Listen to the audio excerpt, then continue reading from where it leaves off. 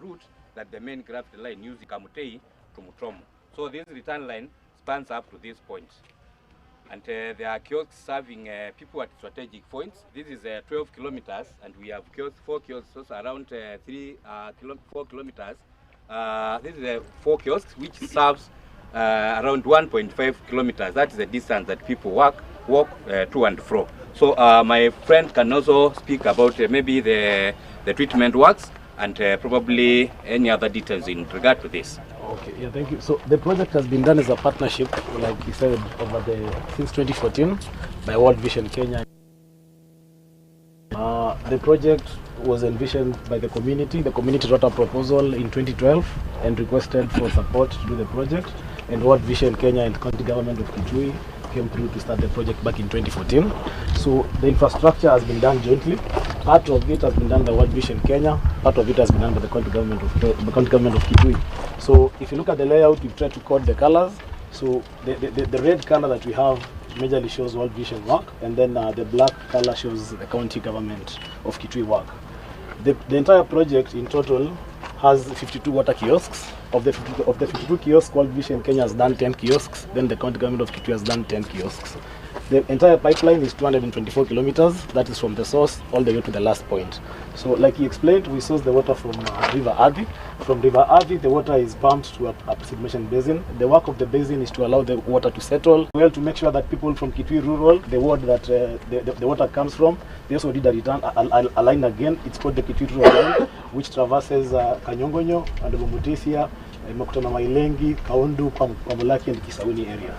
So those are the areas that are served around Kitui Rural sub-county. Then from there, once the water gets to Mutomo Hill, to Mutomo town, sorry, not Mutomo Hill, it's then pumped to the hill where we are right now. So the hill tank is the tank that we are seeing. So from the hill tank, the water is reticulated to various areas. One of them is all the way to Kanziko. This line has been done by World Vision Kenya last year. The line is the main line itself is 29 kilometers long, and then we have distribution lines that are 28 kilometers in total. So if you look at the entire line, it's 57 kilometers total, with 8 water kiosks in various areas, with the farthest kiosk in Kitui. And Your Excellency, the distance from the intake all the way to the last kiosk is 80 kilometers, the farthest point whereby people are drinking water. Then we also have a line in Mudha ward that was done by the county government of Kitui. The line serves Mathima, Medhiva, Kisayani, Kachitu, Mwengia, and Kieti, Ndou, Kiange, with 10 water kiosks. And then we have a line that serves Ikutha, again done by the county government of Kitui, that terminates at Ikutha Hospital at the elevated tank. And again, it also has 8 kiosks along the way. Then we also have 29 kilometers of line. Yes, so this is 29 kilometers. Then this is 29 kilometers all the way to here. Engineer, 26 kilometers. The network comprises 26 kilometers with 10 kiosks. Yes. Then the project also has a lot of storage tanks. So to ensure that, because we can't be able to supply everybody with water on a daily basis, so we have a lot of storage to ensure that once we have, for example, this line gets water, the storage are able to, the tanks are able to store enough water to supply. So if you look at, we have 2 tanks, Your Excellency. We have one just some few kilometers from here as you head to no, not Mugoe, Itumba. That is to break pressure. Then we have another one as you get to Mathima, which is called is a certain hill, Kwanzuzi Hill. It is here, it's 50,000 liters. Then that serves all these others. But now, of importance is that all the kiosks are fitted with 10,000 liter tank. So at any given time, like now, before the community gets the water, this storage tank has to be full. And then the kiosk also, the tank at the overhead are also to be full. That one can guarantee 2 to 3 days of uninterrupted water supply. Because of the expansiveness of the water project, we are supported by this storage tank such that once we serve Mathima line today, tomorrow we are able to serve Kanziko. The day after tomorrow we'll be able to serve Ikutha. At the same time, serving Mutomo undisruptedly, because then we know the demand for Mutomo is quite high. So all these rationings is not affecting Mutomo town. So Mutomo town and the turn line to Makongoni is served on daily basis. How do you control the rationing? We have gate valves along this line. This line that is leaving this tank is 14 inch. So we have a line to Mutha. Is that manual or? It's manual. Just at the point that we diverted at the disease office, there's a point there that you can now close. Then as you get to the point that you are starting to climb, there's now 2 gates, one for Kanziko, another one for Ikutha. Then for Mutomo, there's a tank down here. It's around 300 cubic meters, and that there is also a sluice valve there that controls. Once we fill up this one, then we are able also now to open for Mutomo, and there's a return line that serves the Mutomo town. Yeah. And just to add again, also on the tank, so at the treatment plant we have 2 500 cubic meter tanks, so such a size, 2 of them. At Kamutei we have 225. At Kamutei we have 225 cubic meter tank, also done by the county government of Kitui. At Mutomo town, at the dispensary, we have a 500 cubic meter tank, again also done by the county government of Kitui. Then we have the Mutomo hill tank, that is the Mutomo tank that serves Mutomo town, that you just mentioned, 300 cubic meters. Then we have this one where we have 500 cubic meters. Then now we have the small tanks, 50 cubic meters along the lines. So in total we have around 3,375 cubic meters storage tanks that can store water. Yeah, and since it's a very big scheme that traverses 6 wards and serves over 60,000 beneficiaries, the project is managed by the county water service provider, Kituasco, that is Kitui Water and Sewerage Company. So they sell the water to the community. The water is sold at 5 shillings per 20 litre jerrycan, and the 5 shillings is the tariff is the tariff has been decided by WASREB, so it's not Kituasco who have done it, but it's regulated by WASREB. Yeah. So Kituasco is also in charge of operations and maintenance. That is now to ensure that in case of any leakages, any broken valves, Kituasco is in charge of that.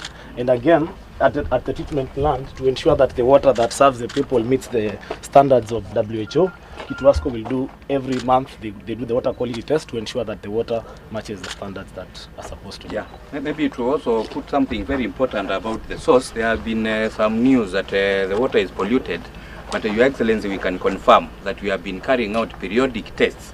We have the reports with us. The water is devoid of any contamination. Actually, from the source where the contamination is around the river town, we have all the way to our intake where we are getting the water. There's a lot of natural treatment that goes on, including aeration, and because of the insulation. At the point you are getting here, any contamination like the bacteriological is eliminated. So we have been able to carry out the tests. There is no presence of heavy metals, no presence of the bacteria that are responsible for typhoid and diarrhea. Yeah. Where is the land going to Kiati? This one. From here, to divert just after Itumba, then we go all the way to Ndui, then Kiati. Okay.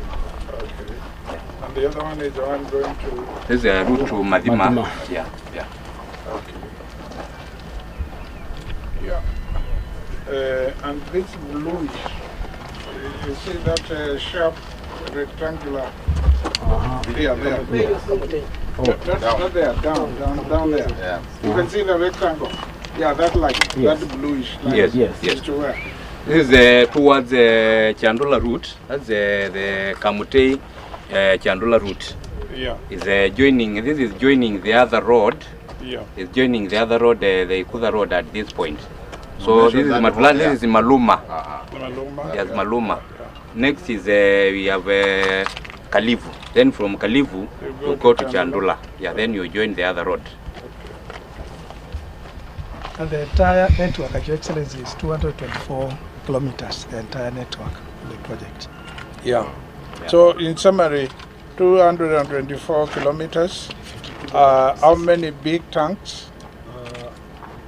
How many tanks? Not the one on top of the kiosks. We know there are 52 kiosks with the 10,000 liters tanks on top, plastic. The other ones, the other tanks, how many are they? we have six major tanks. Say, which is 225 and above. So there are 7 actually. Yeah, there are 7. Yeah. So the tanks of 4 of them are 500 cubic meters. Yeah. 2 at the treatment plant. Yeah. 1 at Mutomo, and this one. Yeah. 1 is 300 cubic meters. That's the one just in between Mutomo and the hill. Yeah. That serves Mutomo town. Yeah. Then we have 225 cubic meters at Kamutei. Yeah. And then we have 25 cubic meters at Chowani. Okay. Then we have 100 cubic elevated at Ikutha. At Ikutha. Yeah. Imefika Ikutha? Hajafika, Your Excellency, but efforts are underway to get it there. Where imefika wapi hiyo laini ya kwenda At this Ikutha? point, we are 1.3 kilometers to the point From Ikutha. from Ikutha. Have you engaged the people there for them to appreciate as we commission here in a few days? Yeah, so They will get water. yeah, they have been assured and they have been very supportive. In fact, they have because we have engaged them to help us in rerouting the line. Yeah. They are the ones that are doing. We said even if it's very urgent, we also need to give them an opportunity to participate and get something. So they have been engaged. Actually, they are now completing the trenching by now, Yes. so that the pipes can be laid, Your Excellency. Okay. Yeah. Okay. Now explain from here, where do we go? What happens here? So thank you, Your Excellency. And from here, So what next? we wanted, the plan is that we were speaking to the project here. Yeah. So here, Your Excellency, is where you have the honors to unveil the flag for the whole project. That is now for the network. It is here, Your Excellency. You cut the ribbon joined by Dr. Gilbert. Then you unveil the flag. Then from there, we have a kiosk at the market, which have connected the water from Mutomo. From that is from Kangu Kangu, where you'll also unveil the water points. And after that, Your Excellency, I think it's now proceeding to the venue. Yeah. So Let me also understand, and as I ask, other people will also appreciate. So from Kangu Kangu, the water comes through this pipe to this big tank. yes, Your Excellency. And then from there, There is an outlet at the other side, yes, which is 14 inch. This is 8 inches. yes, Then the other one is 14 inch. Now that gets to the other road, to the road that we are just come with. Yeah. At that point at the junction, we have a line getting to Mathima. yeah, That now reduces it from 14 to 18. yes. We get down to that junction, that we call it Kenza Junction, where we further reduce it now to get to 4 inch for Ikutha and now for Kanziko. Okay. Yeah. This is the junction. Good part of the It's system. it's not part. This was used for another project, which was pumping from Tiva, but the source has since been damaged. It has been washed away, but the tank is still in good condition, and we are in the plan of rehabilitating it. It needs just repainting inside with this R2 cement. Then we can connect this one. When the demand is not huge, we can be able also to store this one, so that we have reserves to at least ensure that we push a lot of water to the areas that it's intended to serve. Okay. Yeah. Yeah.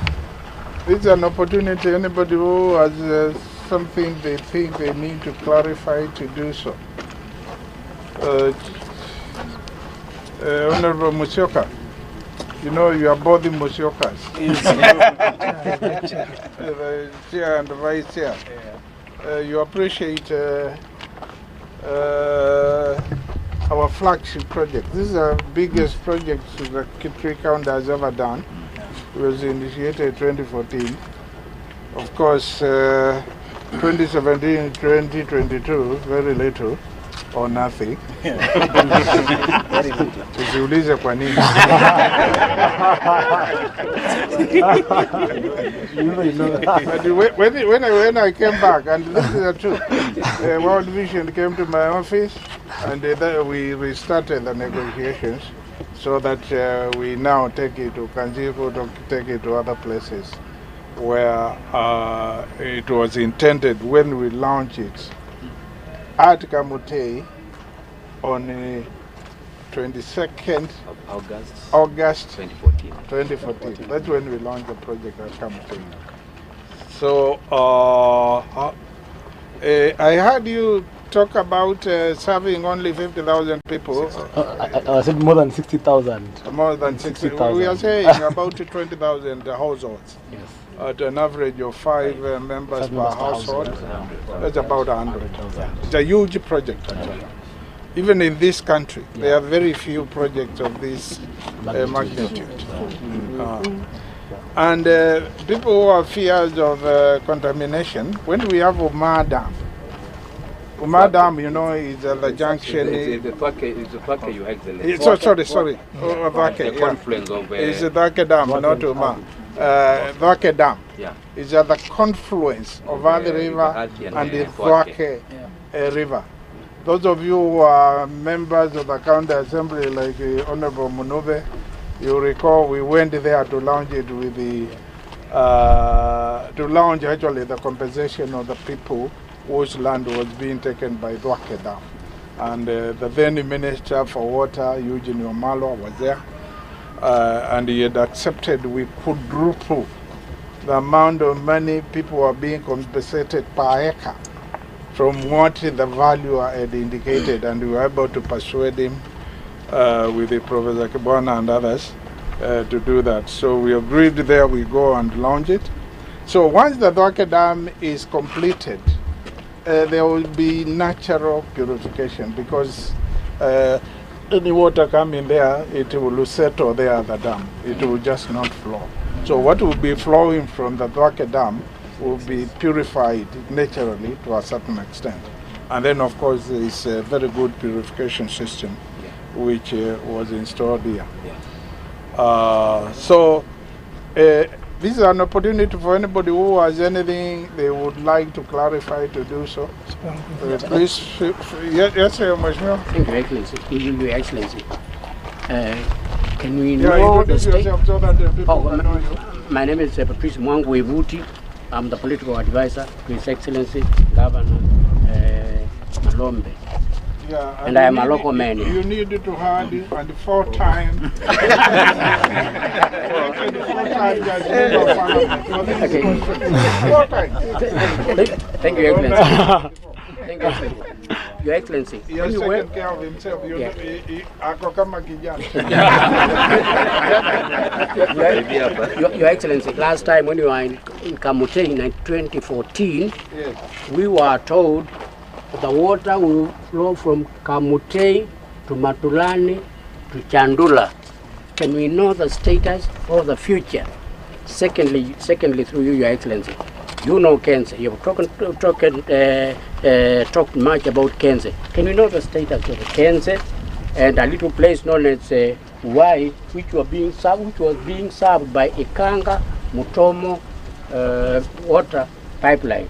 Okay, fine. Can we know the status of those through you, Your Excellency? Yeah, can I answer that question? Yes. It is in my speech, actually, which I'm going to deliver to the people. Yes, the water will go up to Chandula, and then it go to Mwangeni, go to Ndauni, up to Athi. And there is this other place where it will go, where we went the barrier of Beni Kitute. It will also go to Kitute. There will be a line going to Kitute. The line will not serve Y. And there was no plan even originally to serve Y. Y will be served by the water which is being extracted from River Athi through Ikanga. Now I understand it reaches up to Chatune area. Because it should be able to flow by gravity. If you are to go to where you have to climb, you need to install pumping systems and so forth. And it's usually advisable to avoid a lot of pumping for water. But why will be able to get that water? We have a number of boreholes, high-yielding boreholes, which are on the Ikanga side. Will serve Ikanga itself, because Ikanga, as a word, Ikanga Chatune will also not get water from this particular project. Much obliged. Yes. Thank you, Excellency. I think mine is to clarify on the area of pollution. Yeah. Thwake, when it was being designed, Yes. I happened to be, I was the chief executive officer in Tanathi. Yeah. And we used to Introduce yourself first of all. We need to know the name. I mean, not everybody knows. Some of us know you, but... My name is Engineer Nicholas Mudhui, and I'm the Water and Irrigation Advisor, County Government of Kitui.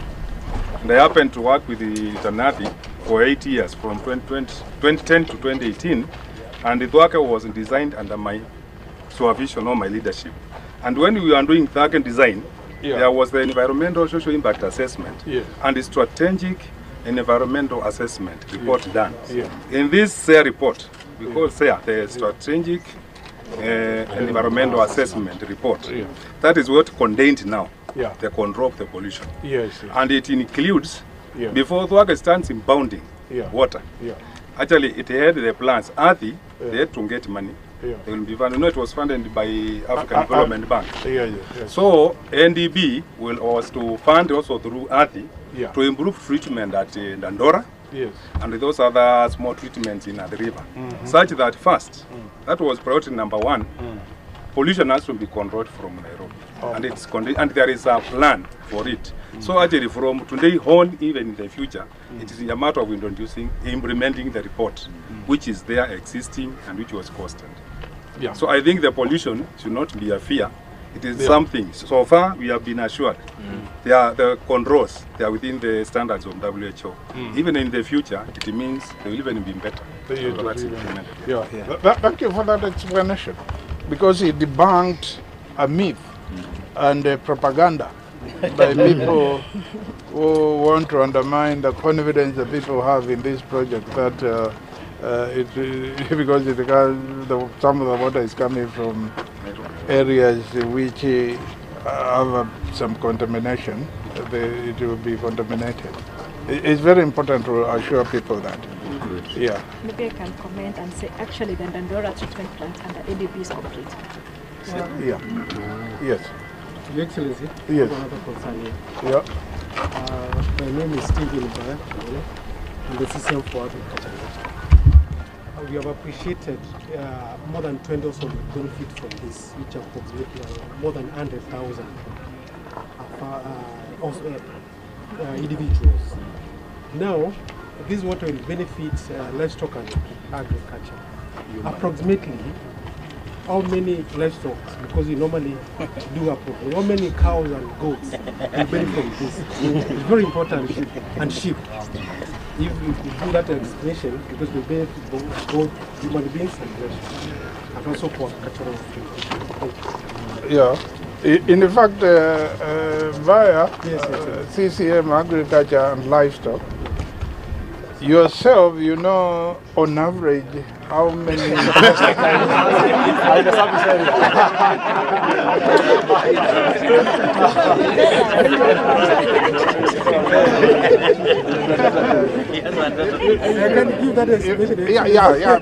Please do. Your Excellency, what is important to note here is that this is water that is treated with chlorine. It has undergone a stringent treatment process, and that directly discriminates putting it for agriculture, that is for watering crops, because when you do that, you will increase the alkalinity, and then the soil will become a challenge. Then for the livestock, this project is not replacing the existing facilities. We have boreholes dotted around the area. The only challenge is the quality of the water. This is clean, safe, but the others have a challenge. But livestock, even with fluoride, fluoride is only a challenge after 4th year. So by 4th year, you are able to sell. In short, this is only for domestic. We have the other sources. We have River Athi, we have other seasonal rivers like Itumba, we have Athi that serve the livestock. Then we have now the samples for irrigation. Yeah, because if we increase the source, the utilization, then we will bring a bit of competition for the domestic, which is a priority in our case. Yeah, but let's see how many livestock in terms of cattle, sheep, goats in those households. I was saying, Your Excellency, as they respond, this one, the numbers will not correlate to this project. Exactly. Because this is more for domestic use. For again, not only competition, but for the healthiness of the animals. So it's okay. What is next so that we can also go waiting down maybe there? Before we proceed, I can just mention something we forgot to mention. That over the 11 years that we've done the project has cost 838 million Kenya shillings. No, that one did not hear very well. Oh yeah, so over, they didn't hear very well. I was saying over the 11 years that the project has been done jointly between World Vision Kenya and County Government of Kitui. The project has cost 838 million Kenya shillings, with the County Government of Kitui investing 437 million Kenya shillings and World Vision Kenya investing 401 million Kenya shillings.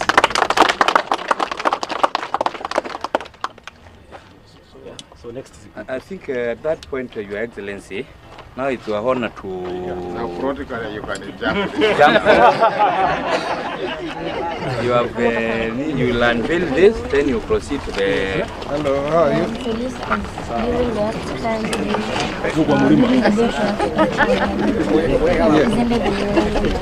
Oh, okay.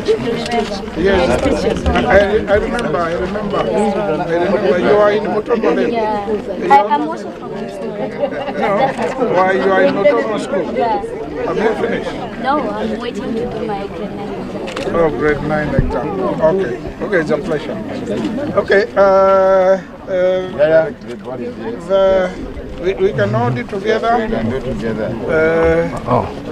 And Waheshimiwa, kuna mheshimiwa mwingine aingie? Sawa.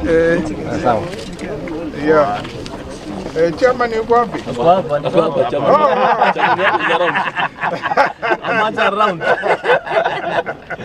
Okay. It is our joint pleasure and honor to cut this ribbon in order to unveil this project which we are going to commission today. Thank you.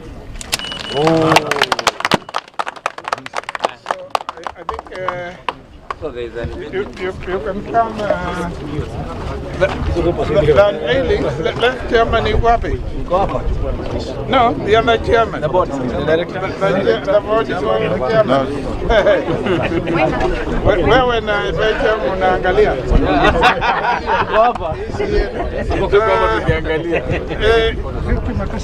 Who is? Where are the technical people? Yeah, you are supposed to adjust this. Yeah. Who is supposed to adjust it?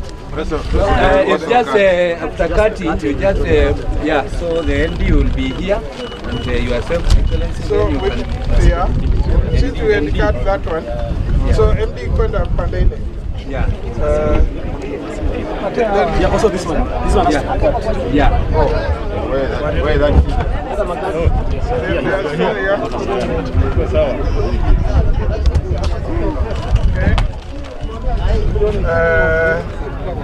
Okay. Barak.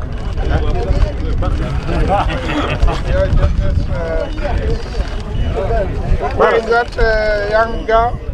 Koki. Barak. She's here. Okay. Yeah. Utasimama hapa next to the director there. Tusomee hii na usome na Kizungu. From this Safi. Yes, from that point. River Athi, Kanyangi, Kamutei, Mutomo, Ikutha, Mathima, Kanziko Water Project was commissioned on 19th of September 2025 by His Excellency Dr. Julius Malombe, EGH, Governor, Kitui County, and Gilbert Kamanga, National Director, World Vision Kenya.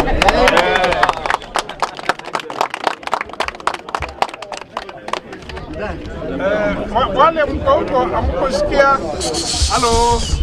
We want you to listen to what is written here, which you are unveiling.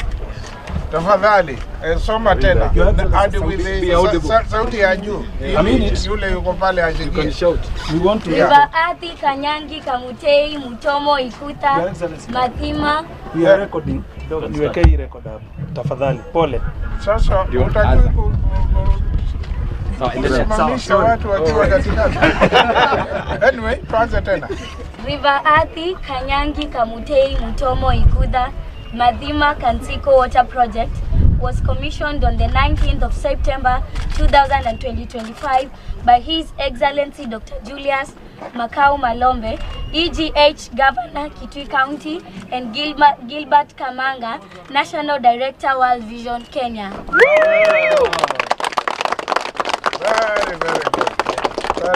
Very good indeed. Thank you. Yeah. Okay, kwa hivyo sasa we can go. Nataka kusikia who is in charge of the program? Mutati. Where is Mutati? even he's going. Director. No. You know.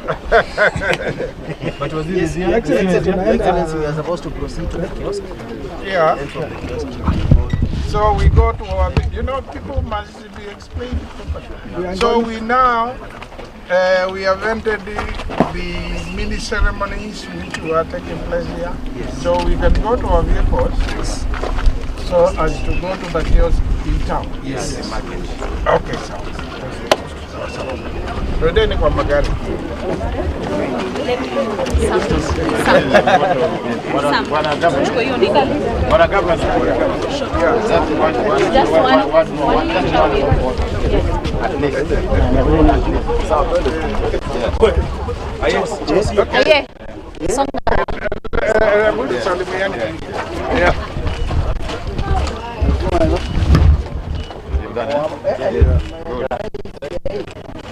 Thank you so much.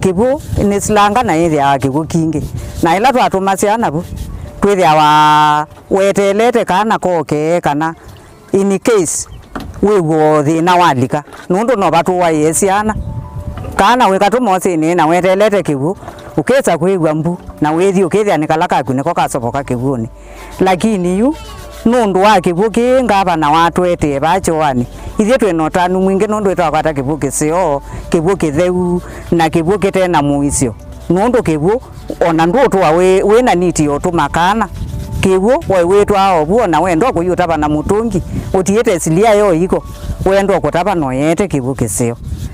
With donkeys by their side, they fetch unsafe water, barely enough for a day's use. Children, too, walk beside their mothers in this endless search as the blazing sun slowly robs away their childhood dreams. Children need to go and fetch water after school and waste a lot of time which I would have spent reading. And animals also were really starved of water. But change was on the horizon, a promise to restore dignity, health and opportunity to more than 120,000 residents of Kitui South and parts of Kitui Rural. I was moved by the struggles of people who are engaged in, particularly to access safe, clean water for household use and for their animals.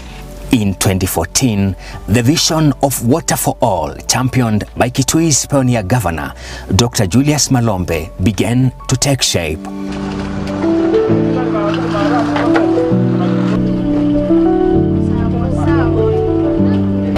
Muradi wa kibu cha Kangu Kangu waambie 2014 Mutomo na kweko sio by that time, lakini nondo wa siasa na mipindwa nile ya uongozi katika kaunti yetu ya Kitui choka chabika bandu chatileka na nondo wa pipes situ kuikala for a long time ito tumika imwesio wa na ina na challenges but nina solve maji ko sawa inaendelea. And that's the reason why I decided it's good to look for a reliable partner, which I found in World Vision, for us to initiate this particular project so that it can serve our people. Nani project ukutevya up to siana situ. Nondo nende na kuma na yule mtoto mwingine anakuwa atakuja kusaidika sana. Twena kiwoki nono nitwika asi ndimwe tawemi. Nito bandambo kasitu tuke yanguko. Nondo twena kiwo tutona kwa afford. Kibucha 50 bob per 20 liters. Ndo za kubanda mboka. Na ndo za kwa yanguko. Lakini twena kiwo we can go far. No tukuze uchumu yitu ithie ta ende Mutomo. In partnership with the World Vision, the River Athi Kangu Kangu Mutomo Ikutha Kanziko Mathima Water Project, popularly known as the Kangu Kangu Water Project, was born. And the engineers were able to come up with the designs and also abuse of quantities to see that the project is complete. And then when we looked at the different components of the projects which were required within the bigger project, the two partners, that is County Government of Kitui and the World Vision, they came up with a memorandum of understanding to be able to agree how they are going to share the components.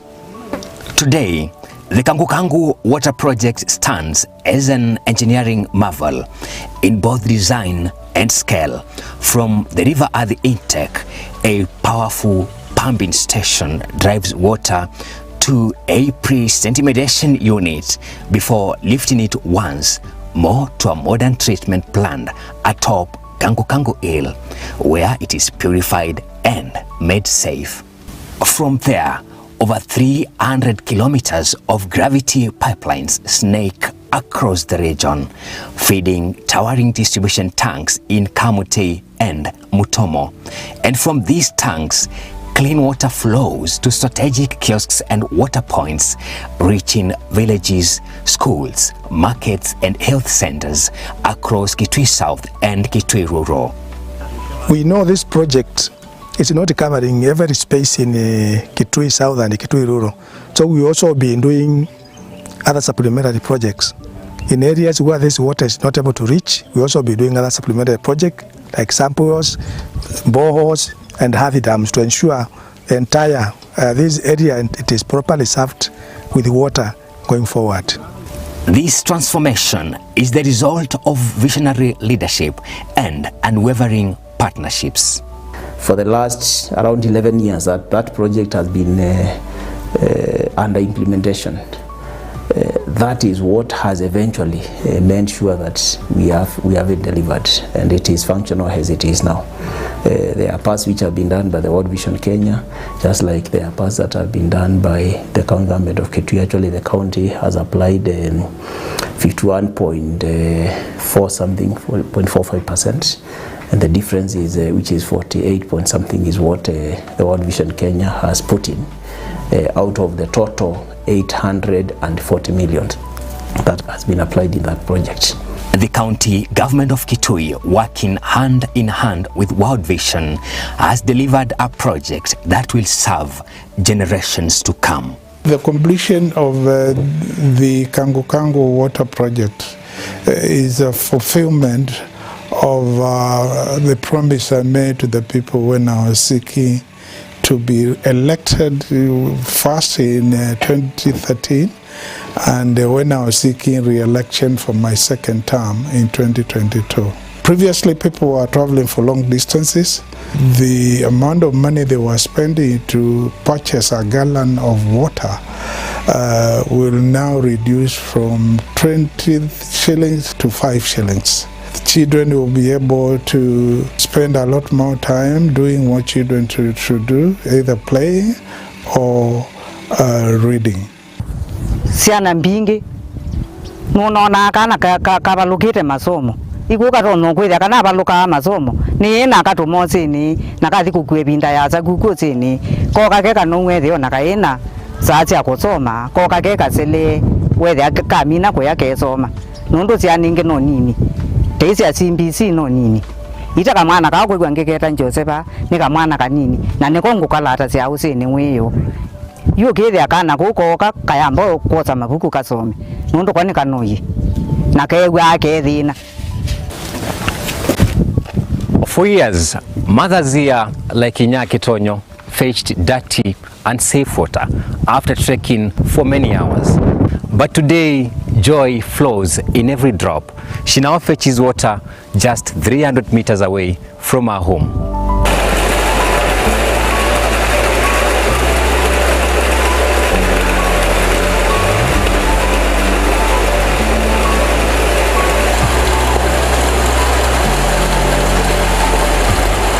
Water is life, and here in Kitui, life has been restored.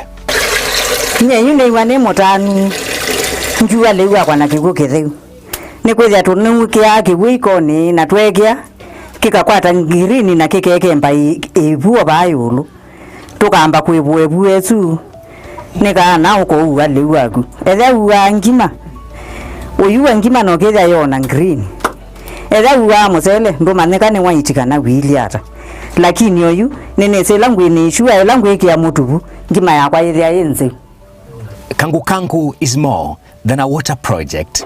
It is health for families, hope for children, and prosperity for communities. It is proof that when people and partners come together, change is possible.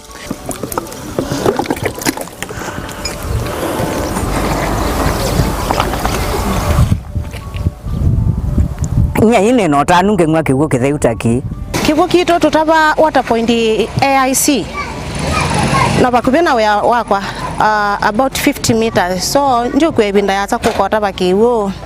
Na takwa nikindethete muno. Kibo ni fresh. Na kitumia sindu ta shampoo, ithe tutumia shampoo ta sabuni. So kiyo tumeka sabuni ndo tumeka mwingi. Kibo nikienda up to 50 shillings per 20 liters ko Mutomo. Ila kwethia kwikusia yangu kithi up to 20 ta governor iso tulilikana ki about 25 to 30 bandu bobo na no tani munene kwitu nyeta kwa ta mwana biashara nondo ka difference kukune kanene ko ni faida kwa ta mwana biashara nitungia governor witu mubea munene na nende yotu iko. My message to the residents of Kitui is this is our project. From now on, let's own it. Let's take care of it. Let's make sure that no one is allowed to vandalize the system, because once that happens, then the rest of us will miss water and we will go back to the old scenario where water was costing 20 shillings per jerrycan of 20 liters rather than 5 shillings. And businesses will not be able to thrive, and our children will not be able to concentrate more on schooling rather than the huge quantum of hours which is has been spent in fetching water. Nangi kanano? Tai gentile. Kwa pinga. Dei, hizo. Shika sasa dingine. Inua kabisa.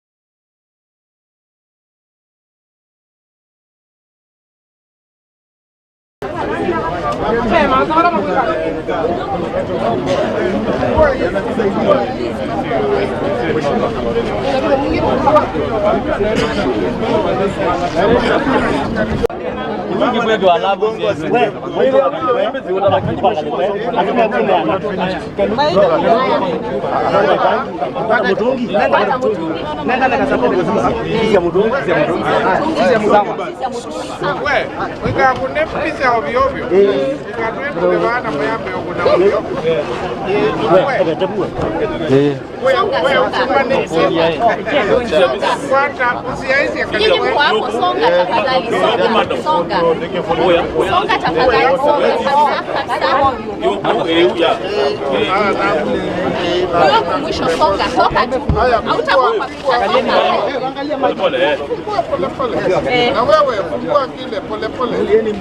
Angalia maji kubwa hiyo.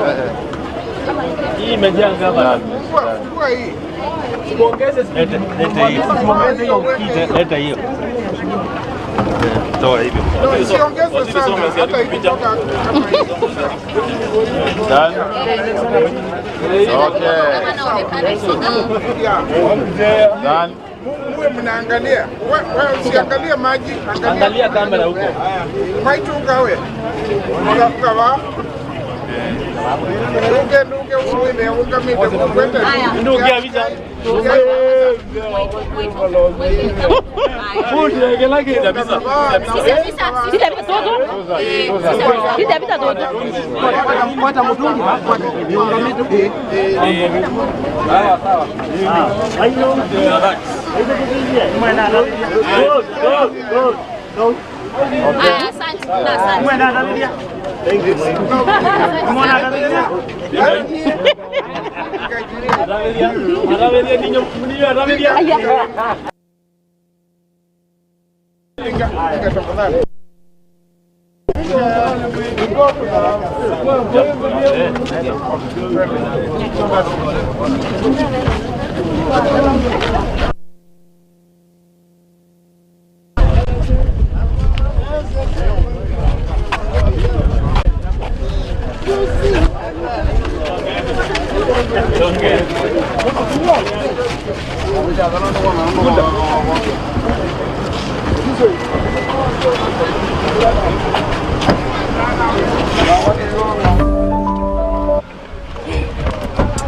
The arid and semi-arid landscapes of Kitui, water is not life, it is a relentless battle.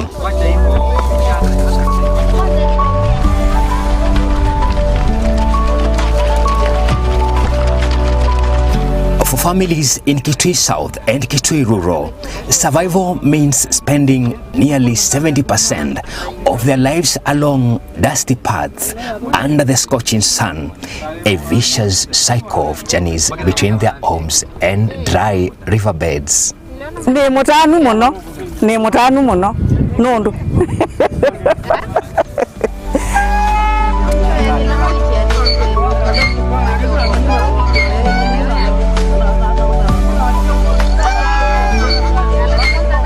Ithe twina thina piu twitaba kivu kithuku twitaba slanga ibwithe wa matuka lakini twitaba kivu kichabu kivu green na kivu ni slanga na ithe ya kivu kingi na ila twice wiwo thina walika nundu no batu wa yesiana kana wekatu mosini na wetelete kivu ukeza kwigwa mbu na wethi ukethia nikalaka kuneko kasoboka kivuni lakini yu nundu wa kivu kinga na watu ete bachoani ithe twenotanu mwingi nundu etwakata kivu kisio kivu kitheu na kivu kitena muisio nundu kivu ona ndu twa we na niti otumakana kivu we wetwa obuo na wendo kuyutaba na mutungi utiete silia yo iko wendo kutaba no yete kivu kisio.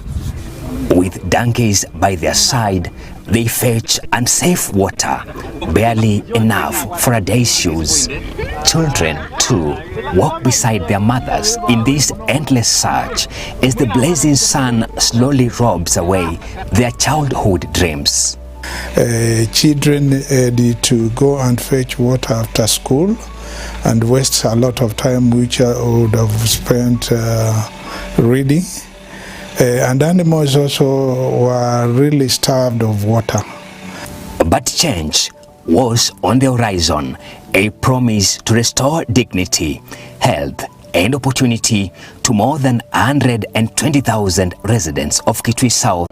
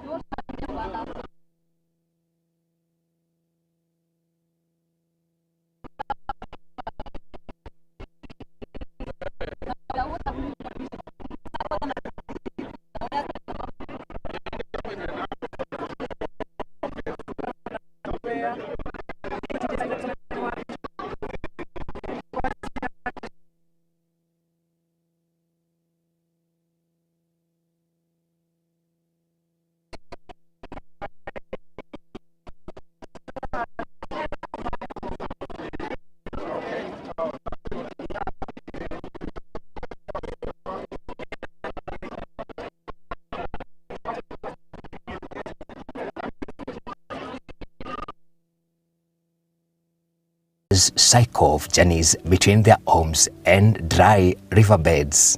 Ne mutanu muno nundu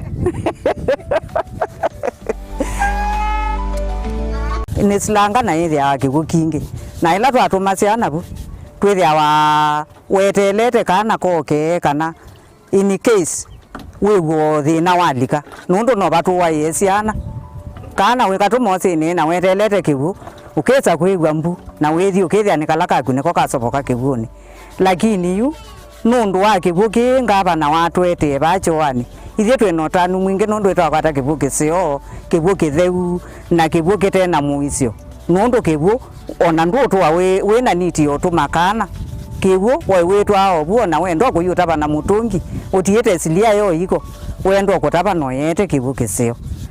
With donkeys by their side, they fetch unsafe water, barely enough for a day's use. Children, too, walk beside their mothers in this endless search as the blazing sun slowly robs away their childhood dreams. Children need to go and fetch water after school and waste a lot of time which I would have spent reading.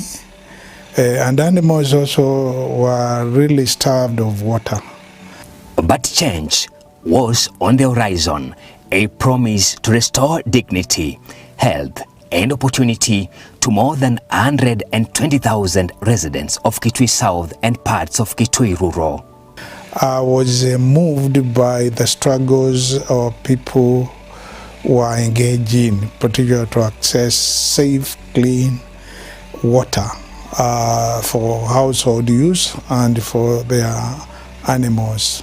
In 2014, the vision of Water for All, championed by Kitui's pioneer governor, Dr. Julius Malombe, began to take shape.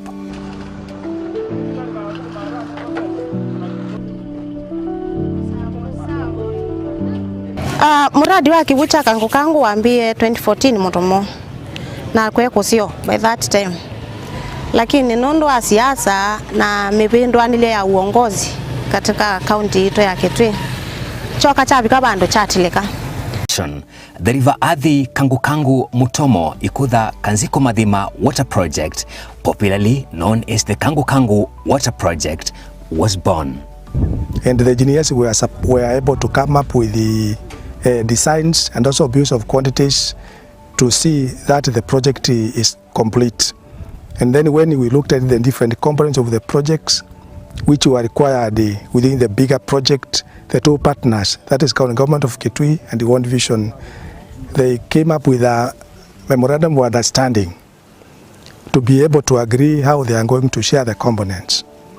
Today, the Kangu Kangu Water Project stands as an engineering marvel in both design and scale. From the River Athi intake, a powerful pumping station drives water to a pre-sedimentation unit before lifting it once more to a modern treatment plant atop Kangu Kangu Hill, where it is purified and made safe. From there, over 300 kilometers of gravity pipelines snake across the region, feeding towering distribution tanks in Kamutei and Mutomo. And from these tanks, Clean water flows to strategic kiosks and water points, reaching villages, schools, markets and health centers across Kitui South and Kitui Rural. We know this project is not covering every space in Kitui South and Kitui Rural. So we also been doing other supplementary projects. In areas where this water is not able to reach, we also be doing other supplementary projects like samples, boreholes and heavy dams to ensure the entire this area it is properly served with water going forward. This transformation is the result of visionary leadership and unwavering partnerships. For the last around 11 years that project has been under implementation. That is what has eventually made sure that we have it delivered and it is functional as it is now. There are parts which have been done by the World Vision Kenya, just like there are parts that have been done by the county government of Kitui. Actually, the county has applied 51.4 something, 0.45%, and the difference is which is 48 point something is what the World Vision Kenya has put in out of the total 840 million that has been applied in that project. The county government of Kitui, working hand in hand with World Vision, has delivered a project that will serve generations to come. The completion of the Kangu Kangu Water Project is a fulfillment of the promise I made to the people when I was seeking to be elected first in 2013 and when I was seeking re-election for my second term in 2022. Previously, people were traveling for long distances. The amount of money they were spending to purchase a gallon of water will now reduce from 20 shillings to 5 shillings. Children will be able to spend a lot more time doing what children should do, either playing or reading. Siana mbingi nona kana kabalukite masomo ikuka tono kwira kana baluka masomo ni na katomoze ni nakathi kukwebinda yaza kukuze ni koka ke kanongwethe ona kaena saati akosoma koka ke kasele wethe kamina ko yake soma nondo sianinge no nini teisi asimbisi no nini ita kamwana kakwegwa ngeketa Josepa ni kamwana kanini na nekongo kalata sia usene mweyo yo kede akana kukoka kayamba koza mabuku kasome nondo kwani kanoyi na kegwa akedhina. For years, mothers here like Inyaki Tonyo fetched dirty and safe water after trekking for many hours. But today, joy flows in every drop. She now fetches water just 300 meters away from her home.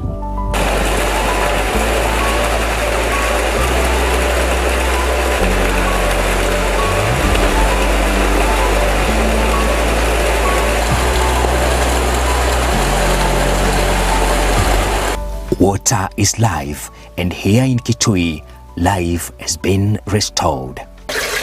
Yune wane motanu njua lewa kwa nakikuketheu ni kwithia tunukia kiwikoni na twegia kikakwata ngirini na kikekemba ebuo bayulu tukamba kwibuebu esu nika na uko uwa lewaku etha uwa ngima oyuwa ngima no kethia yona green etha uwa musele ndo manekane waitikana wili ata lakini oyu nene selangu ni shua elangu ya mutubu ngima yakwa ethia yenze.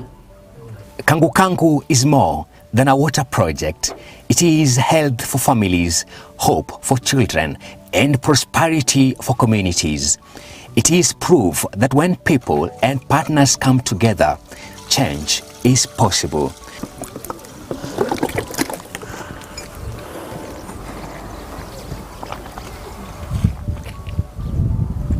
Nya ine no tanu ngengwa kigo kitheu kigo kito tutaba water point AIC na bakubena wakwa about 50 meters so njo kwebinda yaza kukota bakiwo na takwa nikindethete muno kibo ni fresh na kitumia sindu ta shampoo ithe tutumia shampoo ta sabuni so kiutumika sabuni ndo tumika mwingi kibo nikienda up to 50 shillings per 20 liters kwa kitomotomo ila kwethia kwi kusiangu kithi up to 20 ta governor iso tulilikana ki about 25 to 30 bandu bobo na no tani munene kwitu nyeta kwa ta mwana biashara nondo ka difference kukuni kanene ko ni faida kwa ta mwana biashara nitungia governor witu mubea munene na nende yo twiko.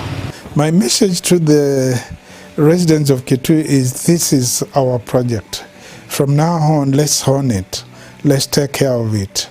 Let's make sure that no one is allowed to vandalize the system, because once that happens, then the rest of us will miss water and we will go back to the old scenario where water was costing 20 shillings per jerrycan of 20 liters rather than 5 shillings. And businesses will not be able to thrive, and our children will not be able to concentrate more on schooling rather than the huge quantum of hours which is has been spent in fetching water. Nangi kanano? Taijendi leo. Iko binge.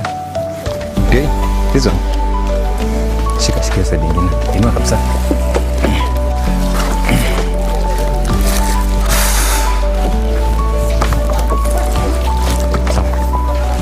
Across Kitui South and parts of Kitui Rural, a new chapter is unfolding. Hotels, salons, and small businesses are set to thrive as the heavy burden of costly water is lifted. This is not just a project. It is transformation, dignity, and hope flowing into every home and every life.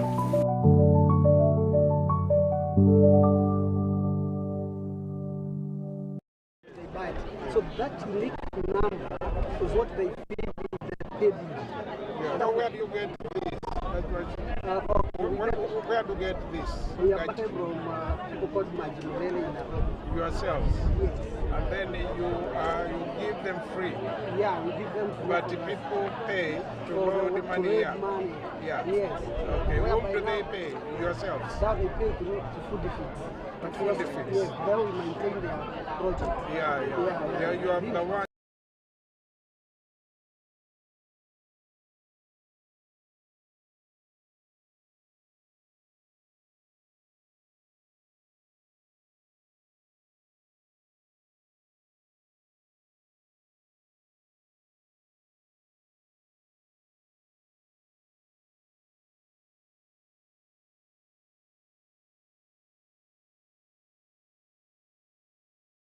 We have taught them how to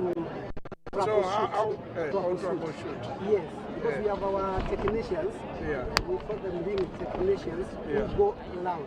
We have a hotline number which they can call also 24/7 for our technicians to go and resolve the issue. So, and the money will not be subtracted from here if there was no water? It will not. It can't. Thank you.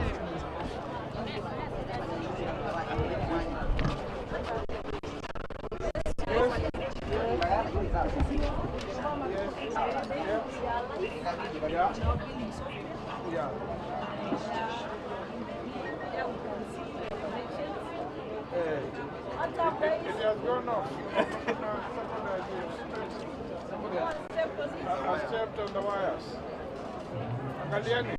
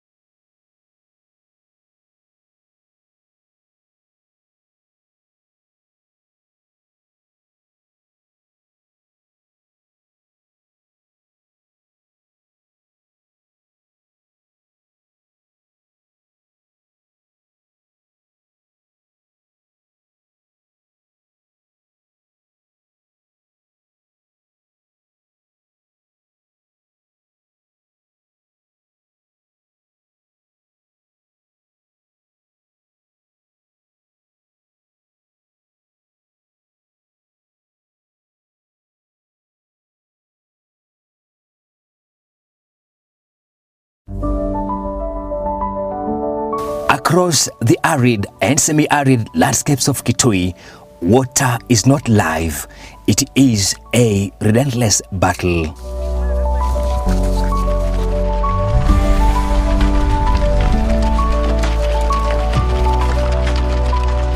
For families in Kitui South and Kitui Rural, survival means spending nearly 70% of their lives along dusty paths under the scorching sun, a vicious cycle of journeys between their homes and dry riverbeds. Ne mutanu mono, nondo.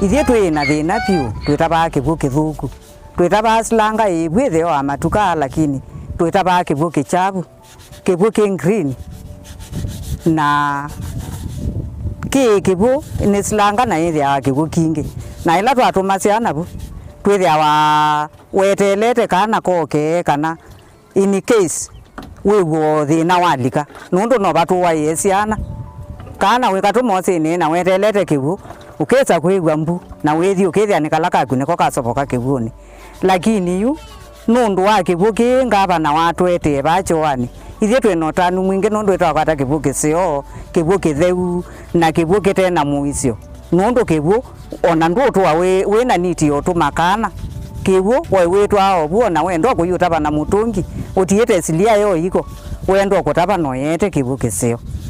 With donkeys by their side, they fetch unsafe water, barely enough for a day's use. Children, too, walk beside their mothers in this endless search as the blazing sun slowly robs away their childhood dreams. Children need to go and fetch water after school and waste a lot of time which I would have spent reading. And animals also were really starved of water. But change was on the horizon, a promise to restore dignity, health, and opportunity to more than 120,000 residents of Kitui South and parts of Kitui Rural. I was moved by the struggles of people who are engaged in, particularly to access safe, clean water.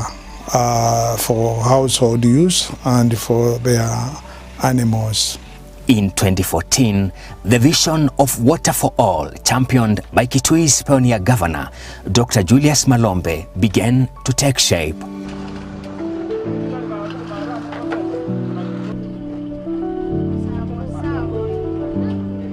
Muradi wa kivu cha Kangu Kangu waambie 2014 Mutomo na kweko sio by that time.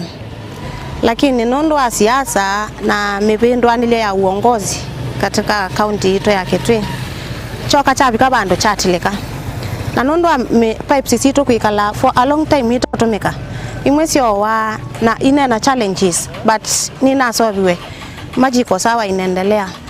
And that's the reason why I decided it's good to look for a reliable partner, which I found in World Vision, for us to initiate this particular project so that it can serve our people. Nani project ukutethia up to siana situ nondo nende na kuma na yule mtoto mwingine anakuwa atakuja kusaidika sana. Twena kiwoki nono nitwika asi ndimwe tawemi nitubanda mboka situ tuke yanguko nondo twena kiwo tutona kwa afford kibucha 50 bob per 20 liters ndo za kubanda mboka na ndo za kwa yanguko lakini twena kiwo we can go far no tukuze uchumu yetu ithie ta ende mama tomo. In partnership with the World Vision, the River Athi Kangu Kangu Mutomo Ikutha Kanziko Mathima Water Project, popularly known as the Kangu Kangu Water Project, was born. And the engineers were able to come up with the designs and also abuse of quantities to see that the project is complete. And then when we looked at the different components of the projects which were required within the bigger project, the two partners, that is County Government of Kitui and the World Vision, they came up with a memorandum of understanding to be able to agree how they are going to share the components. Today, the Kangu Kangu Water Project stands as an engineering marvel in both design and scale. From the River Athi intake, a powerful pumping station drives water to a pre-sedimentation unit before lifting it once more to a modern treatment plant atop Kangu Kangu Hill, where it is purified and made safe. From there, over 300 kilometers of gravity pipelines snake across the region, feeding towering distribution tanks in Kamutei and Mutomo. And from these tanks, clean water flows to strategic kiosks and water points, reaching villages, schools, markets and health centers across Kitui South and Kitui Rural. We know this project is not covering every space in Kitui South and Kitui Rural. So we also been doing other supplementary projects. In areas where this water is not able to reach, we also be doing other supplementary projects like samples, boreholes and heavy dams to ensure the entire this area it is properly served with water going forward. This transformation is the result of visionary leadership and unwavering partnerships. For the last around 11 years, that project has been under implementation. That is what has eventually made sure that we have it delivered, and it is functional as it is now. There are parts which have been done by the World Vision Kenya, just like there are parts that have been done by the county government of Kitui. Actually, the county has applied 51.4 something, 0.45%, and the difference is, which is 48 point something, is what the World Vision Kenya has put in out of the total 840 million that has been applied in that project. The county government of Kitui, working hand in hand with World Vision, has delivered a project that will serve generations to come. The completion of the Kangu Kangu Water Project is a fulfillment of the promise I made to the people when I was seeking to be elected first in 2013. And when I was seeking re-election for my second term in 2022. Previously, people were traveling for long distances. The amount of money they were spending to purchase a gallon of water will now reduce from 20 shillings to 5 shillings. The children will be able to spend a lot more time doing what children should do, either playing or reading. Siana mbingi nunona kana kabalukite masomo ikuka tono kwenda kana baluka masomo ni ena katomoze ni na walikuja nambari moja. They got a trophy in the entire country in the state. Asante.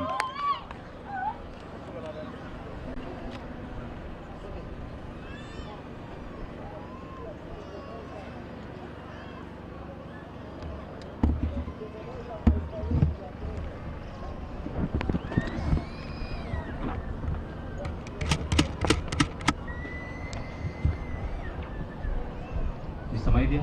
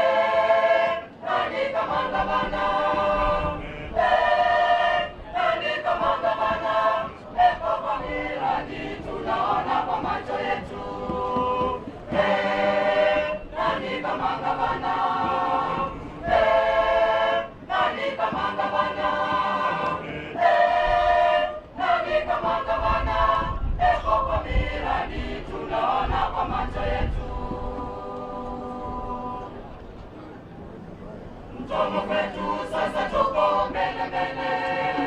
Mutomo kwetu sasa tuko mbele mbele. Mutomo kwetu sasa tuko mbele mbele. Ego kwa kongamana kwa uongozi wako bora.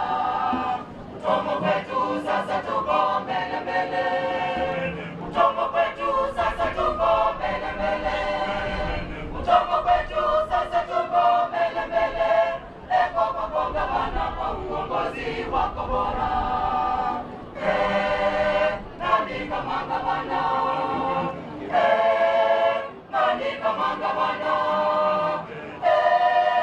Nani kama gavana? Ego kwa miradi tunaona kwa macho yetu. Nani kama gavana? Nani kama gavana? Nani kama gavana? Ego kwa miradi tunaona kwa macho yetu. Maji sasa yamesambazwa kila mahali. Maji sasa yamesambazwa kila mahali. Maji sasa yamesambazwa kila mahali. Ego kwa kongamana wako bora. Maji sasa yamesambazwa kila mahali. Maji sasa yamesambazwa kila mahali. Maji sasa yamesambazwa kila mahali. Ego kwa kongamana kwa uongozi wako bora. Nani kama gavana? Nani kama gavana? Nani kama gavana? Ego kwa miradi tunaona kwa macho yetu. Nani kama gavana? Nani kama gavana? Nani kama gavana? Ego kwa miradi tunaona kwa macho yetu. Wemutoche gavana, wemutoche muno, wemutoche gavana, wemutoche muno, wemutoche wekake, wemutoche wekake, wemutoche kikuda. Asante Mutomo Golden Voices. Asante kiongozi wa wimbo. Wanaofuata mgeni wetu mheshimiwa ni Mutomo School for the Deaf ambao wamefika na wanafanya kwa karibu sana na World Vision, and they will be performing a poem ambayo itaelezwa na walimu wao who are also our sign interpreters, Madam Faith Mololo na Madam Eunice Mulevu. Tuwakaribishe na makofi tafadhali. Tima Goche na makofi School for the Deaf Mutomo. Karibuni.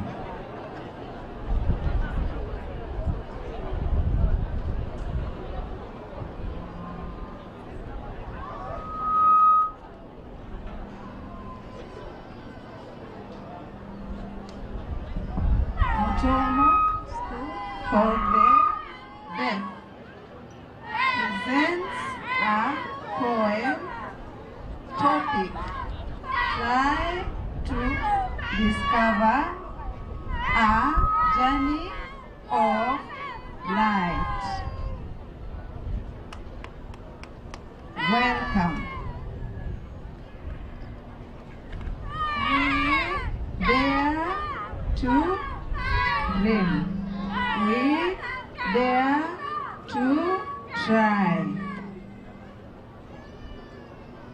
With open eyes and spirit eye. Though silence guides the path, we tread. Your light has shown the way ahead.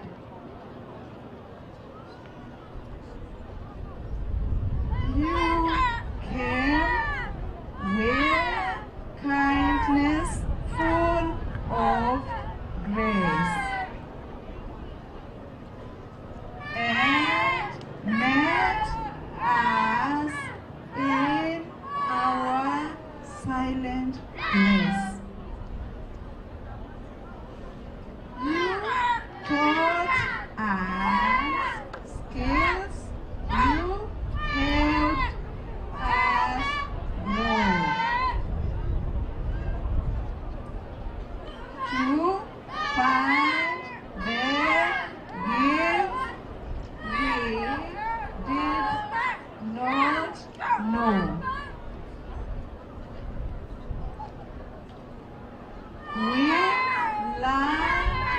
to live.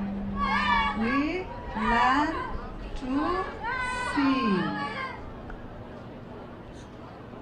A word of hope and dignity. With eyes that speak and minds so bright. We walk in strength. We shine our light.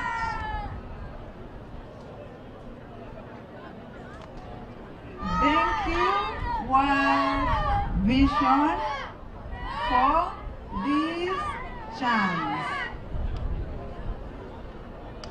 to learn, to play, to sing, to dance.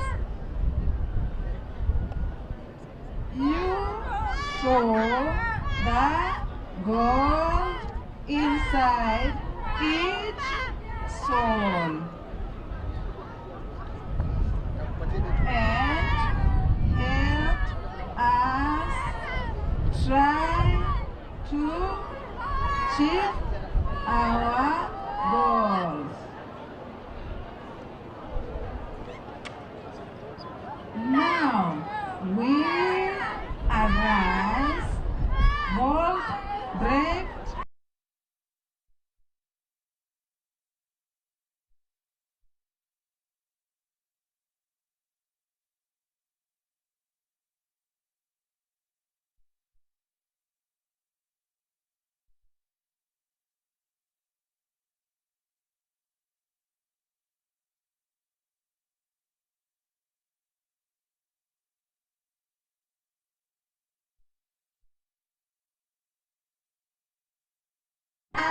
and all.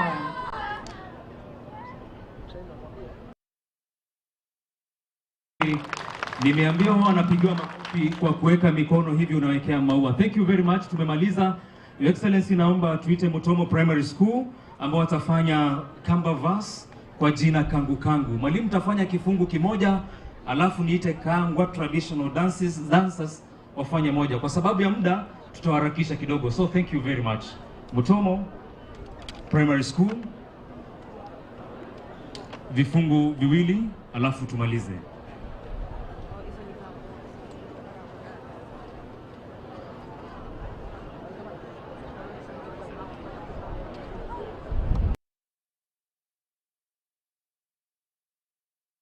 Kukwebinda yaza kukutsini koka ke kanongwethe ona kaena sacha kusoma koka ke kasele wethe kamina koya kesoma nundu cianinge no nini teisi acimbisi no nini ita kamwana kakwigwa ngeketa Josefa ni kamwana kanini na nikongo kalata cia usini mwiyo you get She now fetches water just 300 meters away from our home.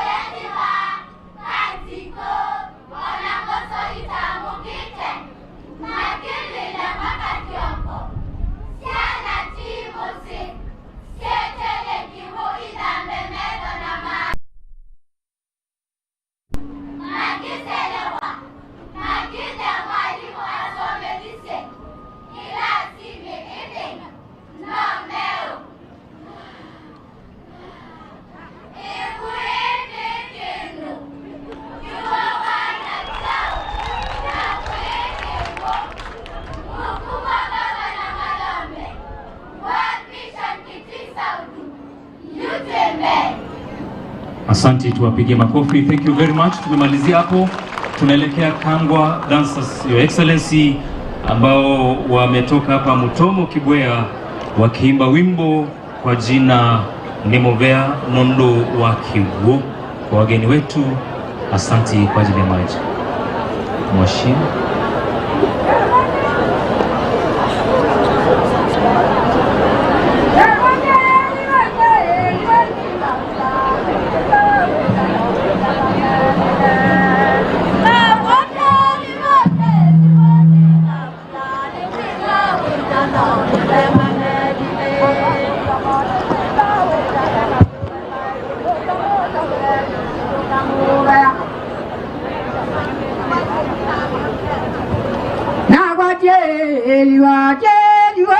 Gula ningwiwa weta no December ngeke ando Mutomo ningwiwa weta no muyo gembaitu Governor Malombe na nenda mumane agezi wawa Governor Malombe na nenda mumane ni mwana waguwe Ndebya wake kana ni mumane ni mwana waguwe Waziri ngona na nenda mumane ni mwana waguwe Mutomo Southern Tetonga Mubea Pungo wiwe na nenda umane Tetonga Mubea Waziri ngona na nenda umane Tinotanu mwinge Waziri ngona na nenda umane Tetonga Mubea Mutati wiwe na nenda umane Tinotanu mwinge Andwa Mutomo Tetunga Gavana Mubea mwinge Silikani ya kaundi na nenda mumane Tetonga Mubea Mutomo Southern Tinotanu mwinge Kewe Kangu Kangu na nenda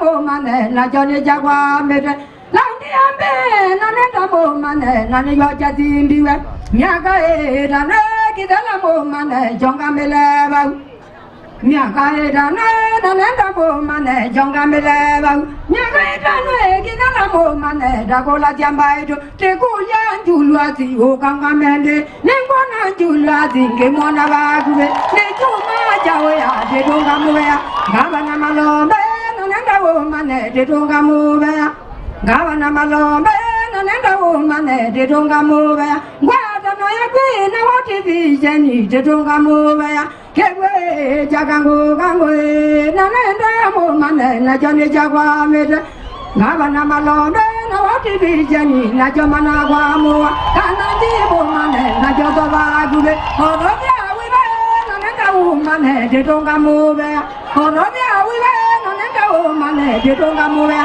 Nagebu mumane wejota waguwe Emutia Kanziko na nenda mumane Nigwana waguwe Emutia Kanziko na nenda mumane Nigwana waguwe Oteni obige Tetonga Mubea Tetonga Gavana Mubea mwinge Pananda wiwe na nenda ogele Nigwana waguwe Mutomo Southern Tetonga Mubea Tetonga Gavana Mubea mwinge Nanda wa obige Tetonga Mubea Waziri goge na nenda omane ni mwana waguwe Kama mi omane ni mwana waguwe Kama mi omane ni mwana waguwe Governor Malombe na nenda Governor Malombe na nenda jewe Mutomo Southern Tetonga Mubea Governor Malombe na nenda jewe jewe munae na nenda mumane Tinotanu mwinge Kewe Kangu Kangu na nenda mumane Tetonga Mubea Kewe Kangu Kangu na nenda mumane Tetonga waguwe Governor Malombe na nenda mumane Tinotanu mwinge Nagebu kizuwe Naile kitawa woti na nenda mumane ni mwana waguwe Bila jela ya tiwe na teta ezo bende kanange kembaitu Mutomo Southern ite ya logo mae Kodi kwangu matusobie sama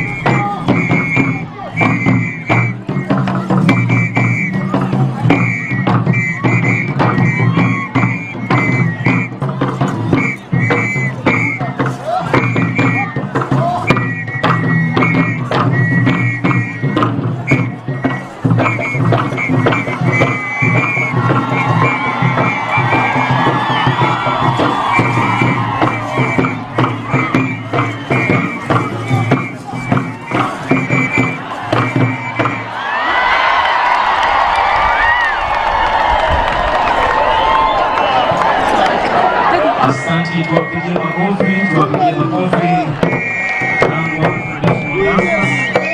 Wanapotoka mwalimu wa Mutomo Primary School tafadhali tuongezee makofi. Asante.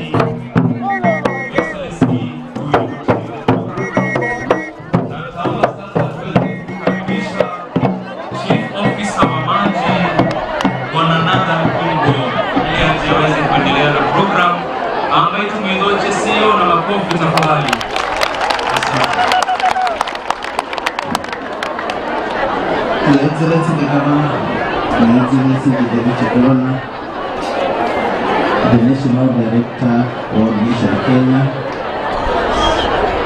the County Ministers present, all observed. Your Excellency, I want to take this opportunity to request your guidance to allow me to invite the Sub-County Water Officer, the Sub-County Administrator, our community members who have come to grace this event. So, Madam Sub-County, karibu.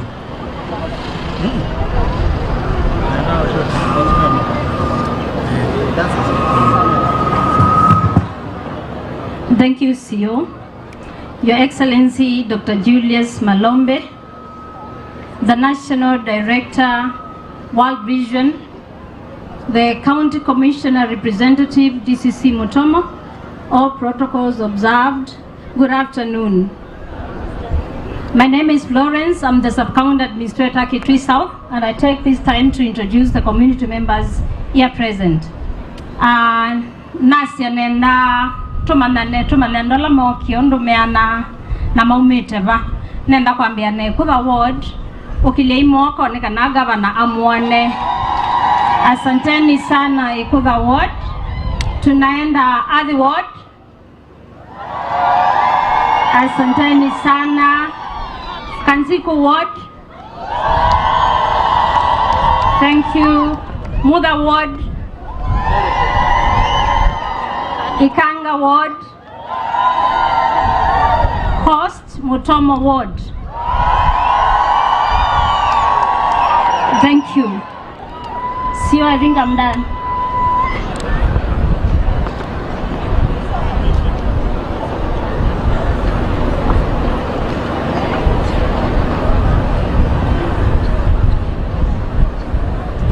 Nililikanwa trainer ward ya Kanyangi ward. Asanteni, nachukua nafasi hii niwakaribishe Kitui South Sub-County. This is a place to be. Hapa ndipo kuna mradi mkubwa sana wa maji wa Kangu Kangu, na nimshukuru gavana wetu kwa kuchagua Sub-County yetu kuweka huu mradi. Thank you so much, Your Excellency, and be blessed. Thank you, Madam Sub-County. Your Excellency, because of the interest of time, tuenda kuintroduce Yandolangi kwa ametoke, and ninaongea kwa hiyo lugha ndio tuweze kusikizana ama kuelewana sote. At this time, Your Excellency, I want to request all county government officers other than ministers, chief officers, and other officers below the chief officers, of course, not including the board. Tafadhali tusimame wenye wako hapa. I want to introduce all of you as a group. Yes, Your Excellency, the attendance is good. I can see the senior officers here and the others amongst the people. Asanteni, tuketi. I would like to request, with your permission, Your Excellency, to introduce the Kituasco board members who are here, led by their chair, and will not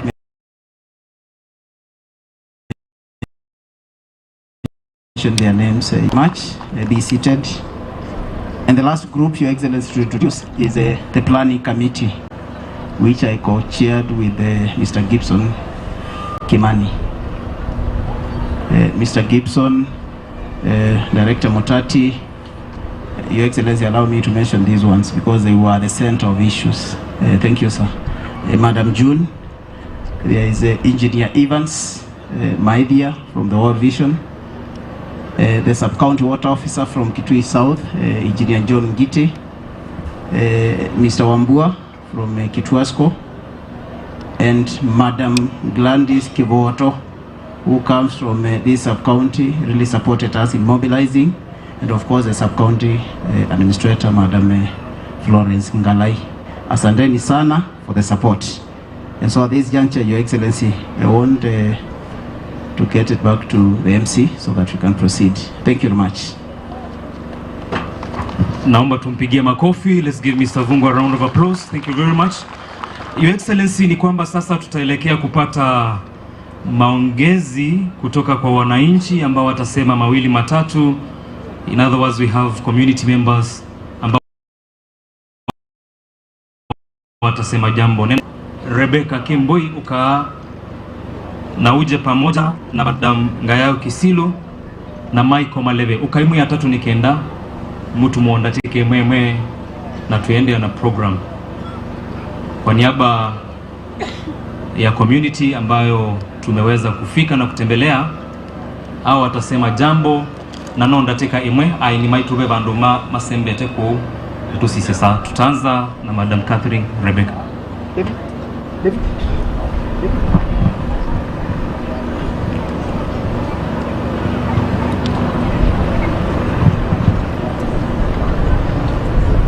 Kwanza nashukuru Mwenyezi Mungu kwa kutuwezesha tuwe hapa hii siku ya leo. Kupitia kwa gavana wetu Dr. Julius Malombe,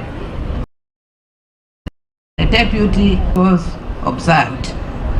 Yangu leo ningetaka kusema machache juu ya Kangu Kangu maji. Maji hii ya Kangu Kangu, maji hii ya Kangu Kangu, kama vile tunajua water is life. Hii maji ya Kangu Kangu, mnasikia jina ya Kangu Kangu. Kangu Kangu ni mlima. Mlima ambao uko karibu na Athi. Mahali tulitembea 30 kilometers kwenda huko mpaka tukafika hiyo peak. Ukiwa huko utaona Mutomo yote, utaona karibu Kitui yote. Kwa hivyo tukisikia Kangu Kangu ujue ni mlima. Hiyo mlima is very well elevated to bring water into this into our constituency. As we know, water is life, and water has her own benefits. The benefits of this water, first of all, we shall own the water. The water is ours. Ikiwa yetu tutahifadhi mifereji, hatutafunja. Tukipata hiyo maji tutakuwa na price ya kulipa maji. Kwa hivyo maji itakuwa affordable. It is very affordable. Shilingi 5 kila mtu atapata maji. Akina mama wale walikuwa wakitembea maili kwenda kutafuta maji wakiwacha watoto, wengine watoto wakienda kutafuta maji wanabakwa. Hiyo imeisha. Sisi akina mama tunafurahi sana kwa sababu tuko na security.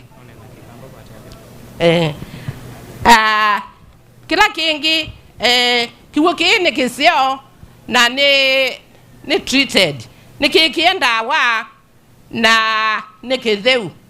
Nikisio bye kuma kuya treatment. Ini take treatment kubika ku. Kiwuki tuikwatwa ni mowa wingi. Tukanyusa kiwo treated na fresh na clean. Kiwoki kikatumwa kuya mesi kwitu mundula muzangau ethia na munda wake wa kubanda mboka. Kukila mundu no kwithia na kamulunda ka kubanda mboka. Na nitu kwithia nitu kulasia twithie na kioski ila income generating nikana withie ni cia tutethia. Nenda kwasia ni mubia muno kwa gavana witu Gavana Malombe. Ketha ndo nasioka ingi yake ile tuhisa unywa kiruo. Na nondo no nasiokie. Na netunyuye kiruo. Kitu ne kukwathima muno. Nondo ila wathukumandu wathukumangai. Ngai ni woyo na we ngai na kwathime na ikwika nesa no yende yana kutwika nesa ngai yakuoneka ne maondo ni onthe. Asante. Tuimukunie makofi ni mubya Catherine na nitwa mano asome a group of schools no wanena kisungu alangi tunene okikamba nikenda tikalate ondati koimwe kwesela pala venga bana witu nae ni monze ala okie wanda mene no nae nenze moaseo enge nye kwa matieto aneta wanga ya okisilo numete kuya kasala ne mwetu mokitondo nangatwa wako ine chakwa chakunena netongeanga bana mubeya ne kwondo wakibuja kangu kangu kila kwesiwo tochiochudia kana necha nekibikie Mutomo na chave Ikutha utujondo mosio kwa wakamuya wa malolo kila mundu mukawiba adia bande mboka nikenda wise kwithia nitwaya le musio ndina ndeto mbinge ngai anenge ngabana we mwinge wa kutethia Kitui County nondo no tumisie thinane wakibyo nebikao bu makofi andu ma Mutomo na Kitui South mwazio ingi neto amaiko mwanze maleve eke musumeno na ndibuia kendo chambe tendo tungia ngabana mubeya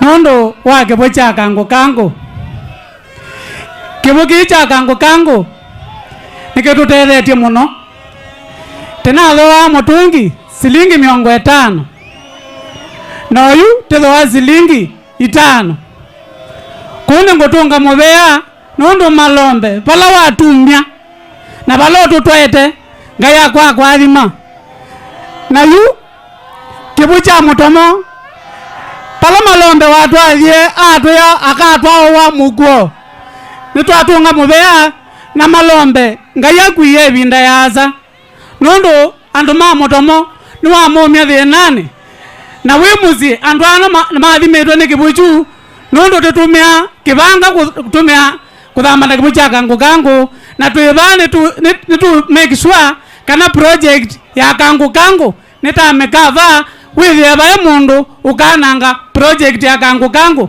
nondo wananga pipeline ino andu ma Mutomo ni mathina ni mubeya na ngaya mwathime.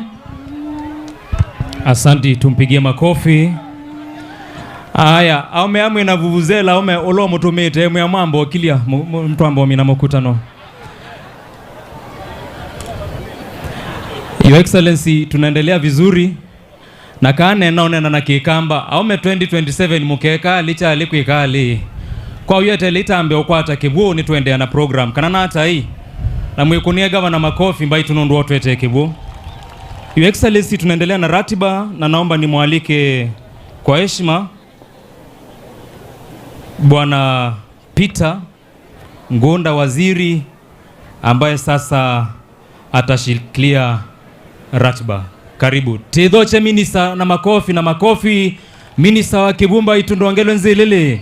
Asanti.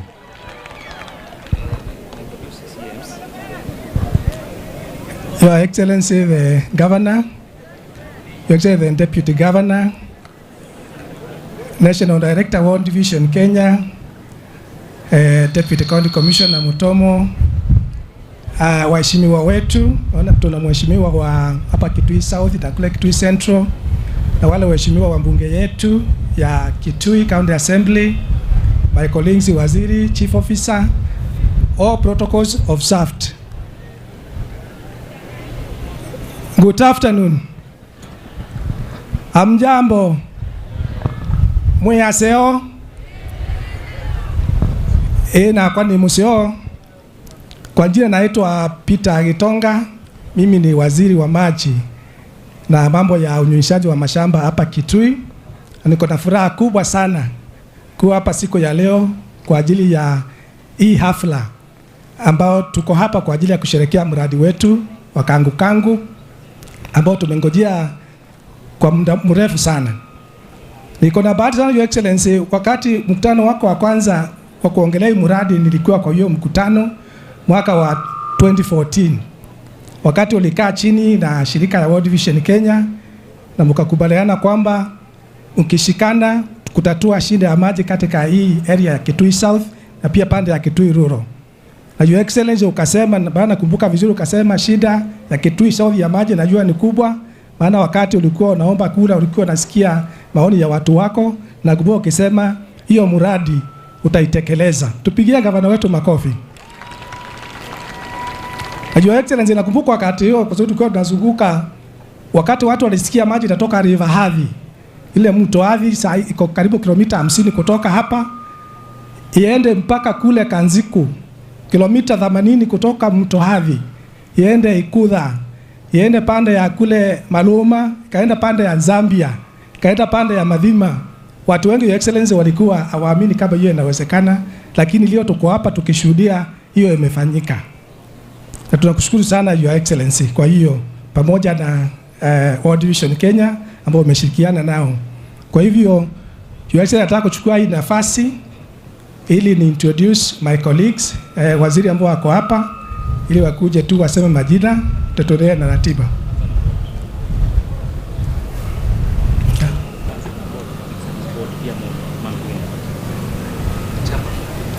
Okay. Waziri, kujeni tu museme majina.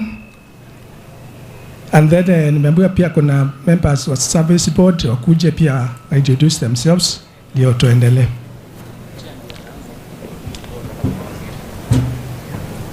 Chair.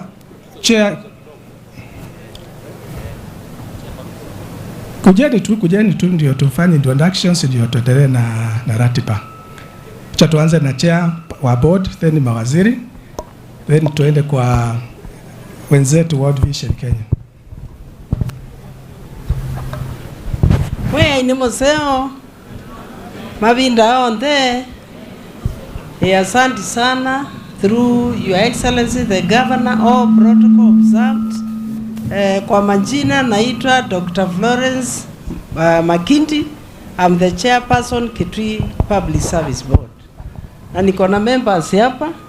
They will introduce themselves. Mwaseo inge. Isitwa nitwa Moinda wa Kiliku, ninye Vice Chair County Public Service Board. Thank you. Mweni museo na mabinda onze.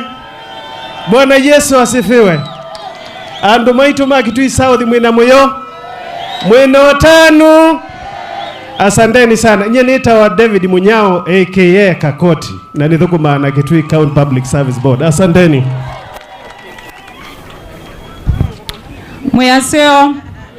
Mwaseo inge kwa siitwa nito Awini Mwikalitumbo na mimi ni mmoja wa board members wa Kitui County. Asante. Jambo. Mwaseo kwa siitwa nito Wilfred Ngesumutoa, mwandiki wa board. Asanteni, Mungu awabariki sana. Ando maituma Kitui South mwaseo inge nya kwa masitwa nita wa Ruthi Koki na ni minister wa afya no theu.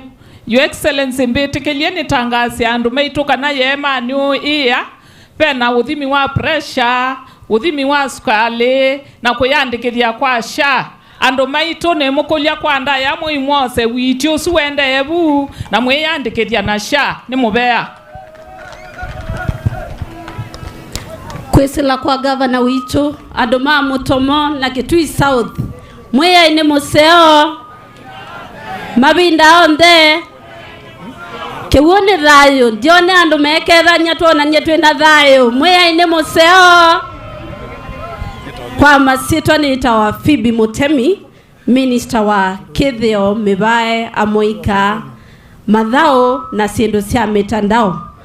Governor wa mbitikilia ningwenda kunenea issue imwe vano bena dias ya Mutomo community ila ya nangikie kwesila kiseve na ito akwatie report yesu na nene thitwe ngwa address issue yesu kwa mitandao na nondo twiba nenda ni matabie kana ila twakwatie ondusu budget nekiwe ya kusobia kiwanza dayas hisu, lakini tuasisi dayas ya kitwe kitene kana traditional design ko unenda kumwea mwakono nitwikite budget ni kana dayas hisu twike a modern dayas ne mubea muno. Thank you.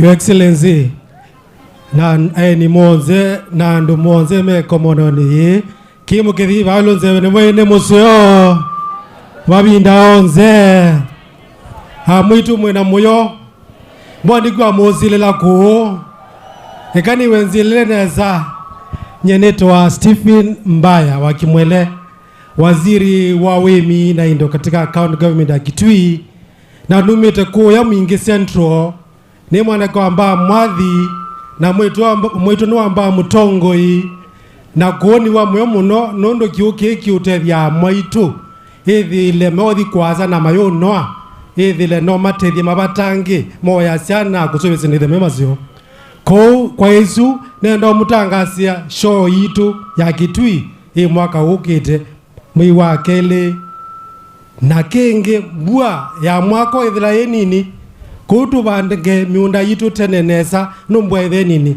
ngaya mwathime. Thank you. Anduma Kitui South mwe Yesu hata iwe mwino tanu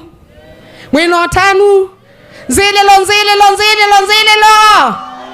siana sia skulu oye kwisila kula kwi governor witu na eni maitu on the kwa masitwa nitawa Joyce Masila na ninye waziri wa kisomo katika Kitui County. Numite bandu beta wa Zombe Kitui East na nyene mwetu mokitutu ngatwao akitutu oye mwetu mokitutu na ngatwao kwa ekuwa nendo kwasio okindu kimwe Your Excellency wambitikilia kana ninisi kana ku Kitui South kumatenela nthi ombiwe kwithia wana thina wa kiwu na nenda kwasi ati ethiabe mundu gwina utanu nundu wa muradi uninye ta minister wa kisomo nundu ninisi kana siana sia skulu siikate ya skulu ingi na siikaselea wani skulu ingi siana oye mwe ya mwathime. Mwe ine museo na mabinda onthe njasya mwene otanu nye kwa masitwa nitawa Rose Mutuku ni waziri wa Trade, Industry, MSMEs, Innovation and Cooperatives na ningu muthocha mwei wa katano paya Kitui twithie na international conference nikana sinila situkuma kukwito tuimanthie masoko na twithie na kusobya uthui wambitukilia gavana ningwasia ni mubea muno nye kwito numite bandu nisetwe bandu beta wa ung'atu pau ung'atu beti oni thina wa kibu twenda kilomita 10 kukwata kibu kwa uandu Mutomo nisi undu mukwiwa nundu nakwa niwa muyo muno na mwathengewa kibu ngai na mwathime. Kwisela ndayani ya gavana waitu ibila sionthe cienenge ndaya mwiya ini museo mabinda onthe isitwa yakwa ni Frederick Kimanga ni minister wa miunda numba na walanio wa matauni ni mubea ngai ya mwathime na numite Kitui West. Asanteni. Kwisila kwa gavana witu ekomando nena mukethia mwiya ini museo na mabinda onze nye neta wa John Mwenda andu kusiawa no baikanga na ninye ninye minister wa maundu ma stima mothiululuko uhaliuku wa nzeve ubandi wa miti na mabia malato nye Your Excellency wa betekelia ni akwane no message imwe nikenda tusie walioku wanzebe ibinda yambwe abikatu bande imete twele anobu na twebanda metele yaku kwitumia Isaya nundu neto no me akumbe wa metela tukumianza ni mobea mwe na mwathime.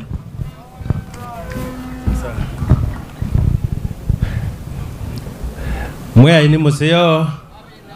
Mwea ini museo. Mabinda onze.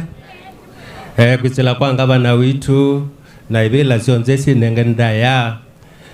Kwa masitwa nita engineer Ruben Itiko ninye waziri wa malelu miako bodaboda proboxi na matatu sionze katika wizara ya kwa numite chuluni ward ila Kitui East chakwa nikumwea kana nitukwendea na kumusobezya malelu na kumubinguya tuzilatulatu nini otondu twende kwika kula kungi katika county na kutrain andu boda boda winundwa audio na safety ona kumasobezya boda boda sheti ila tuizimwe chinzeo nikana wethe biashara yesu niende aneza. Thank you very much.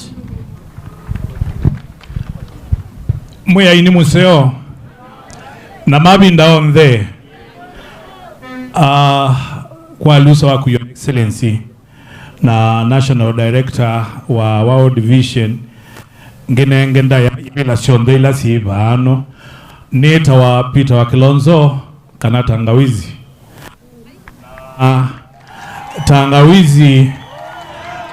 tangawizi aza kwetwe kuya athi 2012 to 2013 to 2017 na aza kwa ingi 2017 to 2022 kwa une ranking member wa Assembly ya Kitui County na Your Excellency wana ni mubea wana no seo ni kale katika cabinet yaku tanungameye kinandu cha ni mwiya wa kinandu wa Kitui County.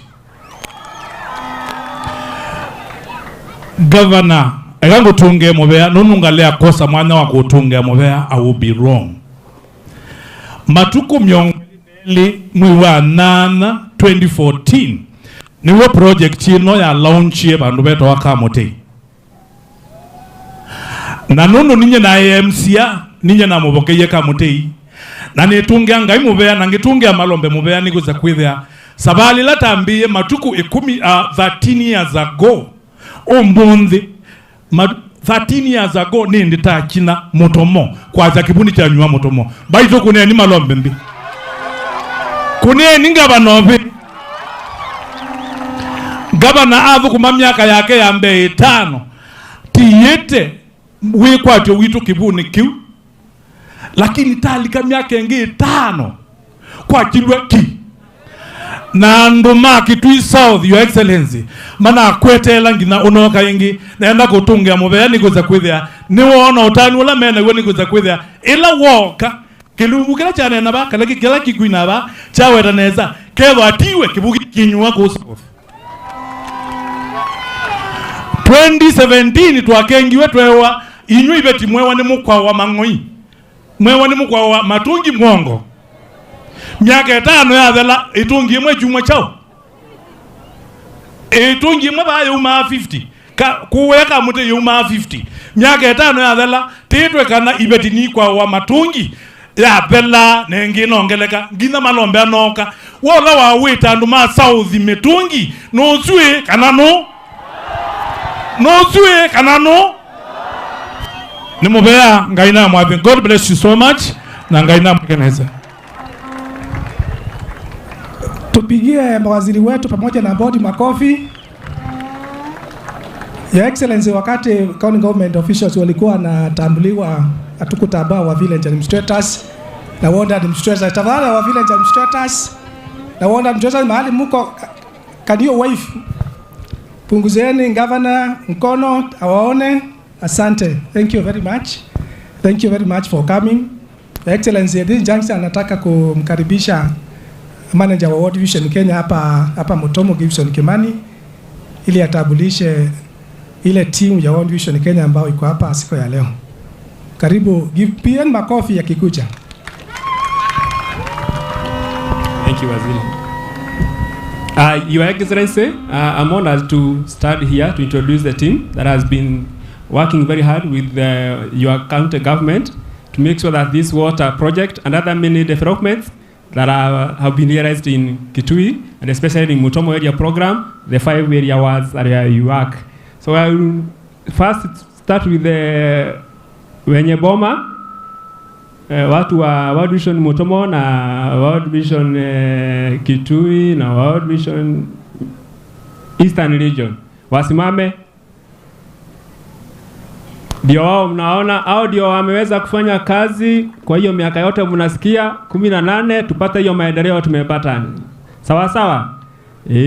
Sasa World Vision Nairobi audio wamekuwa wamekitushikilia kutoka huko Nairobi, kama sio pia sisi hatungekuwa hapa. Na pia kuna World Vision Global Center,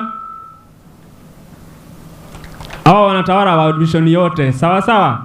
Na audio wamekuwa wametusikilia kutafutia ufadhili wa kuweza kutimiza ile maendeleo tumefanya pamoja na nyinyi, watoto, familia, serikali na kila mtu. Sawa sawa? Mweyaseo ingi baito mweyaseo. Thank you.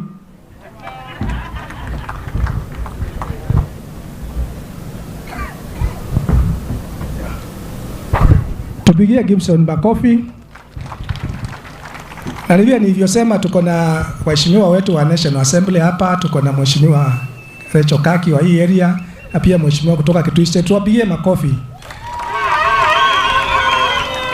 And Your Excellency, nataka pia kusema tumefanya vizuri sana na shirika ya World Vision, vile tulikubaliana kila mtu amefanya vizuri. Our working has been very seamless as they do their work, as we also do our approach, Your Excellency, and we have worked very well. Ndio huyu mradi umeisha vizuri, so we also appreciate the national director and what they have done for us. Na kwa hiyo nafasi nataka sasa nimkaribishe mheshimiwa Honorable Masako. Ni mweze Masako, mheshimiwa Mutomo, ili akuje aongea kidogo na pia atambulishe wale waheshimiwa wengine kwa majina.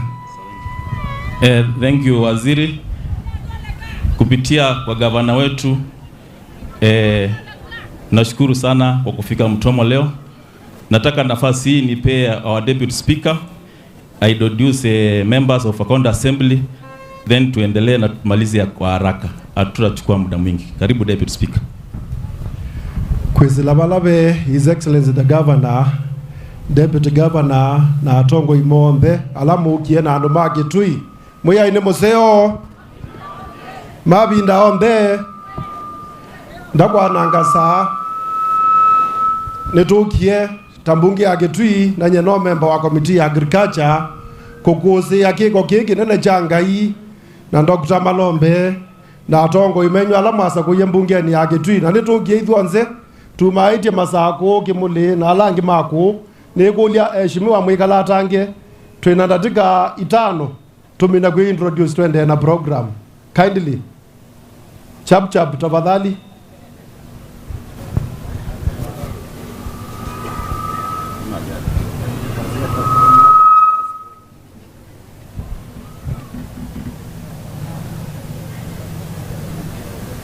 Heshimiwa mande na kuka mutomoto yako atakivuo olota mbeseneta wanzilo wanzioka wazila basi ongone ne ubisi wa wakili weta wa zilo nzioka ndikamba na advocates miaka la twekala na nyugu mako 2018 twathina ani kivu na mangoi makausu wanziani na sionda kitale ndatwa wa oima ngoi meko na kanziani ngetiwo twemugwathi cia govi eto wa chuma chawe kila chuma ujaza chawe ya kila chuma nenda heshimiwa tu introduce na thiani batoneka kwanda ya cionthe nundu tuona ciana citu ila ciumite ku south ni moto manenge ndatike mama wete kindu ko tu wete isi to please nundu wa interest of time.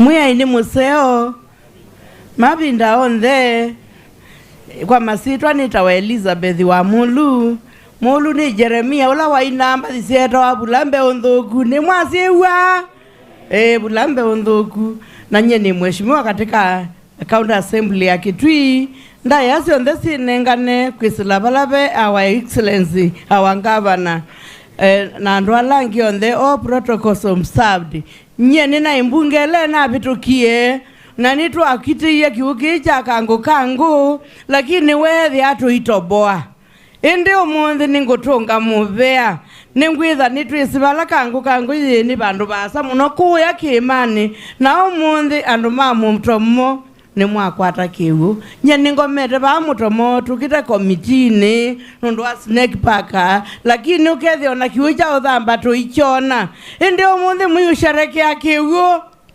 muyusherekea kiwu ngavana ngaina mwongele ebinda yasa nikanabikie gutethia andu ma Kitui County asandi ni muvea nenda kwisilabala be governor nikulia kwa ndaya cionse no nyenyekevu kwa heshimiwa twi andu 30 tukoza kila mundu ndateka 5 isu ndateka 150 almost 3 hours they are very unfair to the other people kwa ndaya cionse my brothers and sisters 1 minute just say your name we have already laid down the protocol Shambutora twende kazi Gaini museo na mabinda onze kwa siri akanetwa Shambutora karigi mheshimiwa mwolote kumadharaka wote Mwaini museo isitwa yakwa nita Mary wa Ndumbo nisakuitwe ni chama cha Wiper twambie kiwu kiu 2014 vamwe na governor na kwa ni mulango ni muvea watu wa Kitui South amjambo. Assalamu alaikum. Kwa majina ni Munira Mohamed, metoka Kitui Township, meteuliwa na chama cha NAK. Asanteni. Mweni museo na mabinda onthe masito makwanita wa Deborah Mutuku nominated MCA na chama cha UDA na women rep la ukite 2027 na nendani mwiando ma Mutomo na Kitui South mwionekanie ni mukwatie kiwo neso ninonie pia mwa lonji market pa modern market pa Mutomo so mwionekanie na mwe na ndiasi akana mwekie nesa mwasa kwa mheshimiwa kaki ondo no mwete mukune imoko ngaina mwathime ne mwekanesa. Thank you. Mweni museo masitwa ni Tawimakile Tuanza nominated na Jubilee. Mwiya ini museo kwa masitwa ni tawa charity wa Sami special elected na chama cha NAK nitukwewa moyo nondo akanema wakebwo na tio mwese utongo iwaka ni museo tabakaki kwa akamanengo ibela Mwe ni museo mabinda onze ambayo ndinea tina yenge maseta makwa netu angangare kana Jacinda Wamoni baunza ya governor na baunza ya Stephen Kalonzo wa Musyoka nolote to ni Wiper na nyene na mubea munene muno kwa ku governor nondo wa kunenge andu ma Mutomo na Kitui South kiwo na nondo nyumbani kwa asa kwe mawekalo mengi na governor wetata waitu ithionze governor ndodolikana ko ya mwingi west yoto awoki bo mongondo wa wandu manni na yu elazima nedie yike ndo nemwetelie kana nata nokatia na ina onengwe na yu naenda kumwe andu baito akamba nende elelekie na 2027 molilikana Kalonzo wa Musyoka na muumanyakana kiana keta wakiokilia na kitu keta wakweta atae na inikezu kaza kwethe akwena lakuna tio kio menge ni mobeanga yo amona wendo na kamwathime. Oe Kitui South oe Kitui South oe Kitui Rural oe Kanyangi mwezio hey maziro nitaanza mwanzi ya MC award ya mbitini nizakwitwa bambitini ni mubea muno. Mweni museo mabinda onde kwa mazitwa neta wa Steven Katana ne mheshimiwa musakwe wa Gutani na wa 2 terms tamasako na njiwa si akiunga ngari wane na kia mwingi onaitu itonywete chiwo chumi to kithioko na kia kilwe ngale kwa Gutani kwa unga bana gukwito no thukumeto uko wendete. Thank you, God bless you. Anumage Kitui South muyaseo na kwa ni museo mazito ni toaro ni wakasele MCA wa Motito na Kaliku ward nenda kwasia ward ya kwa ni mwetethekete kwisila kibuke icha governor wendesi pamwe na ward division nundu kwa kwito ikuo kwa governor ni mubea muno byo ngaina kwa thime na iwa mundu wasia lakuna wetha iguo nyeni wa chama cha UDA lakuna iguo ruto no na tutabizi kwa uti bange tikara tutonge chuma. Asanteni.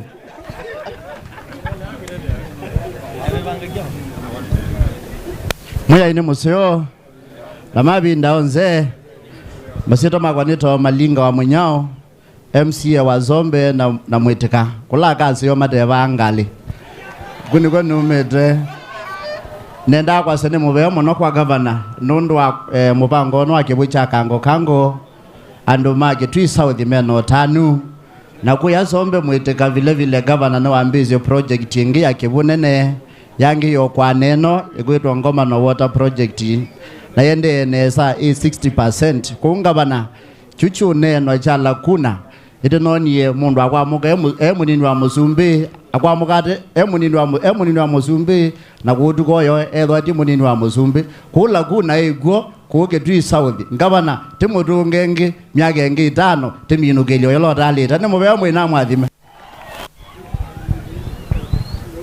Mwe ni museo na mabinda onthe nita wa mheshimiwa Keluma mheshimiwa Musakwe ward ya Mutongu ni Kitui West ni wamba mbua na kamwiva kakwamba mwathi ni mubea.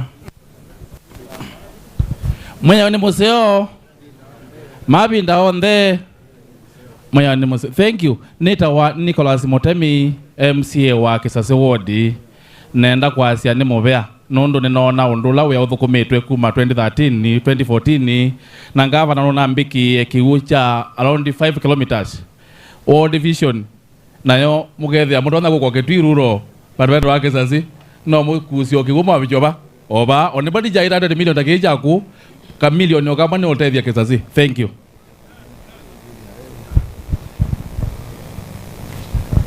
Together nyimwe ya ini museo na mabinda onthe nita wa Joseph Musioka ambite kana mamen MCA wa Nzambani.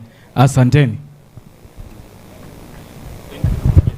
Mweya ini museo mabinda onthe kethia mwenzako mweni wa kethio ni ya mweya matinyani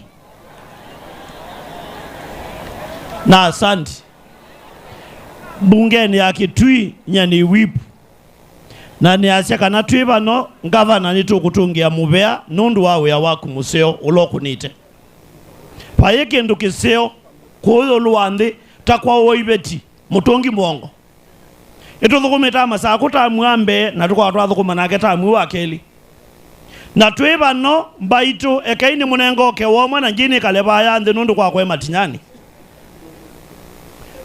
pe mundu wete wa Yona mabasta la mebano na Yona ila weta wa atumani ngai nzi ya Neneva athi akaotabania ndeto ya ngai na alike kaloni yu Yona amelwa ni kuyo aume kaloni athi ukangani na amelwa ni kuyo atwa nzi ya Neneva mbaitu ekaini mutabiei tweba no twetewe kibuni Dr. Julius Malombe ni kose nene muno pio nundu bambungeni pe mundu kwenda malwa ni kuyo ukosumbwa Malombe na kaya mutabiei nyandisa kwetwa ya keli mundu wonde ukubwa ngwina maendeleo makeli ndaleo melwa ni kuyo na alia ku repent leo muthia na ye muoma na yemina nake kwa hiyo twatunga ngai mubea na twacia na sandi nundu wa kibu ningutungia moi wa cia thi mubea ula weisie kana ulotumia umeaya twiba atu yesia sani ame makilie tunene na ndo taito kana na tai baba yene ibeti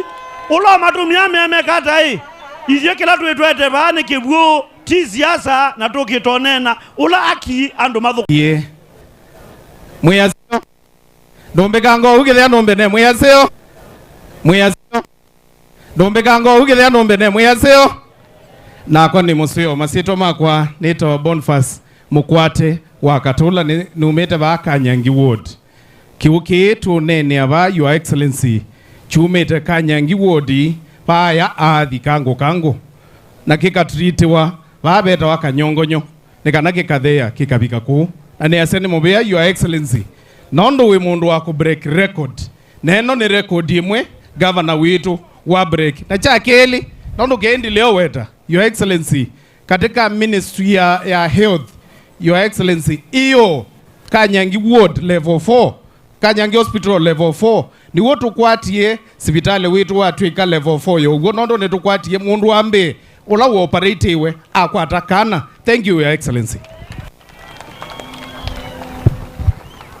Mwaya ini museo na mabinda onde anuma Kitui South muyaseo ingi masito makwa nito Dominic Mwamisi MCA wa ward ya Mutha ula kwesitwa ngi wita ndawa nienda kwa shani mubei Yes Excellency nundu wa kuiva nukie bano nundu wa kwanisha ndoto yaku ila wasa kuye kwa anduma Kitui South na kwa niaba ya anduma Mutha ward ala meba noke kani mone mwiba anduma Mutha twina moyo na nitutunga mubea nundu kiwuni chambie ku flow yo na kwina woni mwingi na nitwisiti tuthi kwi kanesa chakele kila ngwenda kukulia ngwendo request World Vision itambite ku pull out tusisya kula tutona kwika extension nikana andu mingi mende no kwata kiwunu ndu nikingi chakatatu alama tona kwiva mesili itwe ni mipaipu pakubi na kuoma kwenda connectwa tukonzite ta ministry na mawezi kwitha no makwata kiwo nikana chende o matethia na maskulu. Your Excellency nituna umisye mbesa tunaka police station yako na kaliti dile hao weta ni weta kanati kawete police station yesu ni akiwa na yanangwa nandu na letu kwenda tuibikata liki miongwelela musumbi ukukabaya Kitui police station yesu yeza kwitha ithukuma na andu ala mebu monthe maumalwe gaina mwikenesa na ni mubea nundu ombithukisya. Sante.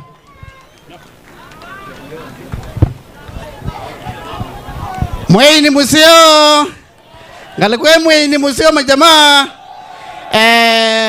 ndaya nishangava na masina makoneta wabonithi chalo wa kimuli kiye panado ni muzakwe wodi ni akanzi kwa namakanzi kumwego ngethelio vao.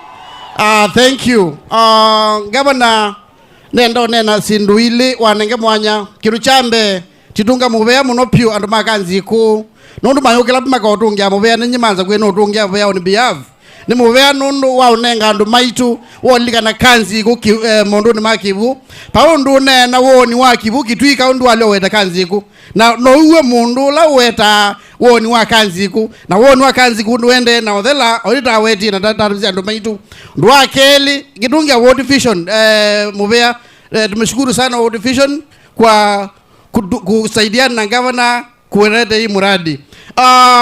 Kila ngwenda kutabia ndo maitu ni kindu kimwe muradi huu ni tunengo no World Vision na governor watuika muradi witu ni mandate maitu tisubie muradi huu wona mundu kwika vandalism mundu uzi mundu wako achifu tukwate tobe anomira patereke nuri bena ndo bena mubango kwa kwananga muradi huu tiekia ando papikia na kwananga kindu cha mwisho governor wasia mwana ndumunenga kitheri umunenga usu withiki ari kubikia no nengo kitheri niti sitarifu sia kibuni silingi 5 patonde kato ne theno mwako mutigambo nengo na silingi 3 kana tigambo kwata bina ngavana tikwata bino zethi andwano megata kutu tunene tunengo kamwaka kamwe tarifu isu tuthe yangisie tizo kwambatisa tibike bala bairide ni thank you and mako mubea nundu ambithikiza. Asante sana, thank you very much.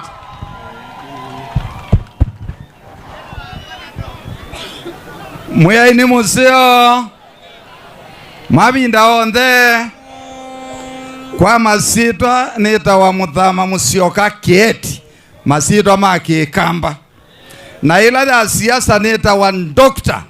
na Dr. no ile Kitui Dr. Julius Malombe na Dr. Othos, hakuna Dr. ingine Na kwa saa hii nimesimama hapa, Gavana Malombe, wacha nikuambie ukweli.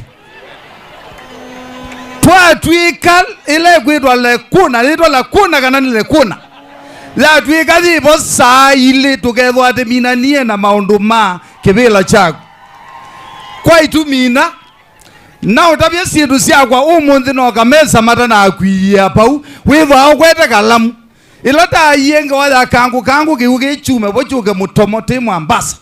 Wosie kalamu na wane na wazi ate kiuge ni naketia lakini nego kiete kiuge mbaga Mutomo na waandika ila waandikie kiuge muyachona andu mathi kuya muyona kila kindu kikwo indi nakwa nenda ukuboya kindu kingi patha kiuge chumite aibo kaelia kaube bandu bekwitwa maguta no melenji kuthethi ukuyubika nzaini tikiwe paibo bautinywe kiuge kimba chwasia pala kiki tata na ba mwambane no kiendethe na tuiku na ba maluma ayuyu ni na uboya namwe Gavana ni kwendea kindu kimwe ndukone andu amathi nenda ni mwesi ndu ikita uboya na nibo wiwangitwa Dr.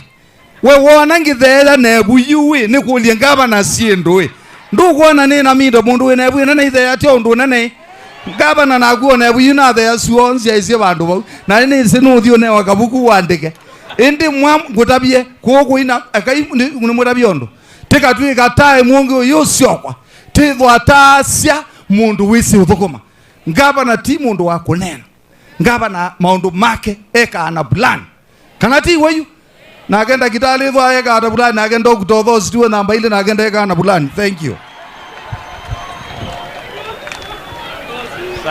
Santi moya ile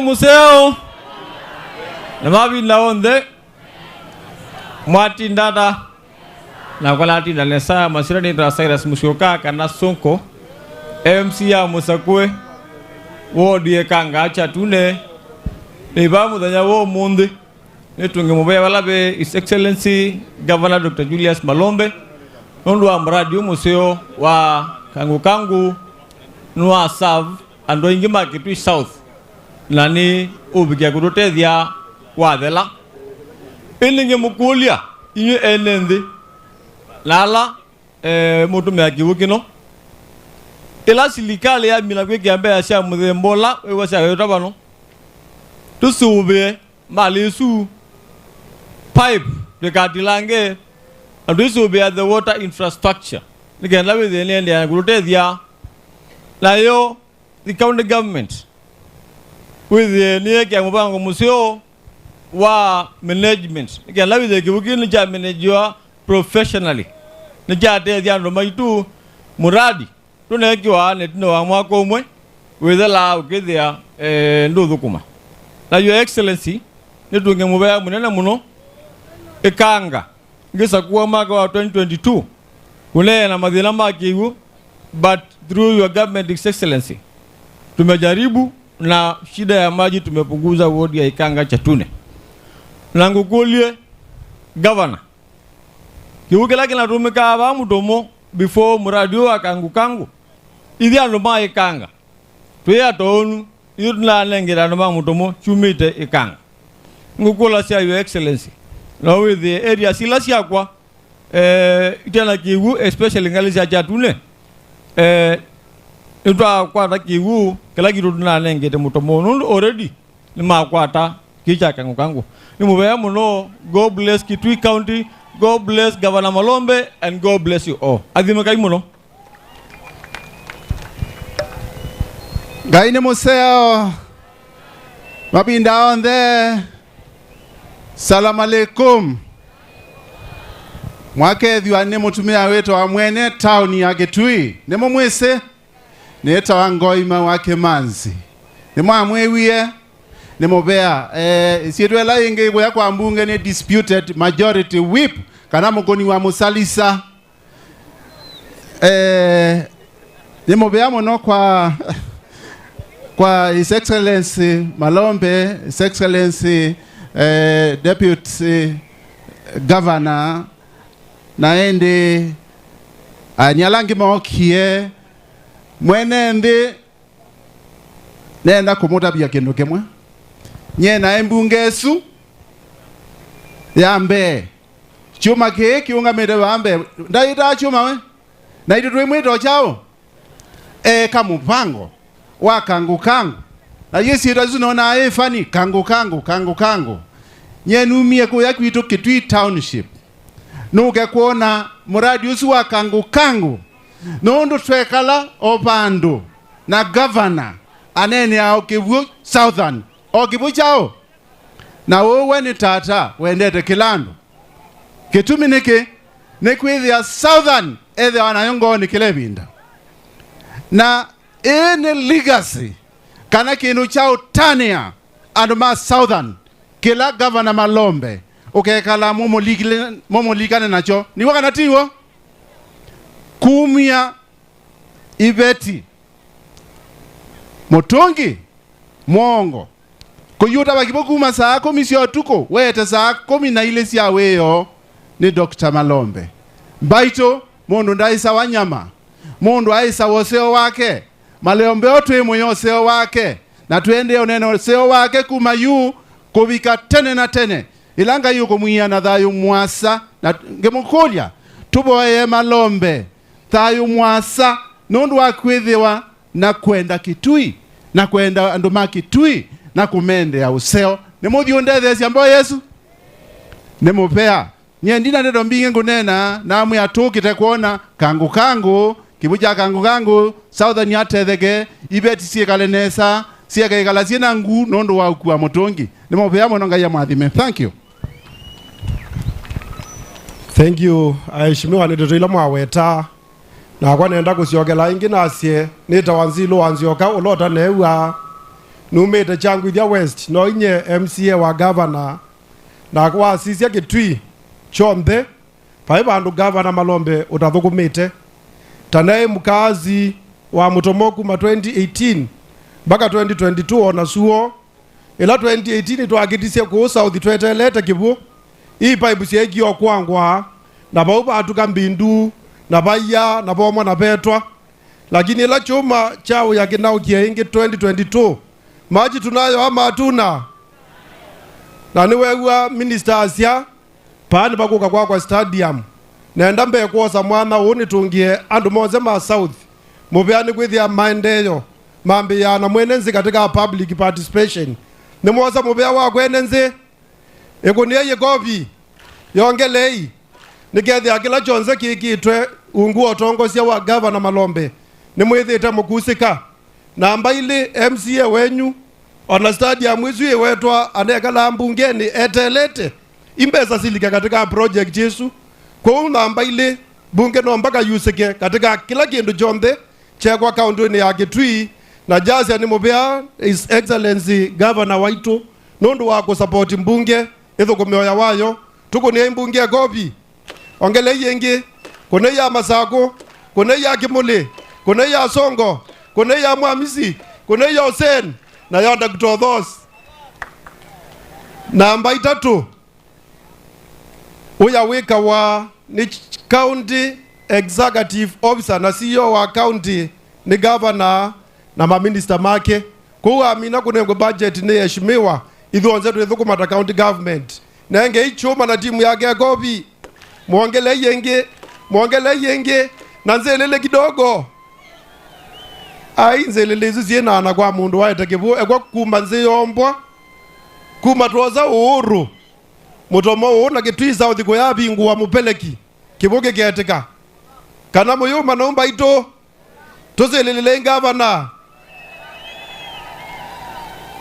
nenda kubika bauna njasia kwa minister waitu wa kibu nitwe nishwe kibuge ni cha service wa nikienda ki sustain we kunyua throughout ondo yuge the takenyetwe na mwisho jaza ni mubia kwa mheshimiwa waitu Dr. Kaki nondo wakuka kukusia kiko kinene atongo inimewa muyono ndo musio wekwa onethia wekwa nu na ni government yiba jazi ni mubia ingi kwa mujumbe wakwa wa Kitui Central Dagitali Benison Magali wa Mulu nondu wa kuka all the way kugusia unene wowe kika Kitui kila bandu kwina sabu LC kwina ithima kwina mingeto kwina nzia kungavana waitu ngai akwathime na achunenge maisha maasa nikenda kwende na kuoneka cheni Kitui na Kenya.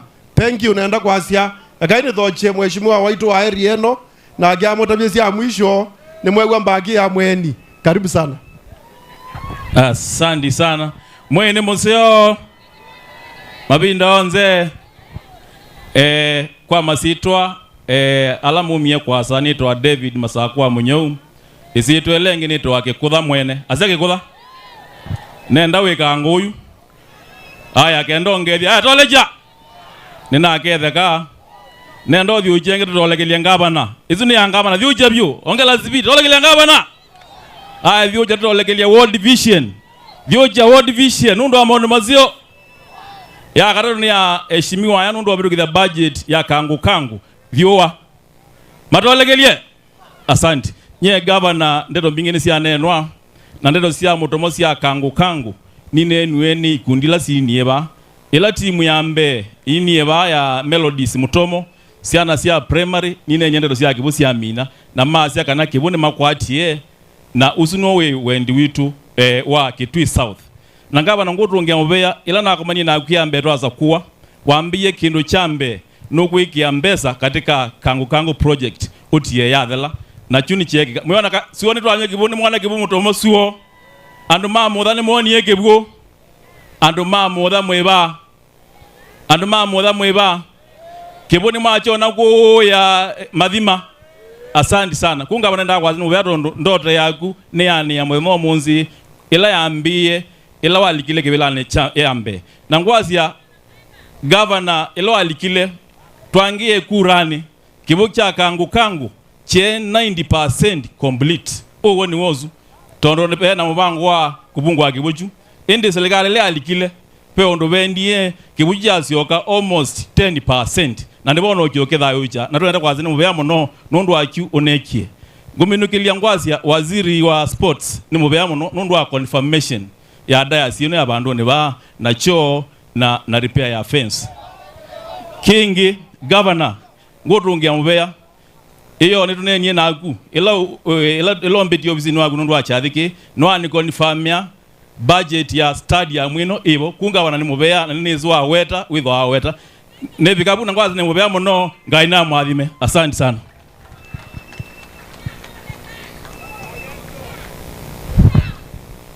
Tafadhali toko ni heshimiwa maito makovi nesa na nena nesa muno kwa asanteni sana waheshimiwa. Sasa nitachukua hii nafasi kumwalika chairman wetu wa kamati ko ya mbunge ito ya Kitui ya kamati kala ketho akaongamia mondo ma kiguo na wimi atwe nake mheshimiwa usu chairman eta wanto ni Musyoka aingoenda tumukaribisha kwa makofi, tumukaribisha kwa makofi mheshimiwa onda ya Musyoka. Karibu sana chairman. Your Excellency Governor Malombe, Deputy Governor, all leaders present, good afternoon. Mwini museo na mavinda onze Governor bitikilie wa ndana nena kindu na kimwe nithokie munini wakwa Honorable Mameni akethani.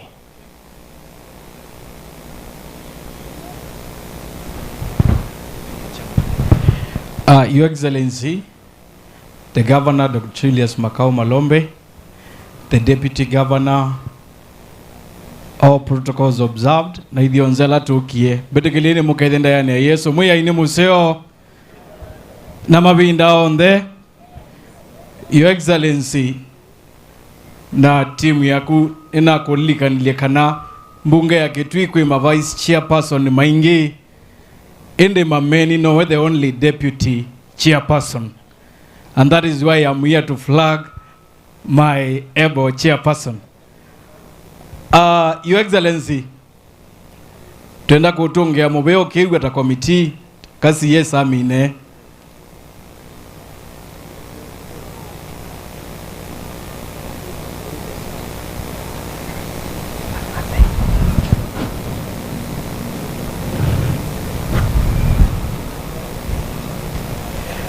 Asante. Thank you, Excellency, for your attention. With the permission of the chairperson, committee members ungama ibalamwe, committee members ma agriculture, water and irrigation, tusimame. Asante, tuwapigie makofi. Your Excellency, ni na siambunge ni ya Kitui, no inye deputy chairperson ni weka, ange ni vice chairs. Na niwe isiniki. Omonde tuinotanu munene. Kila tuoka kuikaba, ni ndoto ya mbiwe miaka ya 13 nzelu. Why the World Vision came back to support this project, one, is because of transparency and integrity. Your Excellency, kekabe na integrity issues during your tenure as the governor of Kitui County. Nuimbo World Vision ina asioka kwete mbesa na ila mbingi unenganie. Tiku nange governor witu makobi. Your Excellency, kwisela balawe mwaitu ama Kitui South. Omonde ne mawa mukuo munene wako kuaibu na mwongo maendete kilomita mbingi. Twinenea almost 244 kilometers ila sio benefit na kibucha Kangu Kangu. Under your leadership, wambie tamu wambe na wamba kuungamia na wasioka. Mwini umoa wadhi ya nini ya nasi ati. Ondo niwe ma, ondo tata woke ma, ekoma ya tonge wawe. Ondo ya tatiwe miaka 5 ene ibiti none mekome na tonge wa mwene. Na ke mwene no. Mwene no. Mwenenge nzililo zia chuma ando maitu. Your Excellency, kuma omundi tuwala unjiki buki, neendala makwithi ya mati na kutrack record. Ila tui ibaya tuwasia waziri mbaya, nuisi mifugu eleka anusa kebu. Neenda waziri koki na keandeke bandu. Kumela tula unjiki bucha Kangu Kangu, ibetileze kwa ambiyosia bate kungangana. Ito kwa tiania, nundu wa maitu emana anuwa miongo mei kilomita ndasa mola atia kibu. Na mutumi ongea nasia weza kuona muka watchman yemu ito manama masabu ni meke makoswa na kuwa uni tuisia mwaitu nundi makolile kulate kibu kilomita ndasa ni makwithia mena kukwati ya nisia musi na hivye tuasia Governor Malombe wathi moni wotu ukunenga we mwini wa wathi uthuku makaundi ya Kitui unaisie siwomo usio waku keka hatai na maweko maku masio meka hatai. Njene Mungu ati yani anakwa twathime Dr. Julius Malombe. Otoine kwitu we atumia tesi asia tukethe mutumia otu mwene akakuwa nai. Lakini vyetu siesie na metho make mundu na metho make beba. Governor Malombe akakuwa neza. Woki na kethanze kebo nebinda yonze Kitui kikakulikana nundu wawe kwa wako museo. Thank you very much and may God bless you and may God bless Kitui County. Thank you. Nimobea muno Honorable Joseph Governor nendo kwa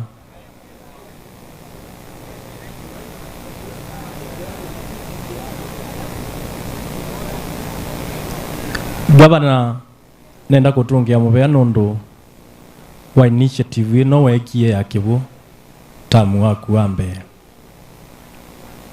na ni wamino kelia nando makuono Kitui South mono siao wakila wambiisie ni mubea muno.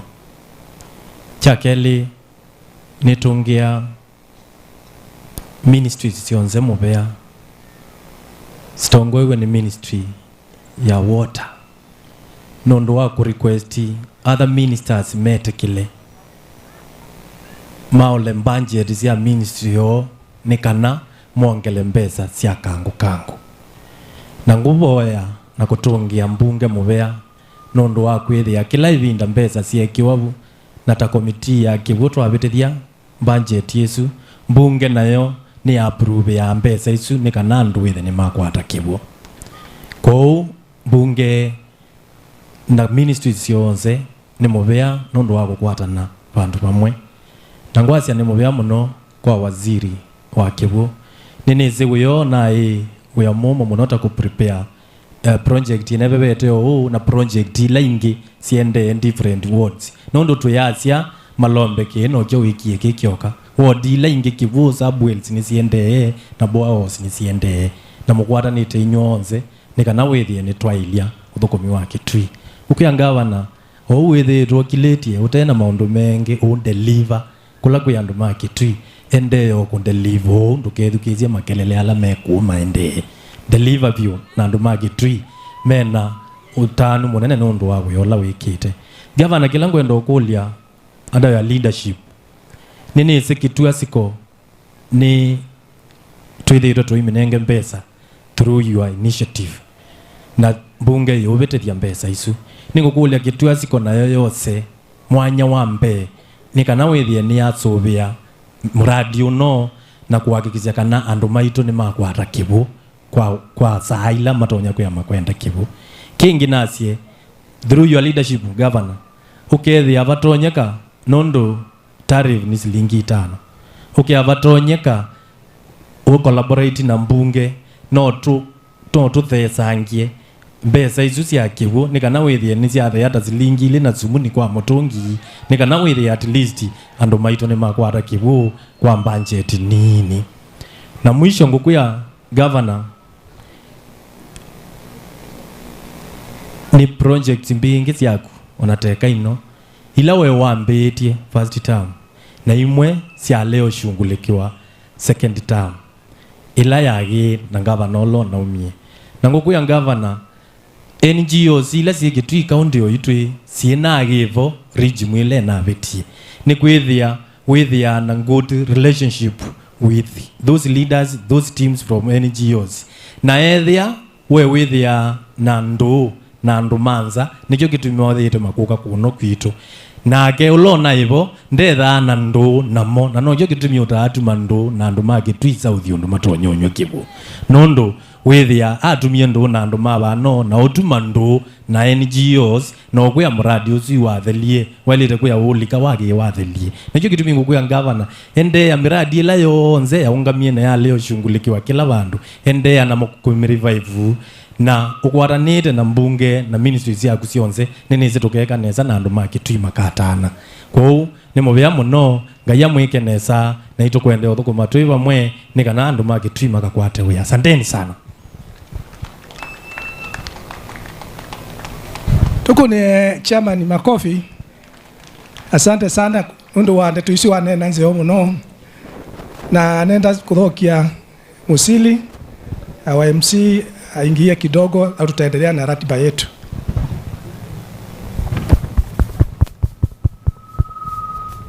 Asanti waziri kwa heshima baitu governor ndeto cia kunibikie makuwe ni undu kuthukumitwe na nenda umwete Ruth tafadhali Malemba within watumwa kwandatika for a short commercial break andu makwikota ndwikota no nenge mundu i5 umwe choma kedia mundu mwa wapi shangwe na vigelegele dakika moja weka mkono hivi bariki gavana wenu God bless you umenipea dakika ngapi 2 ama 1 kutoka Makueni dakika 1 thank you tajaribu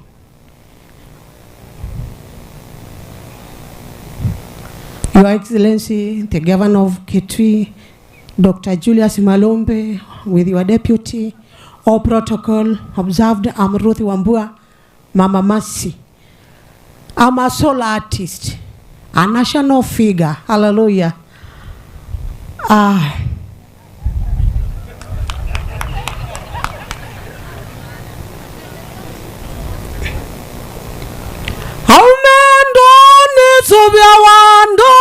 Subyawa iwawe nonduge kando uta Julius Malombe ndatu mandu nandu mawa division kigu kituka bandu niba atongo yala mutendu nandu nenda yumoze ngelekanyo bandu niba awe wikilya wanengwa kawila wibuta namba zyandu we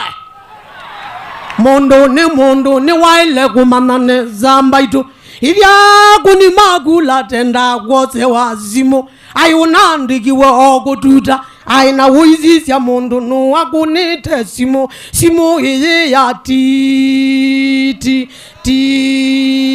witi na bandu iwa leave messenger I'm driving I'm in a meeting ubungu tene mwika kuni magula uniki na beki nduki womba ituwe nakita kubitila nendo lika kindu ni mbaitu we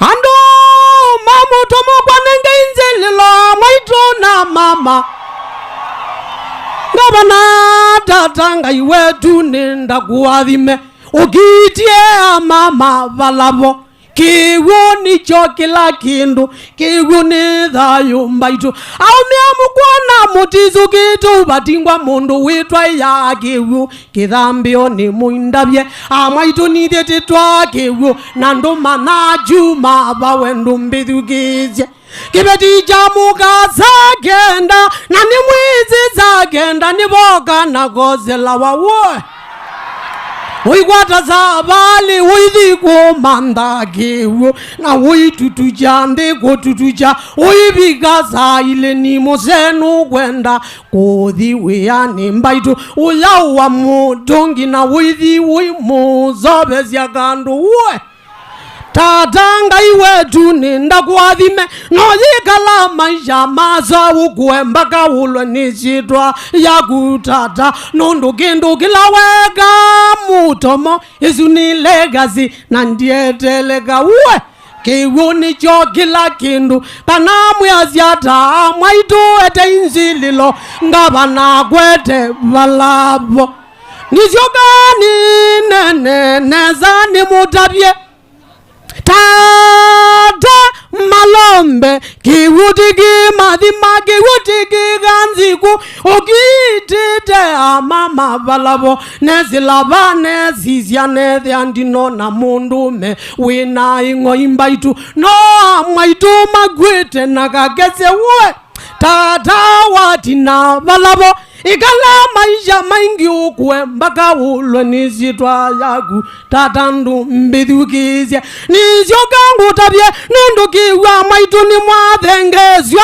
niniziwi na ziyo wandiligaza wiva mami sobezya mwaitu tuthima mabande mboga mami nundu izitwa ya mami nizio wona wedwa ni mami utema yogetika na nyendi nondu nginena kiu muigazye ainina kuna lakini nundu ni wesiyo wa kindu kiu emuzinda tika imweni minukililye nyendi nondu nginena ju Sobezya itu thima mweke kumanda mweke kuthikuwa mboga wazobyo bande zibinanji ubande zuguma mujicha nikanozube muze etela wone aiwona mwaitu mambi ya kubinduka nenu atata mwitu nengaza boti na kwityombongelele kindu mbithukizye iwewe nizyo kanguzi abandu bangi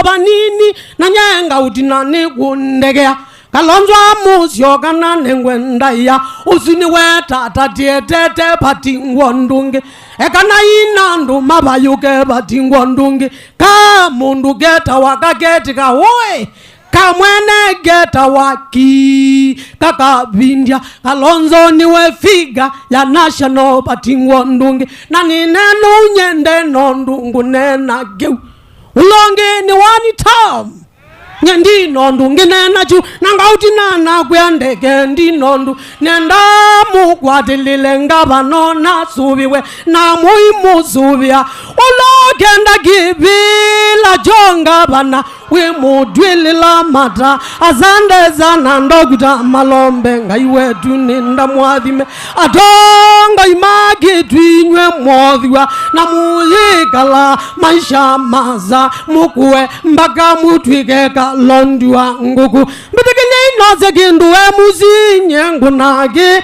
na ngaiwe tuninda mwathime azande zana ndumagi twinywe mwothiwa nyendi nondu nginena ju nyeninena ogeu nondo numide maguweni kuya kwa angaba na mudula junior ainduku mauvizini wazeneta manzo muigone tangu boya ni mwandege ngunyaba unani mezimba itu nyendino ndunginena ju na tatani wagedwa ni zeneta manzo na akuya kwatilila baubega lonzo wa muzyoka na faino ngimina muondolo kwenda givila jonga bana ogya twililwe matani Malombe wale kutwililwa matandu kachona nundu uni mutumia ndekindu kwenda mutumia ondo za kindu ja mundu nde corruption itakaundila ingiwe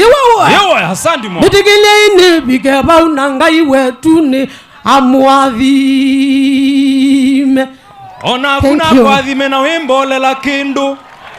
Asanti waziri.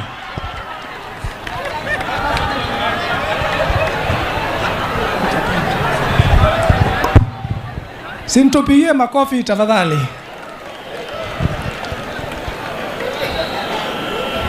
Your Excellency, wakati tulikuwa tunapangilia hii hafla tumefanya karibu sana na security team, na tuko na Deputy County Commissioner hapa ambaye tusaidia sana, Deputy County Commissioner wa Ikutha wa Mutomo. Tumeshikiana sana kwa mambo ya security hii wiki yote, na kwa hapa nataka kumpatia nafasi pia aseme jambo na pia introduce security team yake.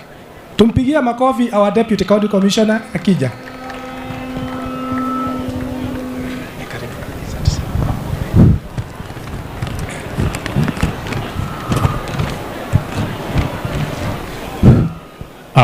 Our governor, His Excellency Dr. Malombe, our deputy governor, Director our division, honorable members of parliament present, county executive members present, honorable members of county assembly, chiefs officers present, directors present, sub-county security team members, heads of department present, national and county government workers present, religious leaders present, community members present. Today marks a historic and joyful day for the people of Kitui South. We celebrate a dream which was conceived in 2014, not only for water, but clean, reliable, and accessible water. The number of hours spent looking for this precious commodity has reduced drastically. Kangu Kangu Water Project is more than just pipes, pumps, and tanks.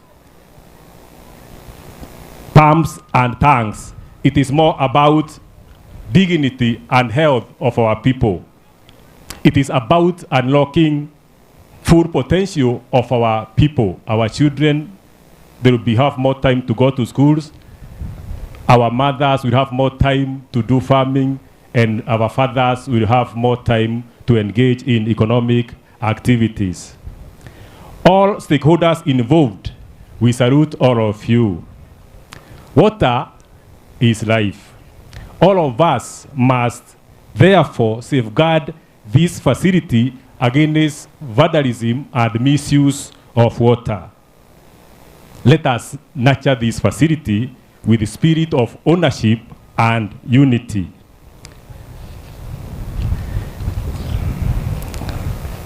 To our partners, our division, we salute you. We know you have invested a lot. To the county government, we also salute you. We know you have done a lot for our people, and our people will have a lot of time to do other economic activities.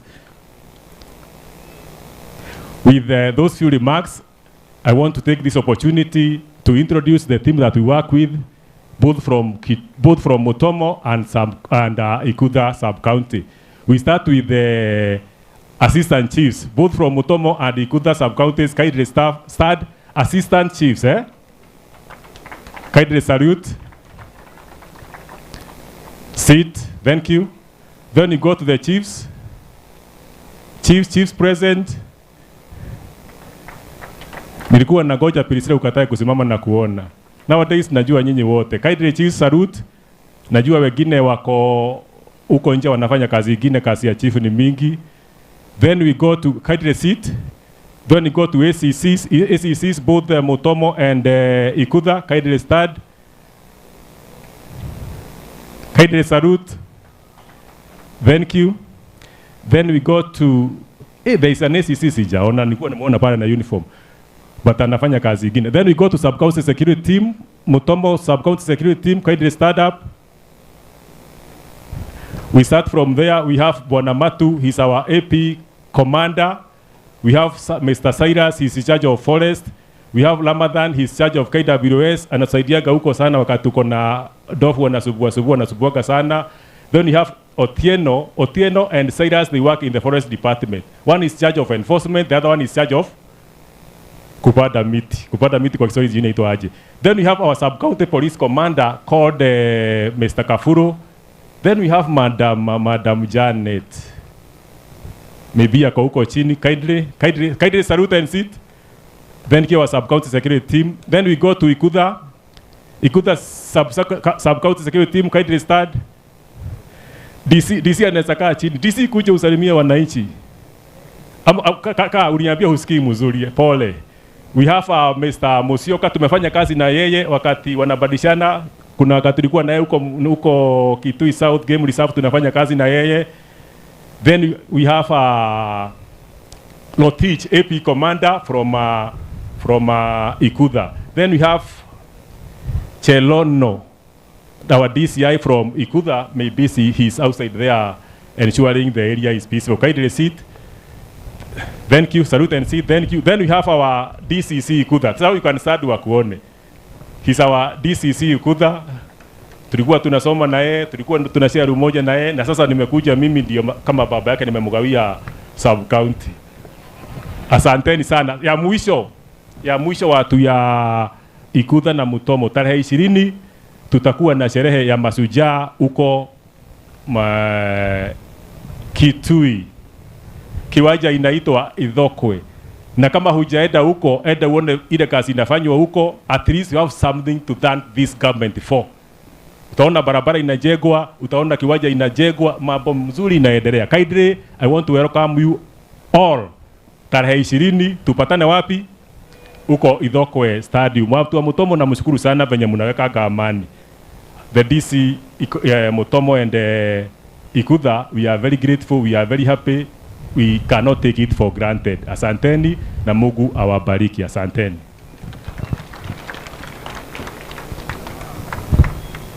Tuongezee wa DCC makofi tena. Yu anu maitonondo yu tuangea kumina nenda kunena deto ile ikana yu tuane yamina kiathe. Lakini kiambe ni mwisi keguo nikinyute nesa koya Zambia, koya Kanyongonyo, koya Kamutei, Maloma, koya Sunguni, Makongo ni kukonde kinyute nesa mono. Ba Mutomo, ati na manyute kiyo nesa. Ko ya Mathima na Kiate ni mwezi wiki navikie ku mwende kunywa nesa mono na ko ya Kanziko. Na zebala patiele patena kione yuno Ikutha. Ndo kumeso ne ko uone yo ne yao kioki na bikanesa bo. Nondo la musa inagila ka malelu. Na malelu ni masio mono okia umemebele kitu. Na wewe tuwekea kiuba itangi ni kivika ku Ikutha. Na mara moja itonambia kuikia pipeline bau aduma Ikutha ni mwise ni munoni yo mende andomende kusovia trench nikatwekea pipeline ile ketangini na aduma Ikutha no mambe kunywa kiguo tama Mutomo na kula kungi kune ngwakikisha kiune kikwikeka totongoze ningawa na bwitu nundu omituki Ikutha ni kunywa kiguo nundu yani wende kwika kiu kila kingi kya gutobani mondu ma kusisia wethe murandi yo nundu wende akumutethia na toi na shirika yitu ila eto akitwasikole ende kuungabya murandi uno wenyu MD eba MD wa kitwasikole ba na ende kuna ya museo muno ni mwisi Madam June kwa chuono jere lakini wetu kwa hatua uyani kwa isha kana kiuni kuthidambe mkuthidambe na kunyo kiune esa Ikutha na kula kungi uthe kiuni kende ya kunywa mwende ya kunywa esa muno kilangu mukulia kwa mwisho tafadhali ni twende kusupport project ino whether mwayo ni bitele kwenyu la pipeline whether ni twasubia nesa twikambia kubaswa mipaibu kanila vavu na chemba siku katika pipeline tukambia kwa nanga nikana wethe kiuni kuvika kila bandu nundu kila kisioni twoka batu asherekea kigu wethe uni kiobo yake 5 kiobo wendete kutetheka nikiukiu na mweko kethia mundu masoba nesa muno na mukali kana governor ni wa mwikie nesa akwatania na World Vision So finally, Your Excellency, I want to appreciate you and your leadership. You have guided us so well for this success. And I also want to appreciate the National Director on Vision Kenya, because they have also done their part so well. That is why this project today is successful, Your Excellency. We really appreciate and honor you for that leadership and commitment from the beginning to the head. And on that juncture, Your Excellency, nataka kuchukua hii nafasi sasa nimwalike Mheshimiwa Rachel Kaki ambaye ni mjumbe wa sehemu hii ili azungumze na nyinyi. Ataalika mwenzake baadaye. Thank you. Asante. Asante sana. Bwana Yesu asifiwe. Ngevyo. Thank you so much. Asante sana, Your Excellency, the Governor of Kitui County, the Deputy Governor of Kitui County, your cabinet, all of them, as you have introduced them to us. Thank you, we appreciate that. All your CEOs, asante kwa kutujulisha hao, and the County Assembly. Leo mimi sina maneno mengi. Leo niko nyumbani na hii historia ya hii project ya Kangu Kangu naielewa vizuri. Project ambayo inapeleka maji zaidi ya kilomita 100. Sio mchezo. Kwa hivyo nataka tupigie gavana wetu makofi. You have done a wonderful job. And we thank you for what you have done. Pa ni mwesi netwatabwa kana twina muyumbe wa Kitui Central weta wa makali wa molu na twethia wanake kwe mbunge na be kikundi tetha twina choni wa mwethia wa chama na kwa ninye vice chair na nenda kumukulia mukunembe tethoche ni makali wa molu to mukunembe na makali wa molu endeye kuka anene ndeto siake nena nengwa ngethi ni mwana wendu weta wa Dr. Irene Kasalo ndikwasa ni mwese Kasalo nesa ni mwasa ngethi siake tumukunembe balawe ya manene siavika. Thank you, Dr. Irene, for your cooperation, for the good work that we do together in Parliament. Your Excellency, we are very united. The 8 members of Parliament, ivye ayumbe tu inana na senator witu na women rep witu tukuna we atukwatiani nono nitamanie kana tukwatane tu niwe siendo siekeka. So Makali, it's your time.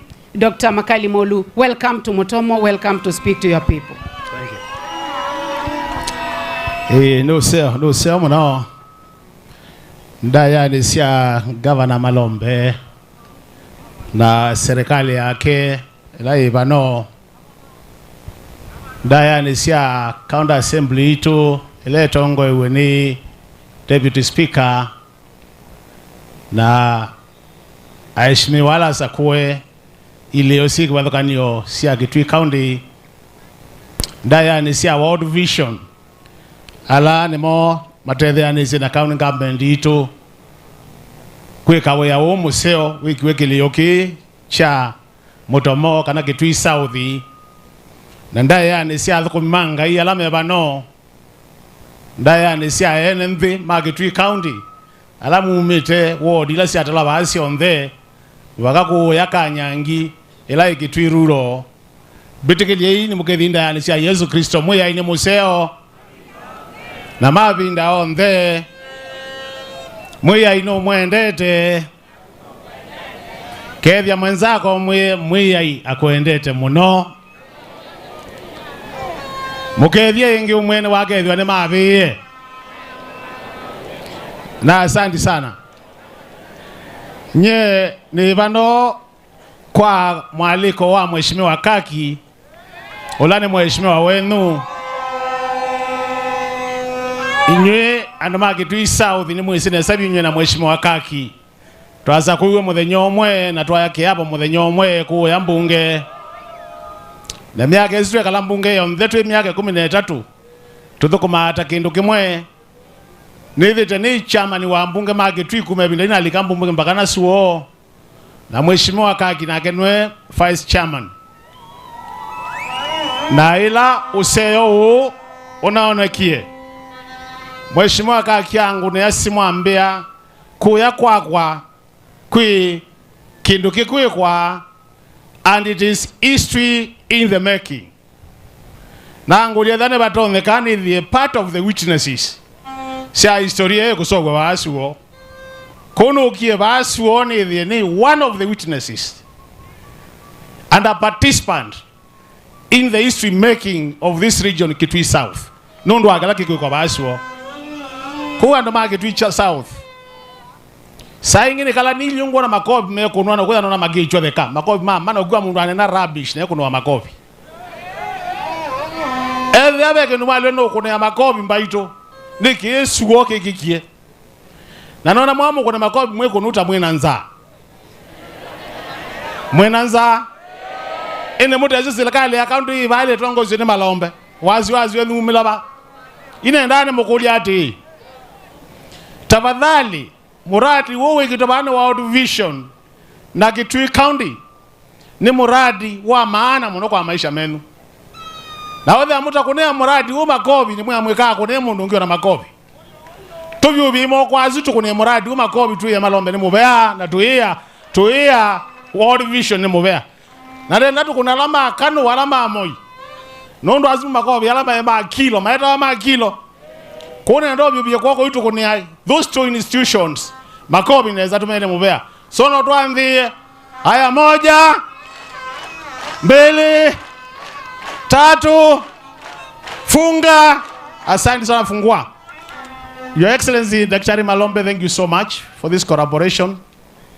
When I go to this place, I can only describe what I've seen in the three words or 3 statements.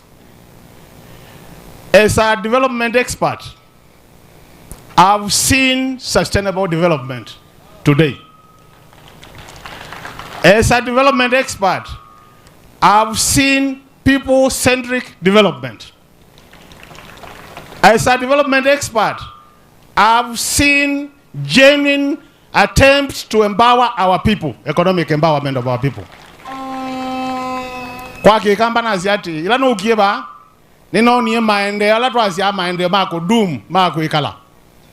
Ilano kabani nona maende mako tethi ando, maituka na maende mandu, yani kwiki ando mbe, uika maende. Ilano kabani na ziya ninona, ninona yani piti yekiwa, kune ngando maitu bina, wako ambadisa maisha mo, kana kwiki ambesa mipukoni. None of this activity we are doing today is going to trigger a number of economic activities. And the mighty ndo akibukizio monibia mwau. And the mighty ndo akibukizio mwana kuanzia kitchen gardens. Na bema wanumike mkweka na masala mo safe. Mkweka economic activities that kwamba si maisha maitu. So we want to salute the two institutions. And I want to say today the modern way of doing development is done through 3 words which mean the same thing: partnerships, networks, and collaboration. So, for World Vision and the county government, we want to thank you for those 3 words. You have partnered together, you have collaborated, and you have actually worked together as a team. You have networked, and as a result of that, you have Kangu Kangu Water Project, which is going to remain an historical project. Ngibina na siati hivi na kama kitu cha serikali ya Ruto ya Malombe siasi wanaomama nena as we oversight the national government. And mwegwa wa DCC atangaza kada President Ruto is coming here on 28th October to our county. Na buoka ninyi ni vya abu kwa ninyi ni za kwetu babu. Na tuenda atu asinuno tukonga mabatu kalia kuweta kuweta kindu cha national government would be failing. We have finished Mount Makibu, Malombe, water is devolved. You have done well. Kilatu uboya, and in sustainability. Na we make sure kibuku ni cha anyuwa kuthi. Kitwasco, the project has been handed over to you. You want to make sure kibuku ni cha anyuwa kubindayasa. Now to the national government. area yitu ya mheshimiwa Kaki ila twakoma na mikutano yitu ya mbunge kindu kila kiasya kila kitu mazio mheshimiwa Kaki atakoma na abo nato ni security yani maondo ma mugo na muno gerio kia cha mutha usirite Kanziko silanako timu za mheshimiwa Kaki atakoma na ni tuisi matuko manini libe bana atakiwe ku na tambunge tunengane policy tu kwa alama na atakiwe lakini tambunge tu asya it is not enough to just make a visit, a one-day visit to that area and you distribute food and leave it. We are thinking of a more permanent solution to insecurity issues in our region. And this is the message we want to send to our president. Mr. President, you are the man in charge of security of this country. That's why you are the commander-in-chief of the armed forces. That's why the Minister of Internal Security is in your docket. On those basis, we did meet as leaders from Kitui, where the governor was in attendance, and we agreed on 3 key things which must be done. Item number 1, we want clear demarcation of the 2 counties and the placement of the beacons. Kitui county neba na tu imitu ko neba. Nemo na sia ndo maito. Tuenda tutamubaka wito neba kwa kweki wa beacons. Item number 2 is what I will call kindu cha tukisa kwa permanent solution kabisa twasiani tuenda tukwate police reservists nemuna anengiwa mwe but we think they are still not enough not we have been attacked kuni tuendana kama itwala me ko kama Kitui South mongelango with into akwata police service ne sebune muno la kila cha karatu twasiani tatongo ma Kitui tunazia police station that's not when the county government ya Kitui because Governor Malombe went out of his way to construct additional police stations. Construction of police stations is a national government, but he used the county resources to construct police posts. Tuyamba kuitikila tatongo Kitui tuakiwe nomba sita nomba sita ya askali. Kwa tuenda serikali nene no andike askali itweke askali nomba nesiba. Kana ngawe ya nomba itumeka atakiwa na twathini mulika myundane yenu mwethie alamwe mamwe no kwitha twathineza. Kunenda mwe ando maito. We are together in this as leaders. We are working together. Na tuenda ku support. That's why we came today because Kitui ne kitu. Na county government na la twikala ilobi ithio thetu cia Kitui. Na tuthuko mamundu umwe. Ko we must make sure that things are being done right. Na nongo mwe alamu kwa na mwina waziwazi. Ngona na mwina waziwazi. Be Kiswahili twazia inakaa kama mnafadhaika. Tuenda mwitha mwifadhaika mweketha na waziwazi. Serikali ona mheshimiwa Malombe atuka kuela kunele kuwetwa pabe na safe hands sia kwanza la Kitui county na itwa wambe zibale kwenda utwao neto kwati anite kumwekeza na wasiwasi ando maito akai Malombe tumunenge binda ato kume mutongo esa maendeleo mwikini momoya na when the right time comes we will be there to take over na ndakitali those no waze ndakitali bana Malombe ndakitali nimpinge ba lakini odhosi aminia ila genuine sitongoze ne Malombe ya Malombe hivyo ya makalivo na ya kakivo na ila fake sitongoze ne ya odhosi mukama ila fake na mwe na mwali mkuza na vindeso mweno kama aketha die mwe ine museyo mwe aketha nyumene mabe asante sana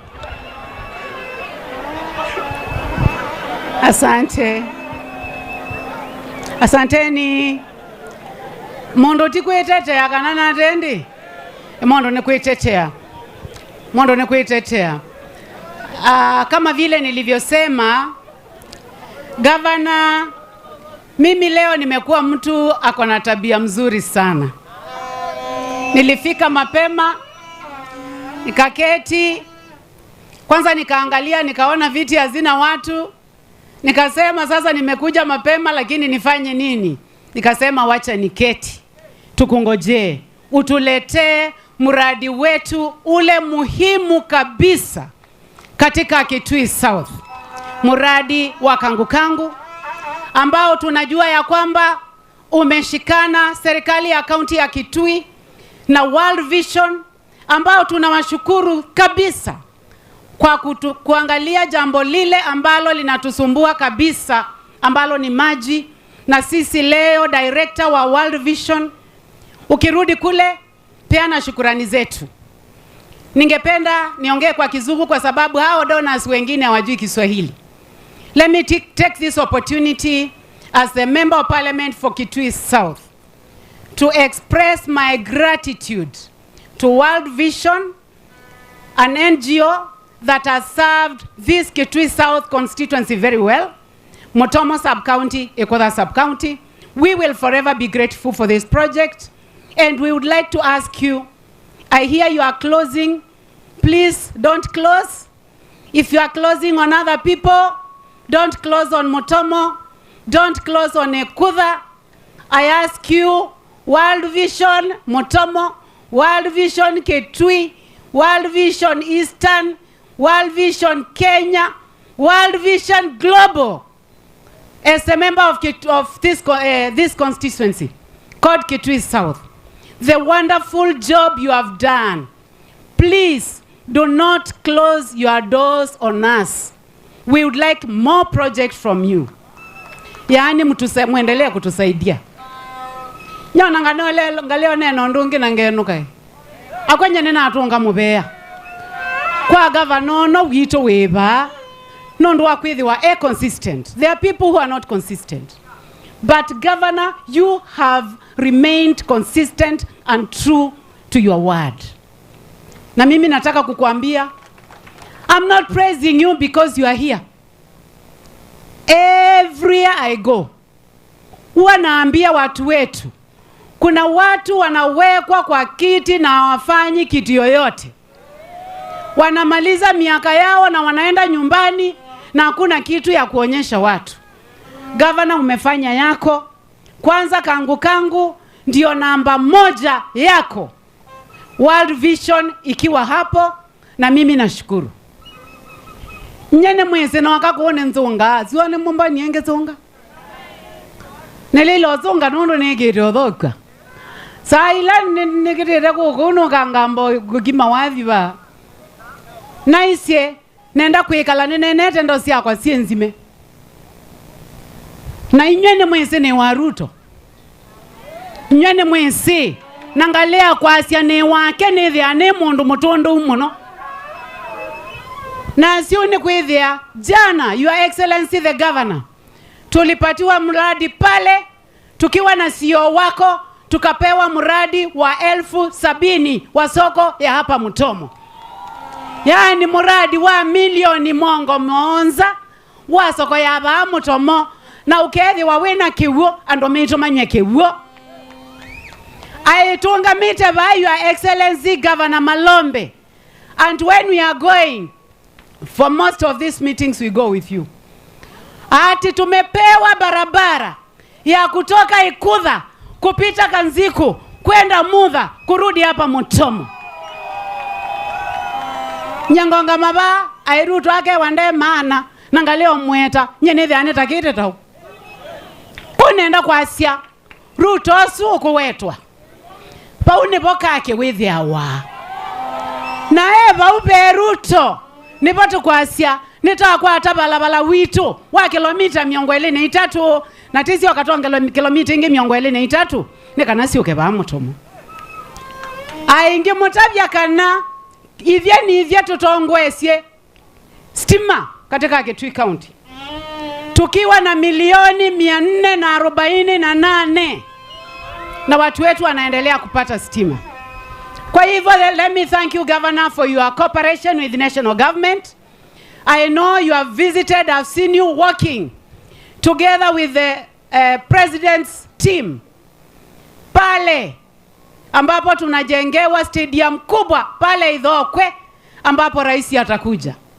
Na sisi kama watu wa Mutomo tutakuwa pale tukimkaribisha na tukimwambia, Your Excellency, you are our guy and we love you.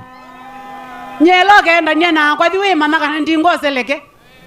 Elanga kwa sabale tambi tena na ziemwe ukama na ndingo chao.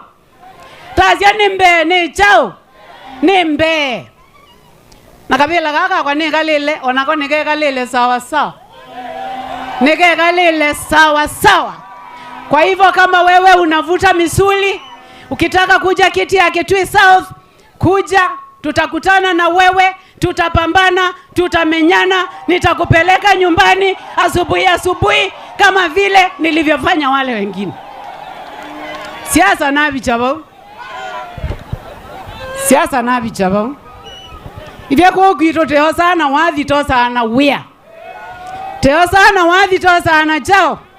Kawathi keinwa neza, katolwa neza, lakini kibela cho yumbe tekamwe yaba, tekamwe ya makueni, tekamwe ya Kitui, tekamwe yaba Mutomo. Nanye mwetu anyamain. Ndike amotwe, ndike ametho memutrongi. Okatona na kungu enoche. Your Excellency, Governor, I need your support. And I want to thank you. Kampenyo kile neboye siendo. Nimwe wiya kendo kita sio ando melonza inyu. Kili neboye. Your Excellency, I want to thank you. Because viongozi wanakuja na wanaenda. Lakini wewe umekuwa kama baba yetu. Wakati tukikwambia tunaenda kukutana na PS Omolo unatuongoza. Wakisikia governor amefika na watu wake wanasema boardroom direct. Siku ile ingine mambo ya security tukiwa na waziri. Wakasema governor wa Kitui yako hapa na watu wote wa Kitui viongozi na MCA boardroom direct. Ukaenda ukasema umejenga sitawata polling stations. Yani police posts kubwa. Stations mwegombo bwana. Police posts. Siambesa station siambesa mbingi. Na county ikafanya kazi yake. Mimi nataka kuongea na baba yangu Ruto. Kila mundu ndene ethe wake. Kila mundu ndene ethe wake. Ola okwiti ethe ola wake we mutie, no ola okwiti ethe ola wake we State House. Nyendi kunena no ola wakwa. Your Excellency sir. Ukiwa pale Nairobi kwa State House. Kuna watu wetu, jamii, families 147. Na mimi nataka kukuomba kama baba yetu. Ukikuja Kitui tarehe 20 kila mtu awe amerudi kwa boma yake.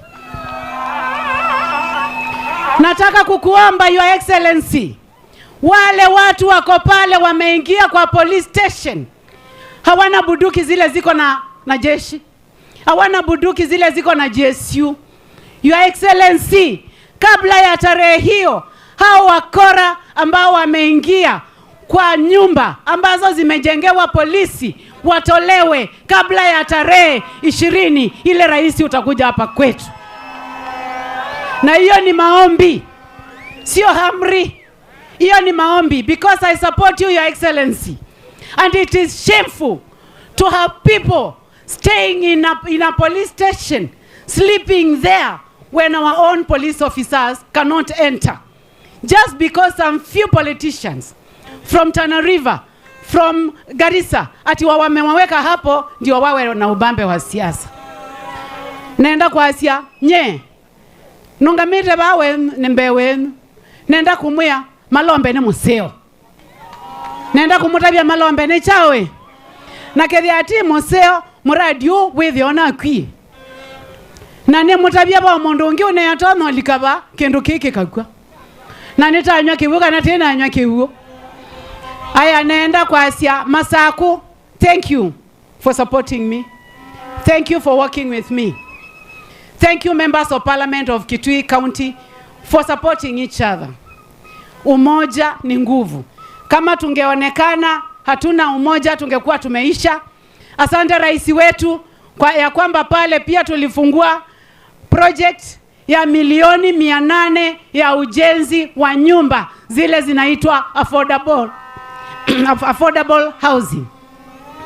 Pale Ikutha tumepewa soko, pale Kamutei tumepewa soko, pale Mudha tumepewa soko. Kwa hivyo sisi jana nikimalizia tulifungua project za zaidi ya bilioni 1 kutoka kwa Dr. William Samoei Ruto na njasiani wake ndike yake ndo wananitambi tu njasiani wake ndike yake ndo. Thank you, God bless you.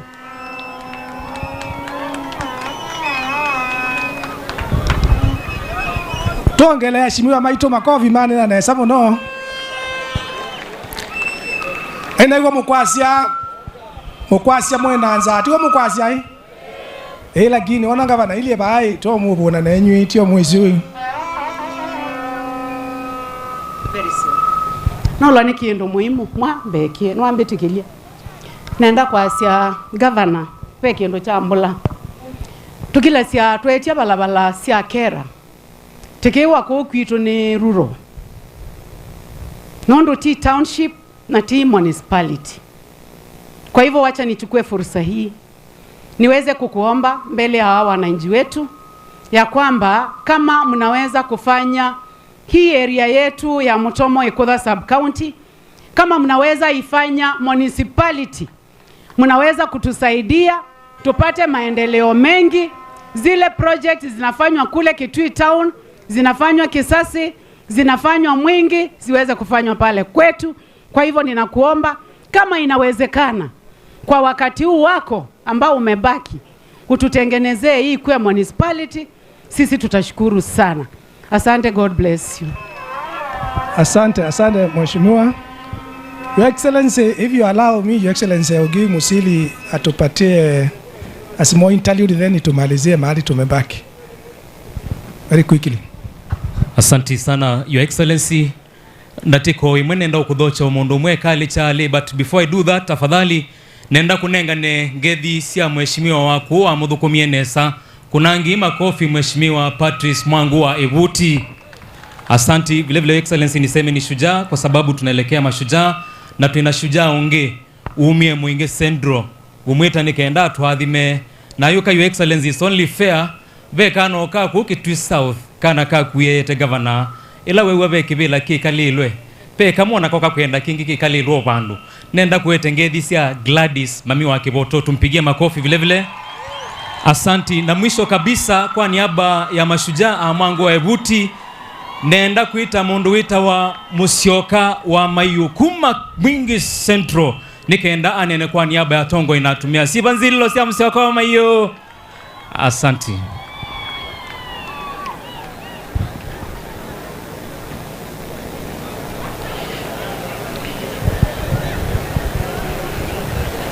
We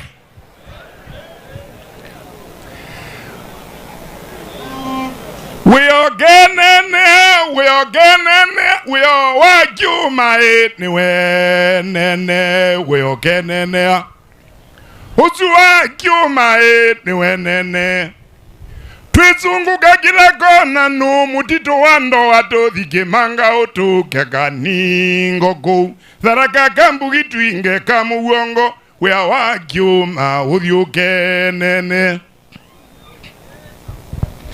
nikionie mwenete Kangu thio nanga thio Kitui County twina mutongozia nagu wina ito Malombe wikaba ulotenda kwiwo na vietio nyubani twotse ikura tubaciokenge tunyube Malombe winza umbundezie mulao winzende athi mwangeni ulotenda kwiwo nevyo dio nyubani twotse ikura tubaciokenge tuzakue Malombe winza umbundezie mulao winzenzi athi mwangeni wakuthokeleko ya enzi utonya katumba watuwe kwatu vimalalani paikia tabadhali Malombe wimbeni kwanga bachamane mundwa pitwe nake imwe tia kamuthale mundunda viatate atate yangi wakiita Malombe withia wokilia kithwe chanzu kimwatu wa kaundio thiwo kunwe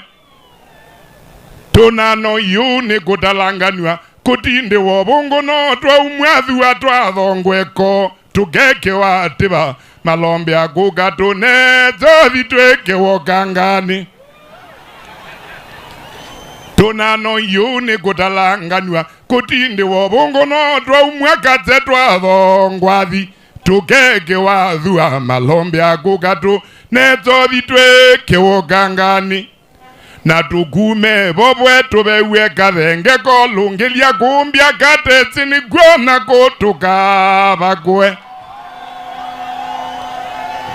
tukume bobwe tubewe kathenge ko lungeria na kumbia katezini kwana ko tukabakwe keke Malombe kikathenge ke kanani webau ngunda webau kiuke Malombe kikathenge ke na tugume bobwe tubewe kathenge ko lungeria na ko katezi Kanziko tukabakwe keke Malombe kikathenge ke mburenda webau kawila webau kiuke Malombe kikathenge ke kaikwe gyandele twebatabio mweke imyakethenge ange hoba ingite chenyu kiuma kya Malombe abingivye jamba keu Mutomo Kanziko na mweteka hathi mbiribiri kuyakaningo kwiza muthungwe kimanga ukiuso kyaonerira mumanzo bungwe binda ya kambeini wotilanga nianze na Kitui namba utilanua kyavika ndie mwekuma kwa bonza mwangeni nu keka ndie mwekuma kaningo malalani endau ngomeni nangu nemerambe kamba katse kwa kanani na wezoko mokanguta ni ukagitia kivyogo ni kiumae oba ingite zenyu oba isolo zenyu kiuma kya Malombe abingivye jamba keu Mutomo Kanziko na mweteka havi mbiribiri nuzukaningo kwiza muthungwe kimanga ukiusoe kyaonerira hala mwina tiana mwitwa chakome tiana mwikata ba hala mwina tiana mwitwa chakome pawa vine ngwaliolania pinga imatone ngwezela bandwa mukwenda kungama ukila imungame kungama nikwingibe kumwe kwa mundu kungama kwa tukana be kula kungi kwa manda ketumbe kejonga bana kyungama wondonge twibatabio oba ingite zenyu we oba isolo zenyu kyoma kya Malombe abingivye jamba keu Mutomo Kanziko petele mweteka havimbiribiri kuyakaningo kwiza muthungwe kimanga ukiuso kyaonerira.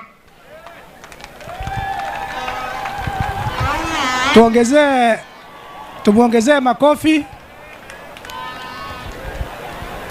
Asante sana. Yutu tuangia yuko kwa ina yuka na wewe neto amina. Your Excellency, auto abika nikumbale Your Excellency. Nimkaribishe His Excellency the Deputy Governor ili aendelee kutoka hapo. Situpigie Deputy makofi akikuja, Deputy Governor makofi akikuja. Karibu Your Excellency. Thank you.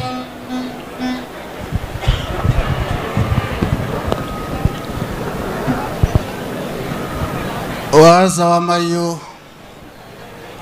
wako atambo bala bandu kwisila kwa ngava na waitu maminditasi maitu the area MP na MP wa Kitui Central or members of the County Assembly matongowe ni speaker waitu the County Public Service Board situsa ya Kitwasko na Kimwasko na ene ndima ituma Kitui South anduma Mutomo mwaseo mwaya ini museo na mabinda onze nye kwe sitoni itawambua kanani munini wa governor wa Kitui County zetwe mwana moketutu kanamba kathenge ani mwebo amba mole ndeba Mutomo ne musie tane musio Governor. Before I welcome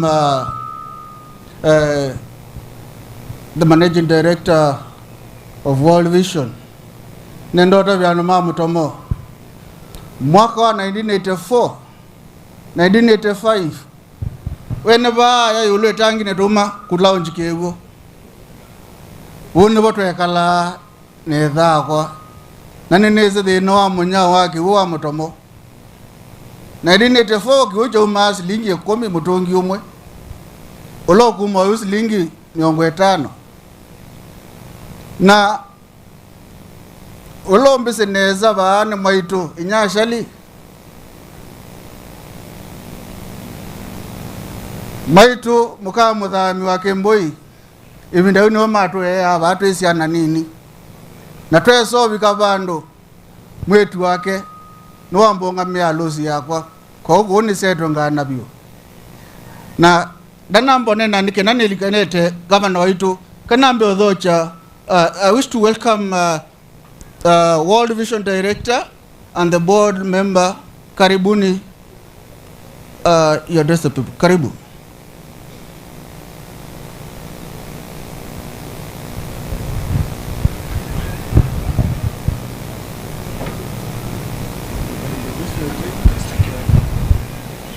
Your Excellency, Bwana Governor, we say that when the chair is there, he is there. And Bwana Deputy Governor, I am tempted to say all protocols observed because of time. Today is a very important day for Kitui and for World Vision. I am saying it is an important day because we have two events which we are celebrating today. One is that World Vision has been in Mutomo for 18 years.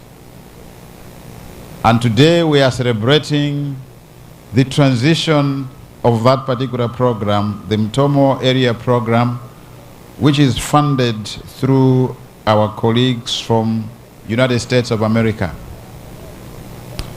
Secondly, we are also in the same day commissioning this important project of the Athi, Kalawa, or Kangu Kangu, whatever you call it, water project. So to us as World Vision, we are quite excited. But before I say one or two things, I wanted to invite all staff of Mutomo area program who are here. Today they can come and just stand somewhere here. Staff who are Mutomo area program, including also those who worked in that particular program, can also come here. Evans, our engineer for water, can also come here. Please do quickly, otherwise I'll pass on the mic. You can stand this side because of time. You can stand there. You can clap hands for them, please. I wanted them to come and stand here because, Your Excellencies, is something to plan, but execute is another thing. And it takes the staff. So quickly, I want them to introduce themselves. This one is not working in Mutomo, but he was here and he is from here. Just introduce your names quickly. Mwenye museo na mabinda onze. My name is Michael Mulei. I work with World Vision based in Lamu and Tana River. Thank you. Mimi naitwa Kimani Gibson, nafanya na World Vision Mutomo. My name is Simon Mwendo Peter, nafanya na World Vision Mutomo sponsorship. Patrick Molu, Mutomo sponsorship. Philip Mbaka, Mutomo area program. Boniface Mumo, Loayata area program. Naitwa Joy Musembi, nafanya Mutomo. Na mimi naitwa Obiero Silvanus, Mutomo area program.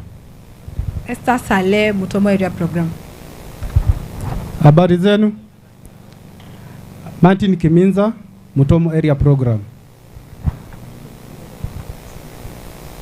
Thank you, colleagues. I want to appreciate them because of their dedicated work. Working in an area like this one for this long, we want to say thank you so much and may God bless you. You can take your seats.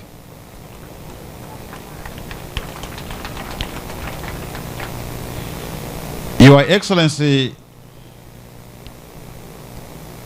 I reminded you one time that the first we met was in Mombasa at a conference.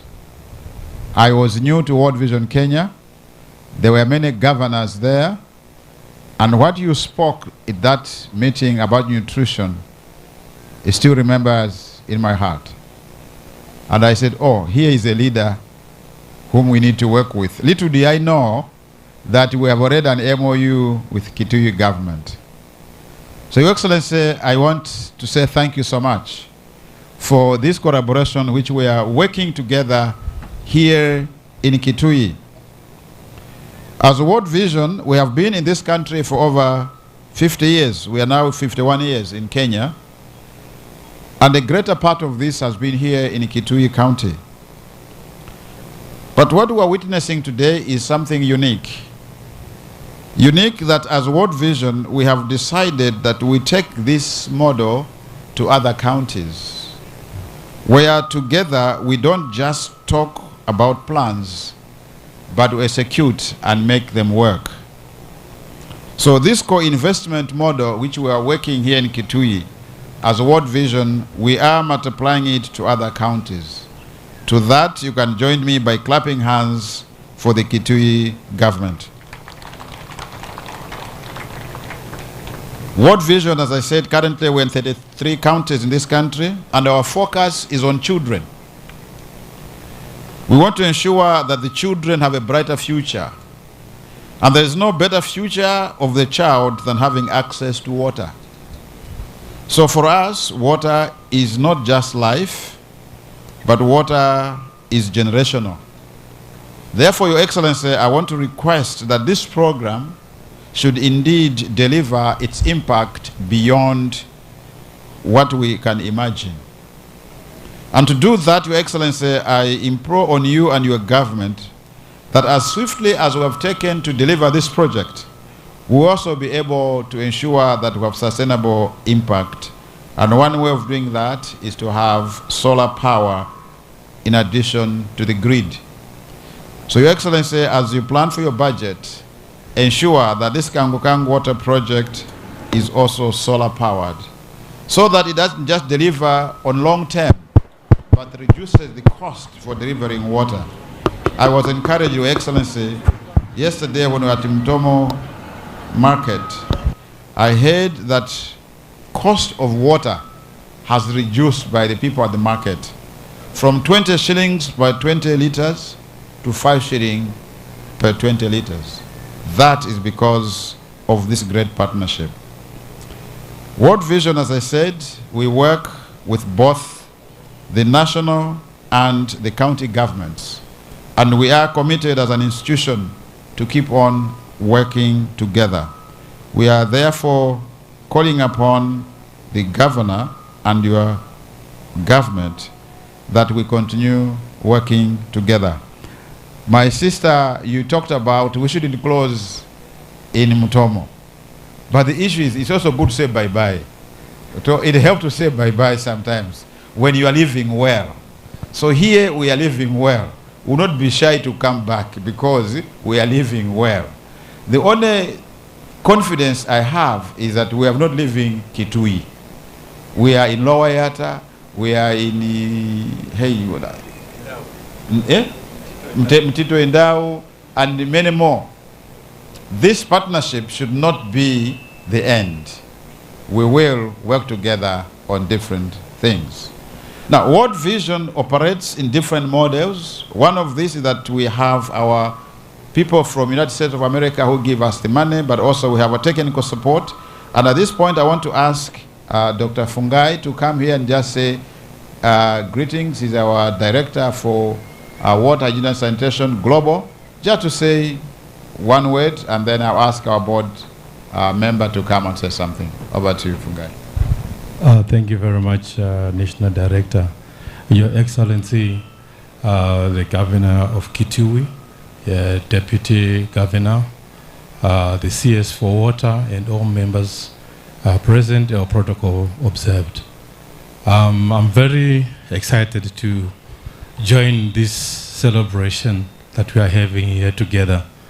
And me representing the Global Center for WASH, I really want to take this day as a historic day where we celebrate the true completion of an impressive project, but also shows the power of patience and resilience.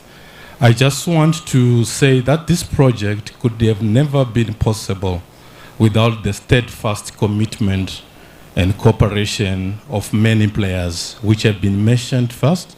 But first, I want to acknowledge and deeply thank the county government of Kitui, led by Your Excellency, for standing with this project through the different phases. We have heard about the phases, but we want to thank you for standing for it. Your leadership, your prioritization of water and sanitation for the people of Kitui has been instrumental to making this possible today. But we're not forgetting what my national directors have already alluded to. We also want to thank the contribution of our donors, our funding partners, who have made this vision and investment resources to reality, and even our communities that have really also welcomed this project and gave their time and energy. As World Vision, we are really very expressive and collaborating partners that bring your expertise and passion. So today, as we really commission this project, on behalf of World Vision, I want to express deep gratitude to you, Your Excellency, and your team, and the community of Kitui, and also to reaffirm our commitment to serve alongside you in building sustainable solutions for the communities. Today we celebrate this project. It's more than a water project. It celebrates the hope, the dignity, and the promise of a better future. Thank you all, and this project be a blessing to generations to come in the Kitui County. Thank you, Your Excellency, and thank you, the community. Thank you. Thank you, Dr. Fungai. Your Excellency, World Vision commitment to water in this country is beyond Kitui. Actually, without putting much drum to it, World Vision today is the second largest provider of water to the government of Kenya in this country. So what we see here in Kitui is a testament to our commitment that we ensure universal water coverage in this country. For us, water is for education. Water is for child protection. And water is for health. And water is for production. Today we are looking at a very milestone of ensuring that every household in the pipeline has access to water. Your Excellency, I mentioned that World Vision has been in the Mutomo area program for 18 years now. This has been possible because of the commitment of multitude of committee members, of children whom we have worked together. Over the years, we have seen so many children, not only in Kitui, but across the country, who have been able to be touched and their life changed because of the partnership which World Vision enjoys with county government and the national government. For us as World Vision, we believe that impact is our storyteller. We cannot talk about progress if we have no impact. So this is a very important milestone. With that, I want to invite Madam Karimi, who is our member of the Board of Directors for World Vision, to give her remarks, and we pass on to you. Thank you. Andoa Kitui mwasao renge, mimi naitwa Karemi, ni board member wa World Vision. Zaidi ya hayo, mimi nimetoka Mbere North. Na Mbere ni makuzo wa no. Nyinyi ni? Nyinyi ni makuzo. Your Excellency, Dr. Julius Malombe, the Deputy Governor Francis Mwangangi, members of the National Assembly, members of the County Assembly, county government officials, all protocols observed. It is really a honor and pleasure to be here today. Nafurahia sana kukua hapa, juu mmetukaribisha na tumeenda hii safari pamoja. Haikuwa rahisi. Haikuwa rahisi. Kufika hapa ni mkono wa Mungu umetubeba. Sini ukweli? Miaka 18 kama venye National Director amesema. Hiyo ni miaka kidogo. Mtoto mwenye alizaliwa sasa anamaliza form 4. Sio ni miaka mingi. Tukakuja hapa tukaanza Mutomo Area Program yenye imeleta elimu, imeleta hii ufugaji wa mbuzi, imeleta ukulima na sasa ikaleta maji. Venye tulikuja hapa, hatukukuja kama wataalamu. Nyinyi ndio wangwana. Nyinyi ndio nani? Wangwana. Tulikuja hapa tukawauliza ni nini mnataka tufanye pamoja. Mkasema mnataka maji na mnataka elimu bora. Na ndio leo tuko hapa na tukabahatika tukapata gavana mzuri Dr. Malombe. Na hii safari ya maji ikaanza 2014. Lakini ikakwama, mnajua kwa sababu gani, na ikaanza tena venye amerudi na sasa tuko hapa tumeimaliza. Si tunasema asanti kwa governor na tuseme asanti kwa World Vision. Juu hii muradi, hiyo pesa imetumia, county imetoa 50% na sisi tukatoa 50%. Sio ni mzuri? Hivyo ndivyo vitu vinafaa kufanywa. Na government organization wanakuja wanashirikiana na serikali. Unity of purpose. Na tukiwa na unity of purpose, mnaona maendeleo yenye iko. Kwa hivyo tunawashukuru na nikishukuru County Assembly. Juu mnajua how government works. Governor hawezi kuwa na pesa ikiwa hawa wangwana hawajapitisha. Kwa hivyo nasema asante kwa kupitisha. Na tena kusema pia nafurahia kwamba hii muradi inaachiwa Kitui Water, because that will guarantee sustainability. Hao ndio wataalamu wa maji, hao ndio wata make sure mfereji ikitoboka imetengenezwa.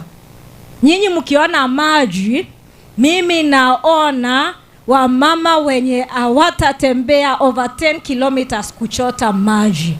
Mimi naona watoto wenye sasa watakuwa wanaenda shule kusoma vizuri. Na mimi hata najua punda angekuwa naongea angesema asante, nimepumzika. Kwa hivyo tunawashukuru kwa hii jia tumetembea na nyinyi, na hata ingawa tunatoka tunafunga Mutomo Area Program, ni juu sasa mmekomaa, mnaweza endeleza mambo yenu bila sisi kuwa hapo. Nilikuwa nasikiza pale kwa exhibition wa mama wakiongea maneno ya nutrition, maneno ya lactation, nikasema wow, kweli World Vision tumefanya mambo mazuri. Na wakayo machache na waachia baraka za Mungu. Mwenyezi Mungu akae na nyinyi na wabariki sana. Asanteni. Pema kunimbingi.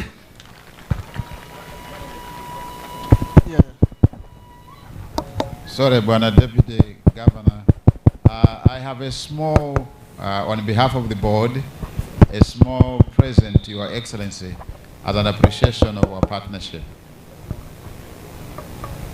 We can come near there before, because your time will come when we'll be on the, yeah, we can open.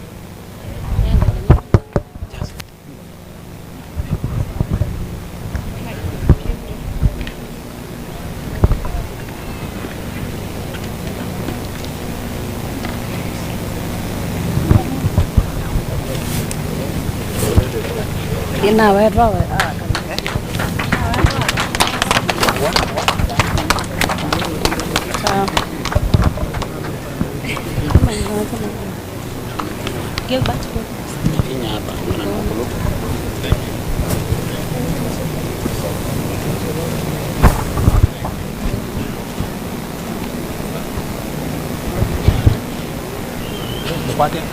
Mukwate renga.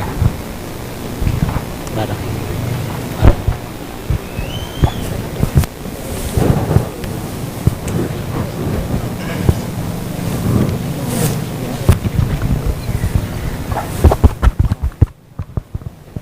Tigwazani muona mundu eka nesa ndo tunge wa mubea. Muona chuma nengo muthinzio. Tueselele chuma. Chakwa, Your Excellency, first to thank World Vision for partnering with the county government of Kitui for this life-changing and impactful project of the Kangu Kangu Mutomo Water Project. Asante sana. Na andoma Mutomo na andoma Kitui South kwa jumla. Ni asio mwende ni otu wakomana na anduma ward sionzesi ya Kitui South. Na chakwa ni kumuya ni muvia muno. Nundo wako ni ajoma kula asio kako muto kumaingi. Kingi langu endo mutabia. Muradi uno akiwoke icha Kangu Kangu mwete weba. Umanyani wenyu. Mwekete kilando maa siasa mmoke mamulikile. Moke mambio mwete siasa sitebalasi mwananga nekiko chenyu. Mwae sobea. Na kwikia security nzio. Umanyano nyo modhina. Nyekwa kwa kuyanu umete kundu kwetu wakase. Kwe munyao taku. Na ninese dhina wake huo. Ko anduma Mutomo na anduma Kitui South kwa jumla ni mukulia kwa ndaya musobe kibuke chenyu kinge ngwenda mutabia governor wenyu Dr. Malombe na mong governors ala mebo anini byo matabika tano ala manengete deputies mo kinoketwa ministry na governor Malombe no anengie ministry ya tourism, hospitality and game reserves. Na sindwila mheshimiwa Makali na mheshimiwa Kake Mwanene ya na mheshimiwa Ndawa kumakuya mudha yulua insecurity la ibaya kithekane kitu cha South Kitui Game Reserve. Mube yosui ukubisini wakwa. Na nunu ngaba na anengie we anuthukume. Ningu thukuma nundu anengie we anuthukume.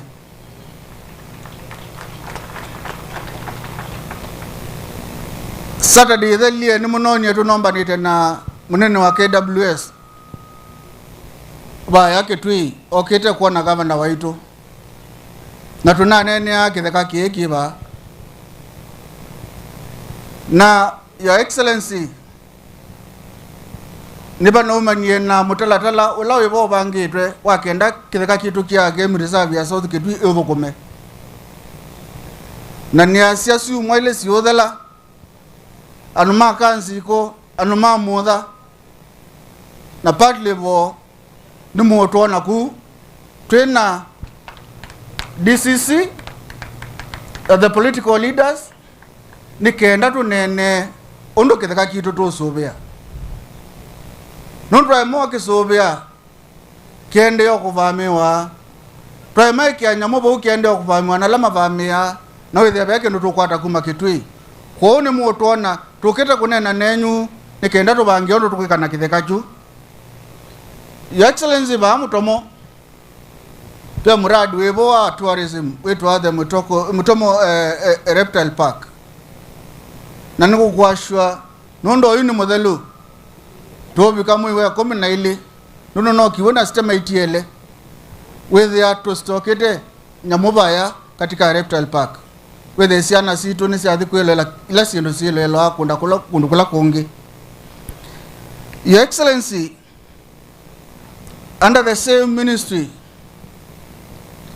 wadhanto tukite matuku miongwele na mwanza ni asini mwona hata ligo la kunukunga maenda motembea anumaito makosa miyo in terms of utandithia na yo county yake Kitui Governor naise ndio tiwetina matuku miongwele na mwanza mwi wa kenda ethia ako launch ile kuitwa the Kitui Tourism Circuit whether atalini makwesila kokwito momaka sala gate Mesla South Kitui Game Reserve na mugwesila ba Mutomo na ba Mutomo town obanza eto sobya bala maitu na la artisan yala maseo baza ila sitwa arts and crafts isiondo na ila sindu inge wethe amote ya sindu sio bale loni nikenda atali wethe ni makwata sindu magowa na maitu na moni makwata chao mbesa siao kwotandithia wo.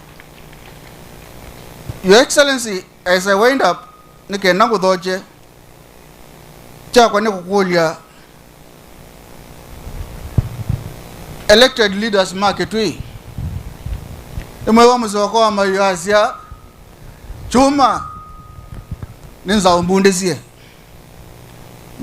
ndize kwema ndithe aisi okinya musingi nelenge akinya bayo tumoni na mokuzi ya mulaonesa na kumuzoko wa kulia chuma ndakabaluke nibo nawe kwashwa bambe andu ma Kitui South chuma ndebalukani mutwikite na ma ministers maitu na ma MCA maitu twikwata chuma alumeki kana nata tukwata chuma alumeki nikenda athukumia andu ma Kitui omukona ba Mutomo na South kukunetwa wea kuma athi chaone kuthikuya usueni kuma enda malalani kuthikuya kwa bonza kwanza chuma kuneta wea ndumwe kune chuma ngwe mukuneo binesa byo na mwitu musilile silile byo chako ni kumukulia aume miradi ile kwa ni serikali yenyu ya county tafadhali subi hii alano manoka atweki wamulika mwizi sio kuangwa mwamona kwa taitwa ayo polisi alama kwa nangania mbitao kana misingi ino yake bwo kana pipes yake bwo nunu ni tuonete bisa siando makunie pipes yake bwo misuma tafadhali matwa ayo polisi wethe ni mwasobea rasimali sienyu tando market we kwa isu ayu ni mwanya wakwa na it's my honor and privilege to welcome His Excellency the Governor to address these people. Na ngumu kulia no ma Mutomo na no ma Kitui South. Yuzuri bani mwangala ingi. Okay.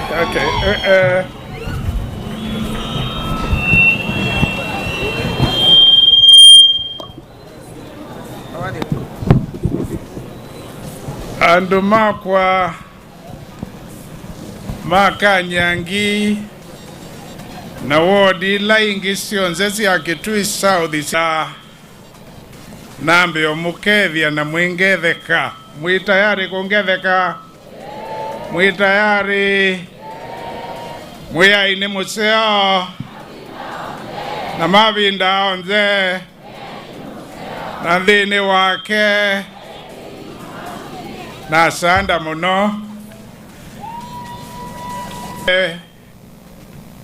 Mheshimiwa umwe musakwe twambie muradi unake oko mituki nundu wa bandu bangi aendete na wesa kwithia nde atonya kulea kuiva uaendete na ni wangulia kwa ndaya na ndaya tuyazia hivi agamba ni oyeza wa ndaya ti oyeza wa Mheshimiwa Usaini Mwandia ulosa kuitwe wodi yitu ya Ikutha na siya ila langi me ku introduce wa wawenda na introduce wa ni wangulia amukethie ni sasa wa ni munenge mwanya amukethie ndana nena nenyu nisa nenda kuiwa nesa nisa wasawa ni munenge mwanya amukethie Asante mheshimiwa ukoke viandu mako.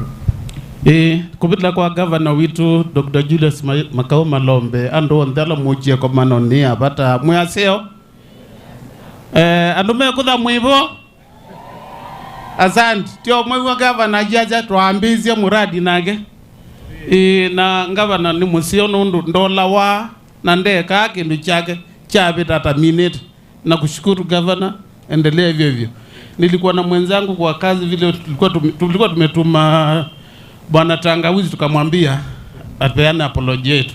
Tulikuwa na mwenzangu, tulikuwa Machakos na tukang'ang'ana tukahakikisha tumefika tukujoin kwa hii hafla. Asante. Nimwende tano meitu, asanteni. Thank you. Kuzalabalaba ngabana witu our deputy governor, all protocols observed. Kwa mazita nitwa Matthew Ngobwabuthi MCA wa Choloni. Governor na asante muno ndo kwa mradi uno na asante muno ndo akona ndo ama Kitui South mane kunywa kibu ni cho thayo. Governor ni pole toka tiasele tuwe yani tuwe official duty tuthukuma ya county na governor begiru kimongo ndo tabia no Kitui county anu Kitui county ni lazima tutakue leaders ila jiteno seleke leaders lete jao useleke ni mundu taethia straight throughout ithini tukwandika na Kitui County Assembly Service Board na nyene ose ni tutiyo mwandikano no tukwethi na kindu kitwa useleke na ni tuma EACC ikana kindu kijende. Thank you. Ni mubea muno mheshimiwa Hussein. Kwanda His Excellency Governor witu wa Kitui Dr. Julius Malombe. Isieto akwanita Titus Kasinga. Ni MCA wa ward eta wa Mumoni mwingia Kilunguni kia mwingia Yulu. Chakwa andumaitu Kitui South na lange umetenga likosiki bathukanio. Niko tongi anga imubea kindu chambe nondu wa kufaulu kwa muradi uno. Kindu kia kele niko tongi anga na witu Daktari Malombe mubea nondo ba maono ala wethe iwe namo mako partner na World Vision kumanzi andu Kitui South na pamwe na Kitui Rural pia kiwo 2013 nitwa alikie kibela ni pamoto nyubeto na His Excellency na nae chairperson wa kamati ya kiwo mibango ya kiwo keno twae at the center of it na ile tambunge ya mbene twakwatie ngaba na koko ila watukulise tumutethesie ni kana akwatane na World Vision ni kana tutonyonenge anu Kitui kiwo na nitwe kiu na today I'm happy after he came back that today this project is a success. Nimovea World Vision, nimovea your His Excellency for the visionary leadership. Twende kwitikila kana valabe na maono ando ni maenda abasa na ngabana wito ni mundu wa maono nitukukwata kikoko ngabana twende kwikala na ku tuhithukuma bamwe na kuya mumoni numete uthukumi no twende yu tuona miradi yakiwo yende and we want to believe that by the time iminda yitu yukukovika ya kwethi atwasiani tukwikiwa kalamu undula tuthukumite andu Kitui maikelila kunyuwa ngabana Malombe nikumatongo isebinda ya katatu. Thank you and may God bless you. For the time being tutunge imetho maitu balabe ngabana nondu andu imakoka na maundu maingi kaitu kwata ngabana amine binda yake na tumine mabinda maitu ala tunenge katiba na ila inge yokete ila kukwethia na mwanya ungi tutonya kwithia tutonya kwata ngabana koko tumukwata na tuikala bamwe. Thank you, God bless you. Amjambo, habari zenu nyote, salamu alaikum. Mimi naitwa Waziri Bakari Baraka, nimeteuliwa na chama cha Wiper. Munipatie Wiper.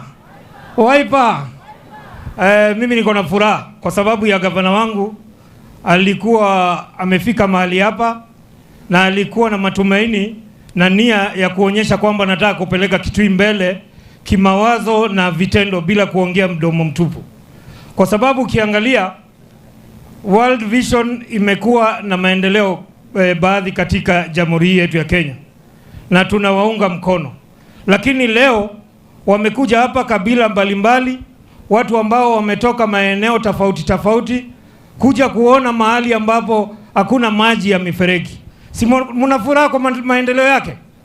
Muna furaha kabisa. Kwa hivyo sisi tumuombe na tuseme kwamba chochote kile atakuwa anataka katika siasa na maombi, tuko pamoja na yeye. Kwa hivyo mrudi nyumbani pamoja, na tunawashukuru sana. Asanteni sana.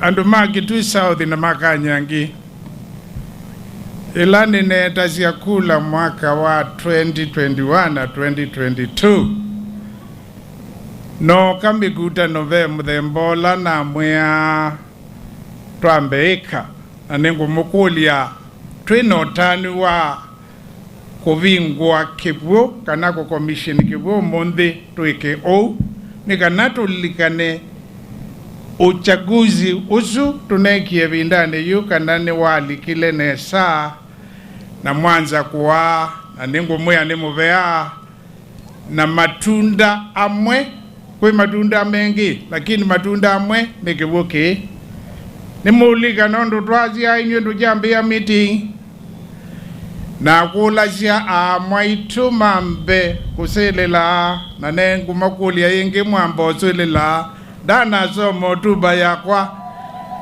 dinambo mukulia na kula sia amwaitu maselelo na nenda nselelo niwe sindi kupiu siya kuona ni mukuiwa moyo na ngikulia aume pala mai na mama kuneke loli kichu niyo kithio kitu amaitu kwa selele newe yenge ni muvea monona yo aume alau tuiva ithi onze kwa kunaike loli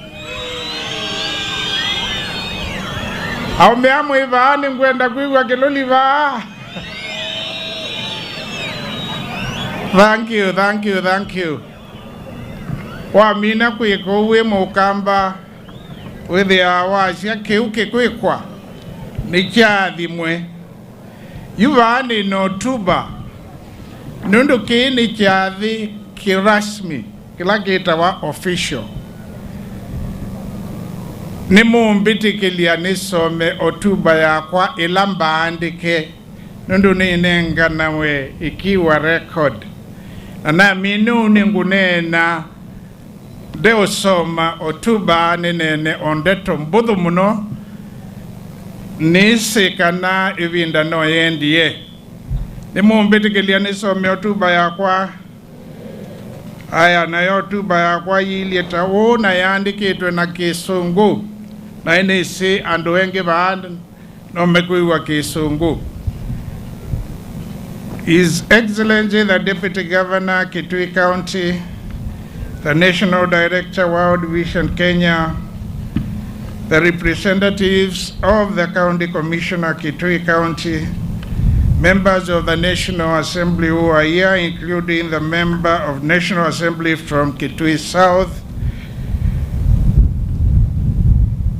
members of the Kitui County Assembly, which include the Deputy Speaker, who is leading the team, and the member of the County Assembly from this ward, Mutomo Ward, the County Chief Executive Committee members, the Chairperson and members of the Kitui County Public Service Board, the County Secretary, advisors and chief officers, religious leaders, county and national government officials, members of the Fourth Estate, fellow Kenyans, ladies and gentlemen, good evening.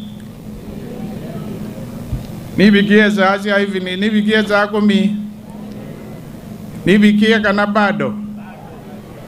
Aya, itabikie za kumi together na zia good afternoon, zia bikaza kumi ni watu Asia good evening. Good afternoon.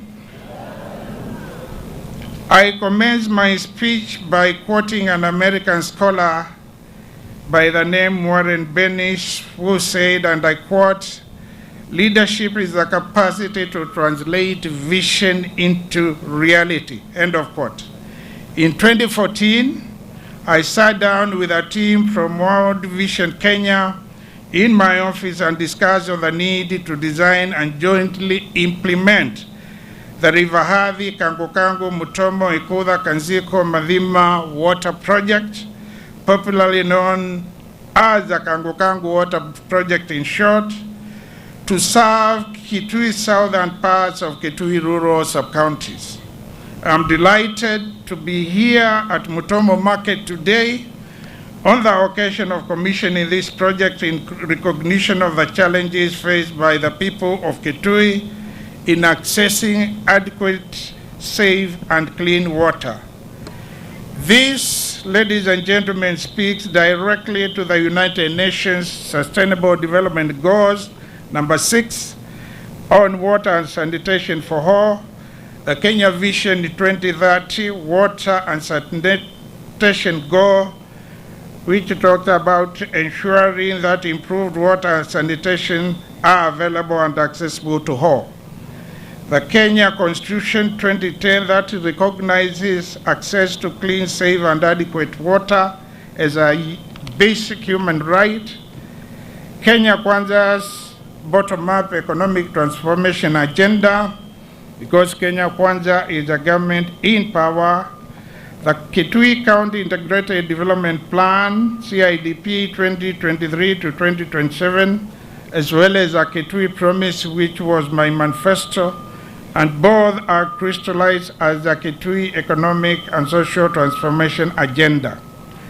My government is committed to ensuring access to safe and clean water for all Kitui households, with water points located not more than a radius of 2 kilometers, and the turnaround time for reaching these water points is reduced to a maximum of 45 minutes.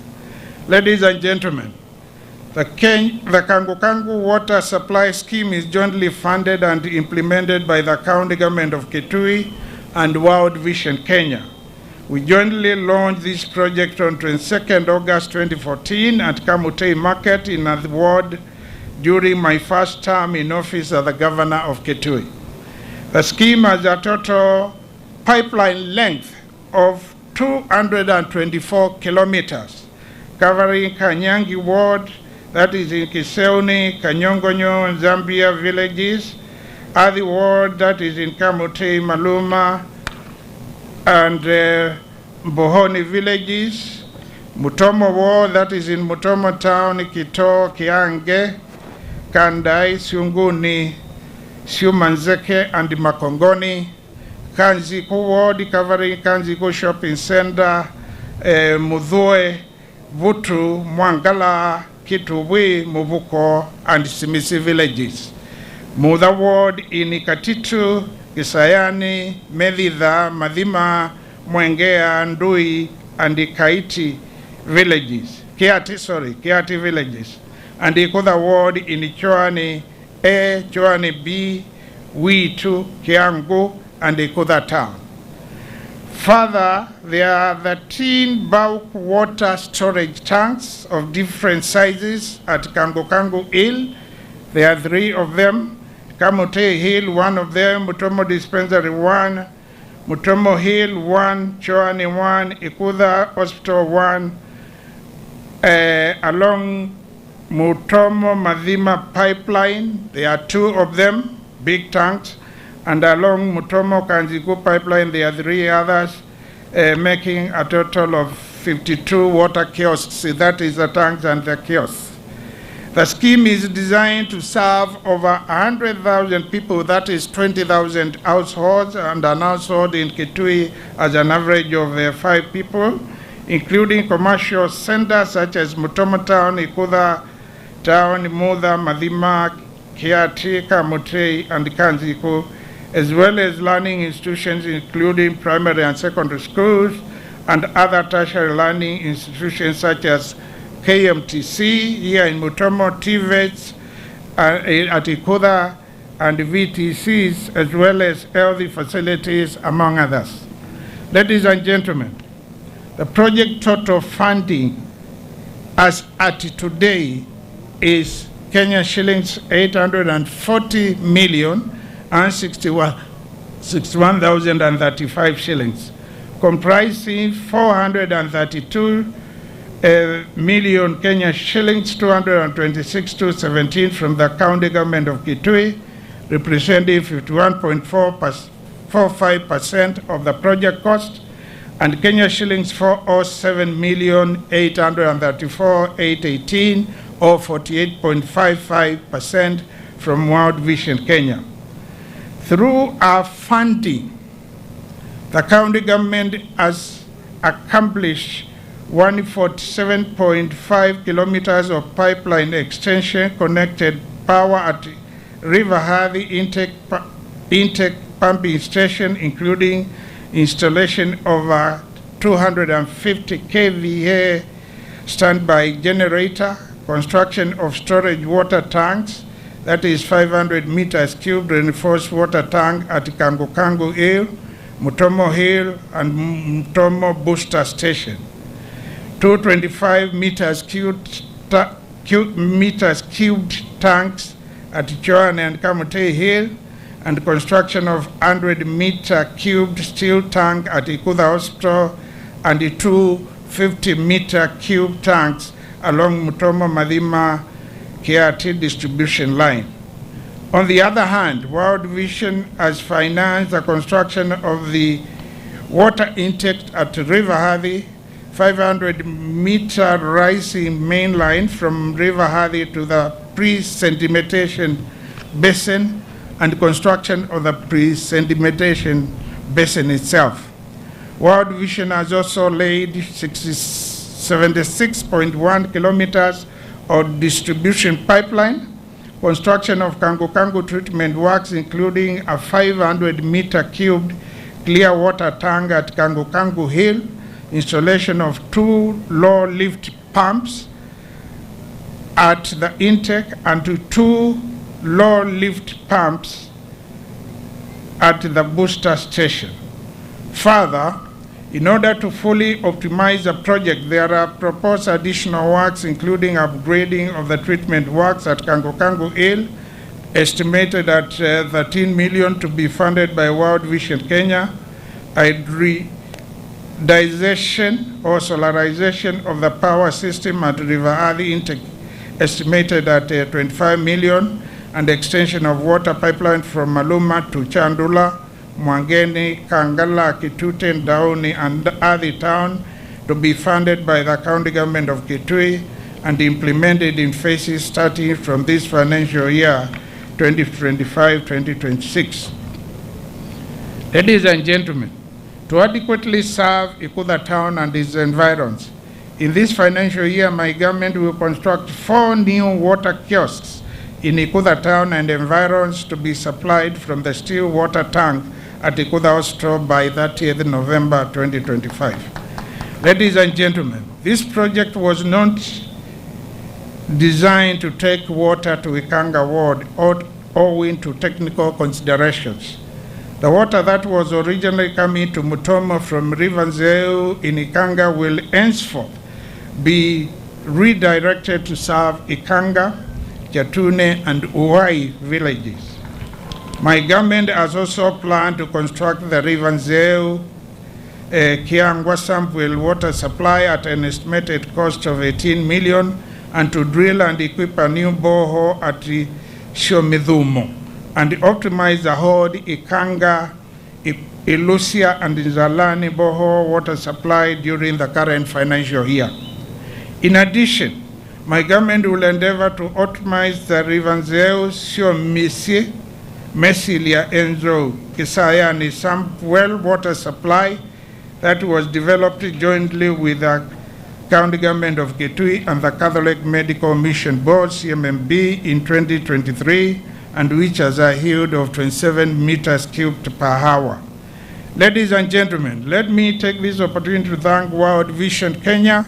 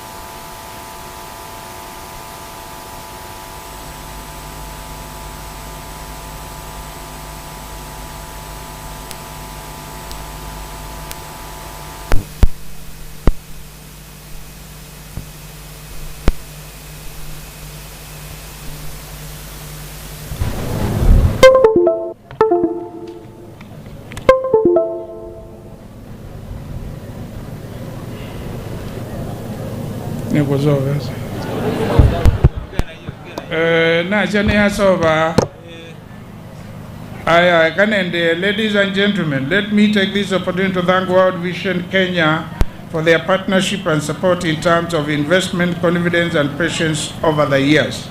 I also appreciate the county technical team led by the county executive committee member, chief officer, director, and advisor for water and irrigation, as well as other county staff for their tireless efforts, as well as the people of Kitui South and Kitui Rural sub-counties, as well as our county assembly members for their patience since 2014, and not forgetting all other key stakeholders, including the national and county administrators that made this flagship project a reality and a success. I also wish to thank the national government and the World Bank for supporting the construction of the Mutomo Mathima pipeline extension through financing under the Kenya Devolution Support Program, or KSP1. Ladies and gentlemen, as we implemented this significant project in our county, my government has since 2022 also equally undertaken another water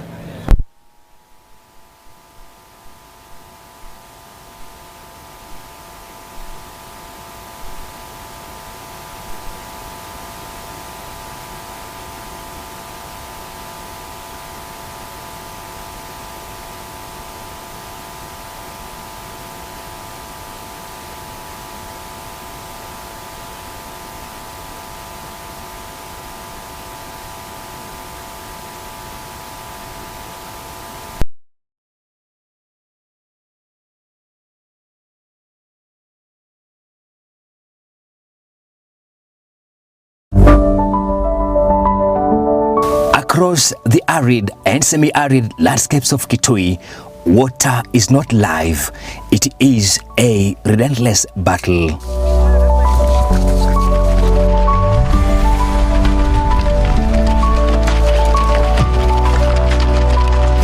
For families in Kitui South and Kitui Rural, survival means spending nearly 70% of their lives along dusty paths under the scorching sun, a vicious cycle of journeys between their homes and dry riverbeds. Ne mutanu mono, nondo.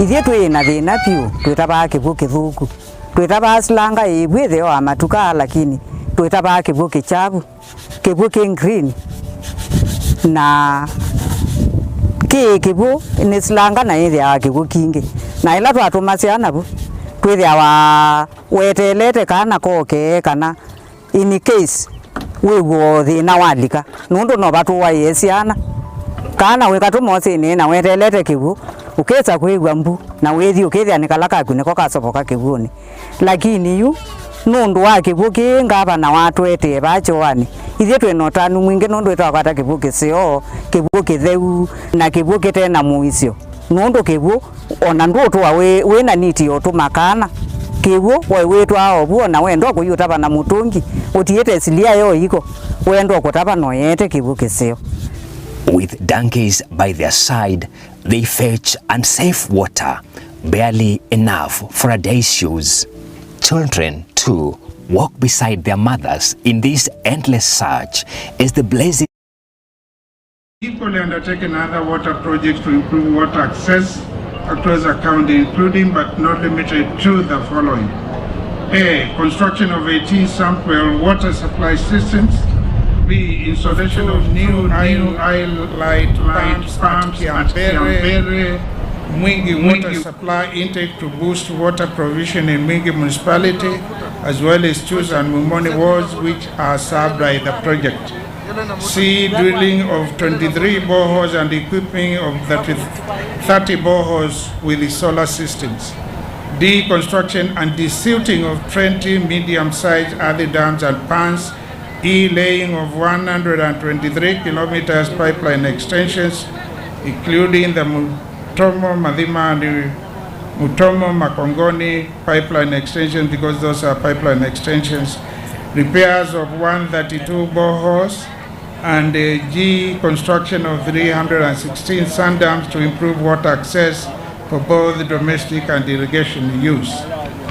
In addition, through the community level infrastructure development program, which we refer to as CLIDIP, which is domiciled in my office, a total of 40 boreholes have been drilled in various wards since August 2022. 38 boreholes have also been equipped and 42 other dams desuited to further enhance water access in our county. Ladies and gentlemen, although the project I'm commissioning today is going to meet water demand for a significant population in this region, the project alone cannot meet the demand for water in the entire Kitui South and Kitui Rural sub-counties.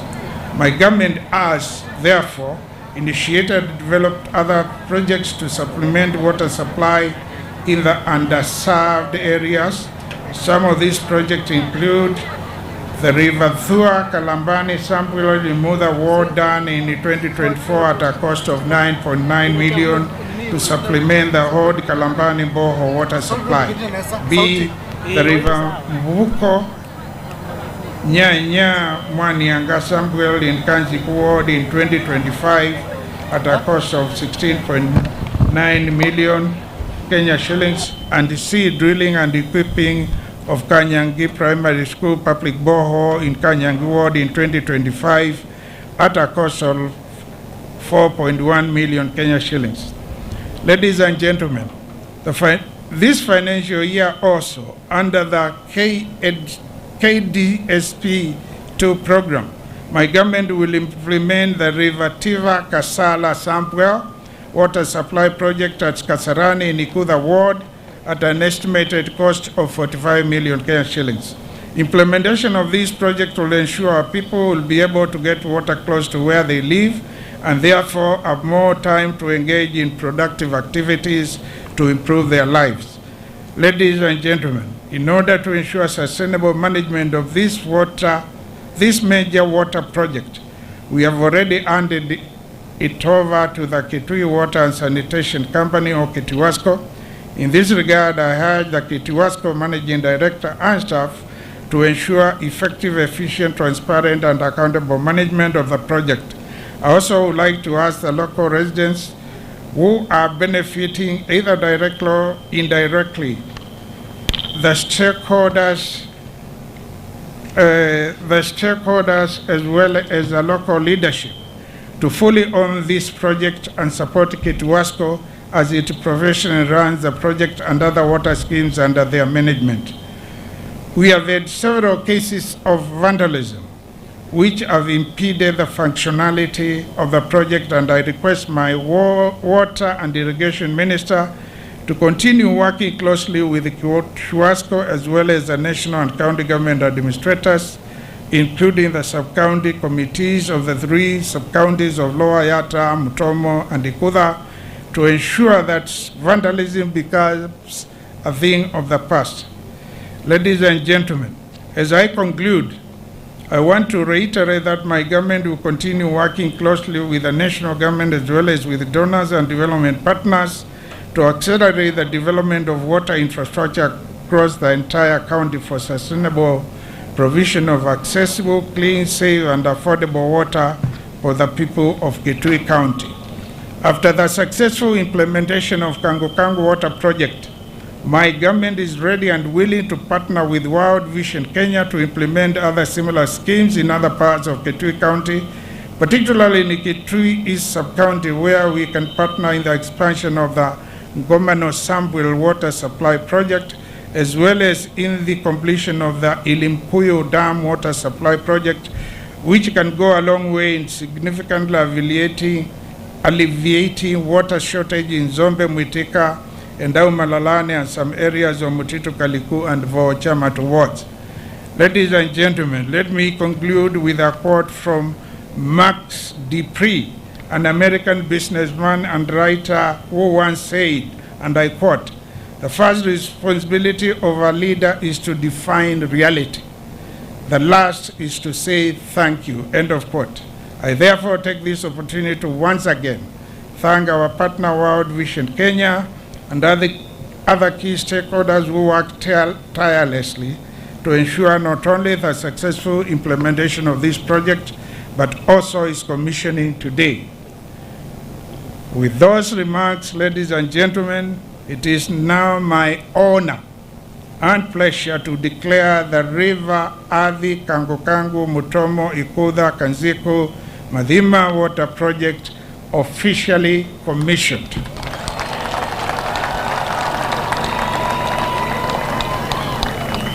Thank you and God bless you all.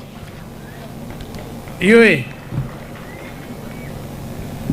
ni na mukulia na mbosoma otubesu nundu ni official function na nomba kadha chief guest ulani wenye they were na written speech na speech yesu ekedwa ni record ilaya iwa ni serikali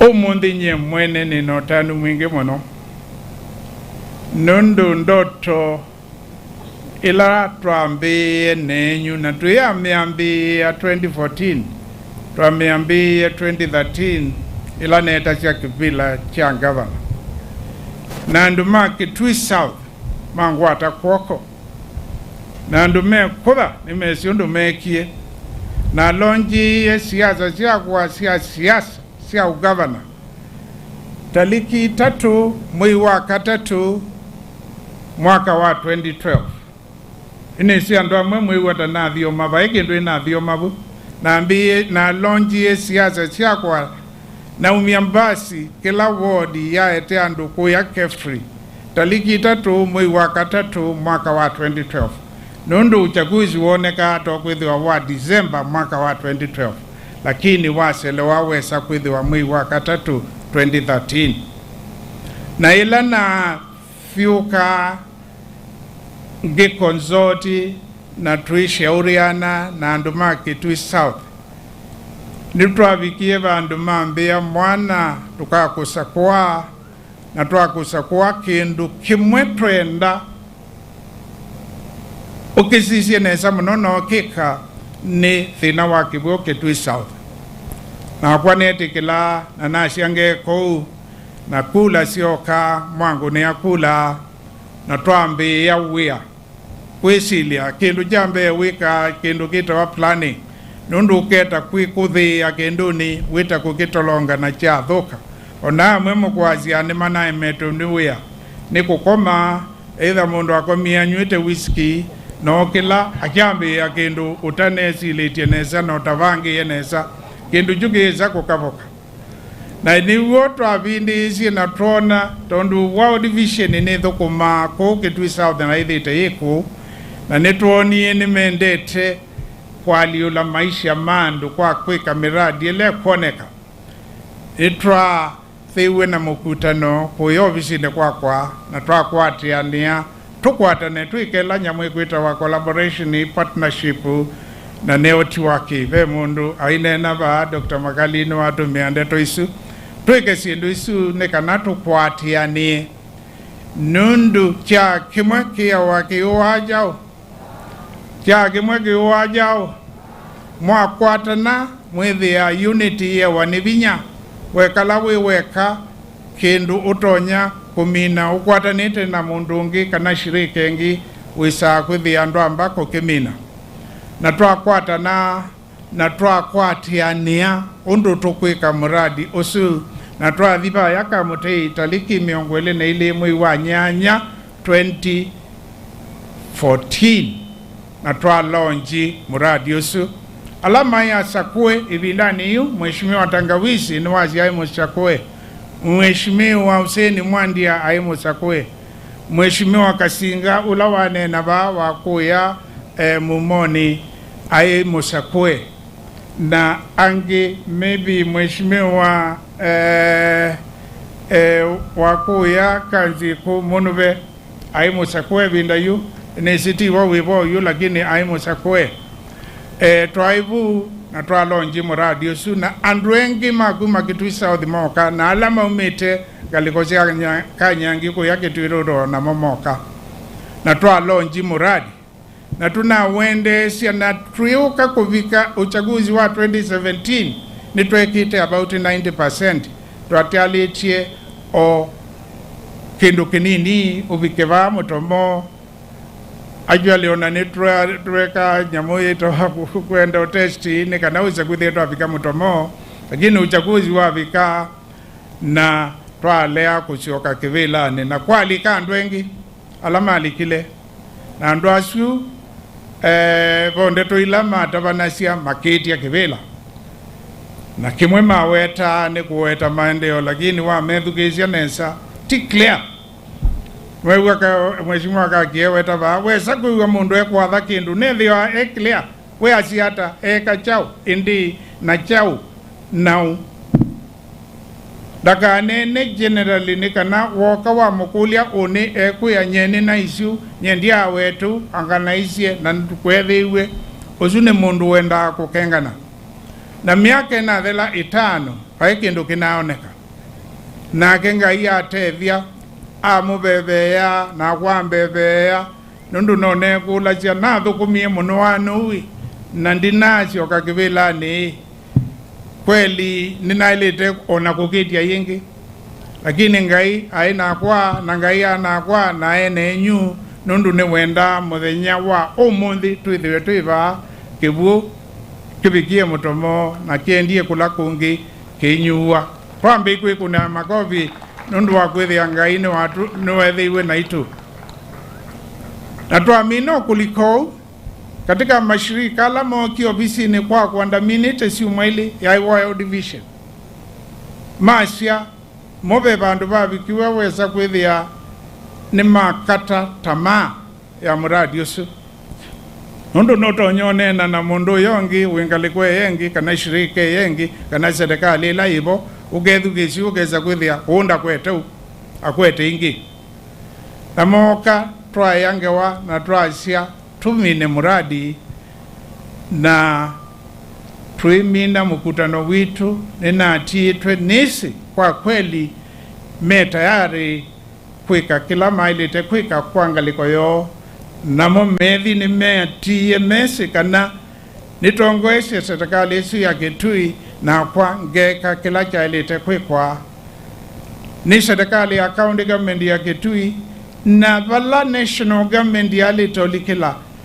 na mashirika langi ukisa kwithia nina nenda namo ni malika ondu na weta laini isu yendete ngaliko cia Mathima besa seumie muradi wita wa Kenya Devolution Support Program 1 niyo yaminie muradi usu wendete mpaka kiati na vautu akwatia ni na national government devolution department ila ile our office of the deputy president tumine ngalikwesu na kiutu akwati anisia na tuneka muradi na muradi huu ni muradi umwe katika miradi ila ninekalangi kulia muno ila tukwika budget tuisisya wisethia muradi wa Kangu Kangu niwekwa neguyambisa nikana uthele na tunaitie tuikwenda kumina mwaka wa 2025 kivuti kitanywetwe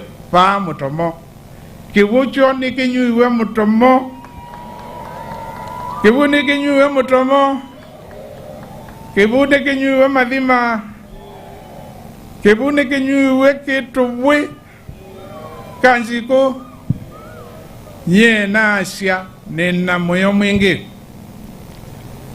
weyumya kwika kindu na ndwalangi na mumeyumya na mwikwatana na mukika kindu ju mwitoboa mukiimplement kithela na kijambi ya kuthukuma andu ni mwigua mweyo suo tuita ko commission tiko launch in 2014 suo tuita ko commission yani kwa kindu kini jadala project ini adala yune kwambi ya kutumika andu nimekula yu tondu nitwa komisheni kwambi ya buku imbe twikata na niwo kitumi mukuiwa ndetwe mwe kutumia wabana neni amwe machasi ya nomba kayu management ya kivu yikwe in a professional na sustainable way.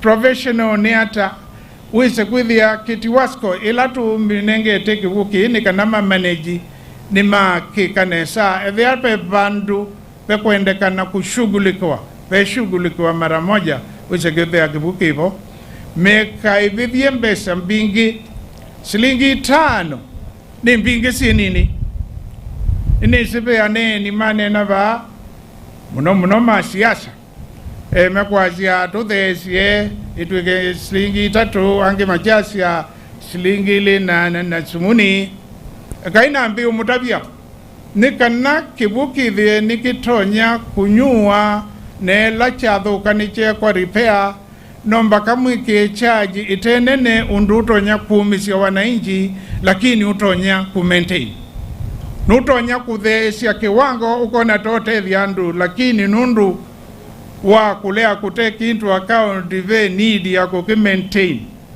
ukesa kwithia nduna ndethia ndwasu nundu kiwe chathiuka kitonya kuselva nengu mwisuva mbaitu nundu tarifu ila inekiwe ya shilingi 5 inekiwe ni shirika esu yitawa WASREB, Water Resources Regulatory Board, ni ya kitaifa na kindu kimwe siasia ni charges ila ikui kwa wananchi chikethesi yulumuno itonya maumisi pe andu meyu masia majaja nimekuika boho na momenda obandu bakuya mbesha na meyambeza na ila chathuka chimusio mevosia na mepotea na majambi ya kuajathi wakulia county government na mono momokanie na uongozi mubaya, management mbaya, vision itekwa na pasa kune ngumwesu bandu maitu tangava na wenyu ula umwendete kabisa tuitikele itu ibe osilingi 5 nikanawise kwithia kivucho kakite kutileka na chamene juane saa na itu tuikulia kwa zileleini wekanene mwetikela keu ni muvea muno nundu bo mundu waisye matukwano tuithi na mbe twenda tukwete twenda nitie tutrambanitye pamwe na wananchi ukiza kwithia kila twawetani twakwatiania na be kitumi na namwe ya kitumi ni kwithia shilingi 5 si mbingi ni nini hata ni nundu oyu wathi kibukila kinateza waba kinateza wa mutungi shilingi 200 kana 300 kwa kungi nateza wa 500 na yu ni chumieku chuka shilingi 5 na kikethia wapo na nikibu kitheu ki si tweku makuya sosi na kike kwa testing ina chasungwa ukesa kwithia ni sawa ila tukie twambie kuthiku ya Mutomo kula kuitangi ile nene ya simiti ya concrete nikanatu ituka Unveiling kibuku nundu chauma kuya Kangu Kangu kipeta straight baka itangi ni yu chabike tangi ni yu ni woki distribute ya katika line iswingi kuthi ngalikosea Kanziko kuthi Mathima kuthi Kiate kuthi kusioka onangalikosea siunguni na kusioka ngaliko ila ingi sialete kuthi utwambie kuthibu na twasisia na twaleswa undu kibuchu kilia kibuchu ni kiseo ikulio imwe tukulilia bucho kibuki niki kawa test na kitiwasko matukwa zumethi twemena kibu nundu chambi okuka otenange kina mwei kana mwei na kindu ni matest ya kilevinda na chasiswa ni kibu sawa na testing ila ingi thwake damu ikekwa veo testing ingi siekiwe na thwake damu ikethia ngaliko ya yulu kibu kila kithia kichuko vikavaya Kangu Kangu vaya Zambia tukosa kibu kiu ukesa kwithia ni kibu kitheu kabisa kuva uni twakikishwa kana ni kitheu indi ondu naweta katika otubeno yakwa ya kisungu tikianu nitwe tuina indo tuina sindu ingi ikwenda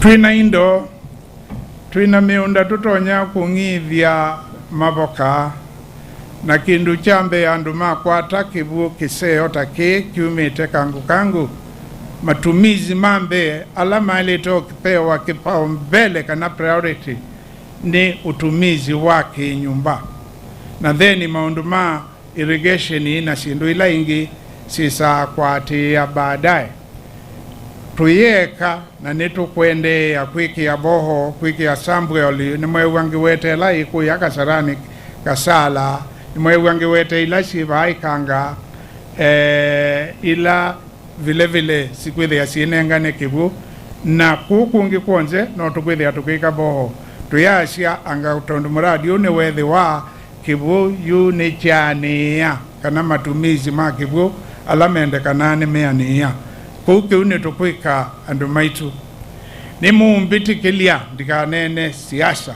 umundi aishimiwa alameva ni amwe ta mheshimiwa kaki ne waikuna ba omwewa ni waikuna nayo ningi wi mwana siasa ndole au kuna siasa indi no ni weta kindu kimwe uza kuitwa ngavana timu teti wewe ndo vyuka kungi kinena ngiweta chiangalikwe ana chiangalikwe ingi mwikazi ngavana ndakilie muno nikwithia mwanyu pia ngavana atethia wia gavana ni manager ni administrator na ni muthukumi andu alangi meivila nilengi kwambia senator kwambia member wa parliament kwambia women rep kuthi women rep na kuthi MCA asuna teti ni mama ilete kwithia maiteta lakini governor wia wake tiu teti te kwithia ndu teta no unene ungu nena no ungu nemesa oba lakini ndiye kawo betekelia hii nithukuma mbola na ingwendo mutavia uthukumiwa mbola ve kindu cha wetwa ni mheshimiwa kaki katika security ya baana ningu mutungi ya mvea mheshimiwa kaki na mheshimiwa Makali nundu ila twetwa ku ya national government na MCS nundu no moka twetwa national government itwendete ku mara kadhaa tulikomana na PS Raymond Omolo ni ungami interior tulikomana na National Cohesion and Integration Commission itrongo eswene Professor Kobia na aishimiwa amenyumethe amevo na ninye ni the andongo eti nunu governor niwe mutongo wa county nukahatabuya kanabe ungi musakwe na tuivau makwata mwanya ni manena ngewa moyo muno nundu mayona nasya bwia mayona nasya kibuthia kwa mundu yoyote lakini meweta sindu undu silia paani gwendo munenge akikisho kana security paani tukwikia namakwewa batu wakani tu kuma Kanziko tukwikia police station hu tuinamba kwambi Yesu truthi mutha ila yako na koliti nitwakie yathela police station ti police post thekivatukanio kinene cha police station na police post no kaindo kaninangi makwewa paya ni bandu bekwenda OCS muima tumakie nyumba tukaka nyumba cia asikali tumekia kibu tumekia solar light tukaiye ya nikana wise kwithia ona mama kikalabu benandaya na itwa kwatia ni na musumbi wa Zino William Ruto amino sakwa emina shumwile ogie kuboya baya Kitui kanisa ni ya AIC Township na kwata mwanyanginena na mwiye kindu kimwe kituthina cia ni security muno ward situ ila ibakanete na andumata na river na mwya ithi ta county government county executive na county assembly itongo eswe ni governor nimukwewa county government jao county executive ila ministers CEOs and so forth na county assembly lakini the head of the county government eta wa governor na niwe walite kuona ni mwelekeo maunduni muno ma maendeleo maundu ma assembly saa ingi undu motwa isia kutu isikotha ulikilela muno undu ni kwa zetu alikilela sana na namwahakikishia kana ithieta county government, that is the county assembly na county executive, tukaka police stations nyanya i ward sionze ni nyanya, twina Kanziko simisi, twina Mutha, twina Bocha matu vevandu beta Imumba kune twakite police station ndezu twina endau Malalani, twomabutwa ino, twomabutwa Athi Nguni na twomabutwa Athi Ngomeni na twomabutwa Eminia na ward ya Sikuru. Kukonze nitwakite 6 police stations ya thela na yilla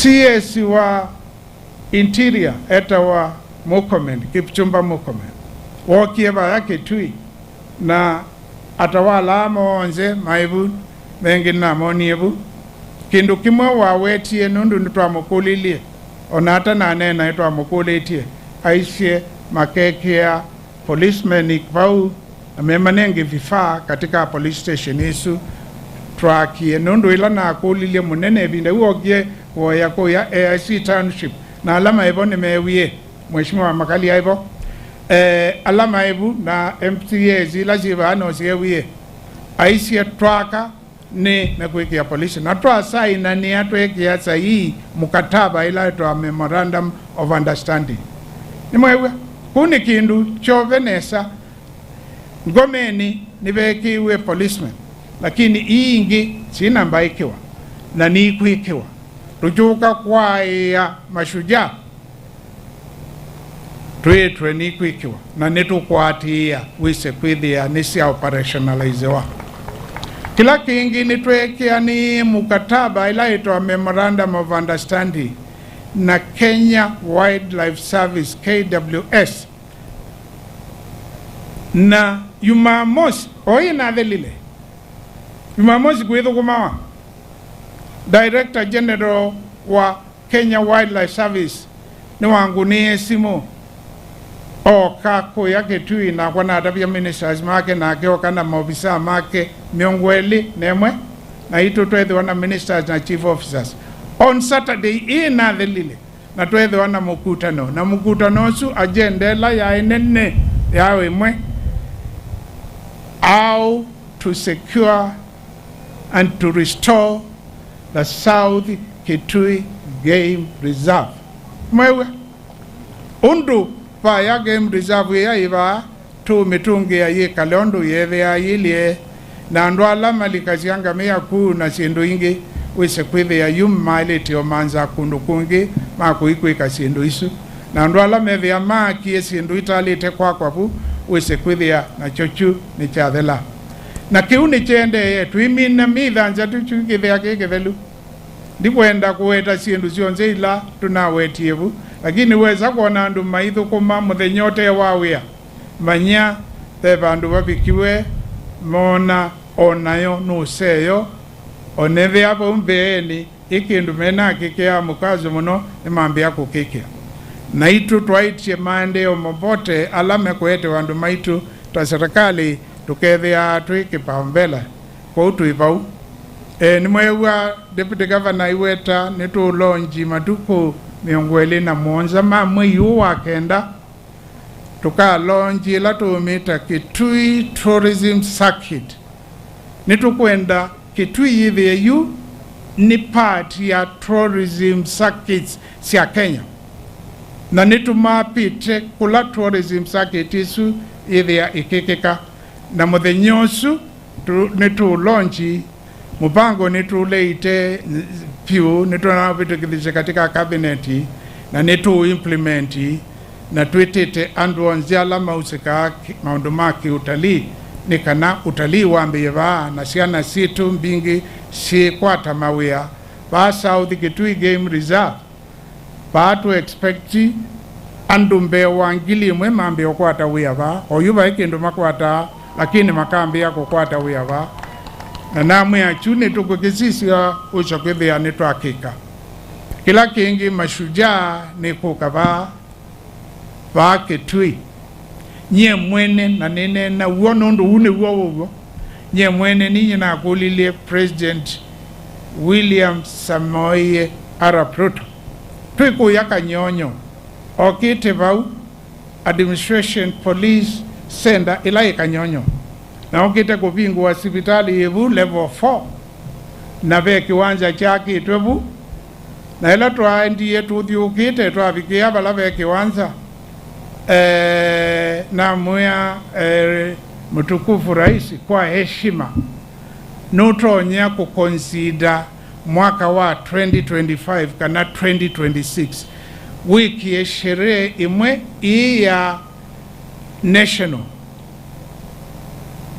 Kitui either na ila sigeawa zawa ilobi nile national days no itatu ni Jamhuri Day, Mashujaa Day and Madaraka Day.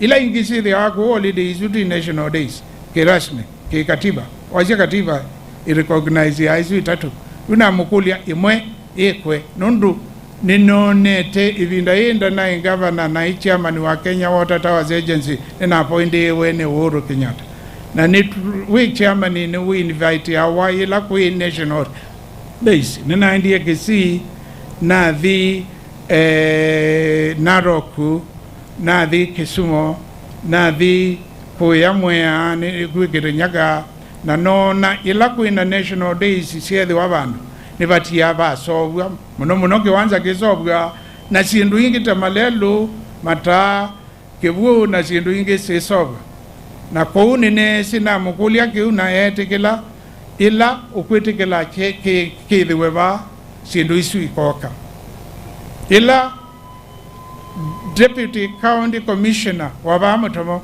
ukunena nukwasia ethi andu lekuthi pa yetho kwe batu ikiasho wathi pa usuo ndruiki kana pa univa wa unaenda pakiwe undungi pakuniwe mbesa na bekala undungi airstrip ila yebwitho kwe ni kusobwa contract ebu na tuimina mwiyuno uketha kwithia na bena lami ni bathelu malelu nimekwikwa bauke Twitter ni kura ila ito Kenya Urban Roads Authority na ile ngito wa Kera Kenya Rural Roads Authority onaone kwika malelu nimekwiwa kuni bekwikwa sindu mbingi itana isiki kaba nundu wa ikukulyo ju gavana wenyu wakulile raisi na ke raisi ni wizi gavana wenyu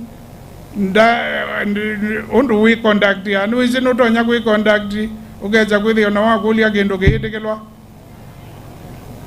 na ndikwazia anganendi ye jama kila jambikiye kivilani chundi bidhaa mundu yoyote muzumbi ula wivo na mutongo wako wa jamani mezini wa jama ja waiva na ni andwala alumu kabisa mwewa andwala farm ona wako atatu shilingi bilioni imwe ni kuya ithiva invesa ndonete mugwewa tuyuma mwigazete tukuma kila kivo ni ndaya ni mwiye ndaya ni isawa tunenge muzumbi uzuni the national president ndaya nake tunenge na twakulia sindu makika tukwata nite pamwe kusindu isu ni tukwika ni ngumuthocha niva umundi ni ngumuthocha matuko Jumatatu matuko 20 mwezi wa 10 mwezi yoto kwata niwo Mashujaa Day yithi wa Kitui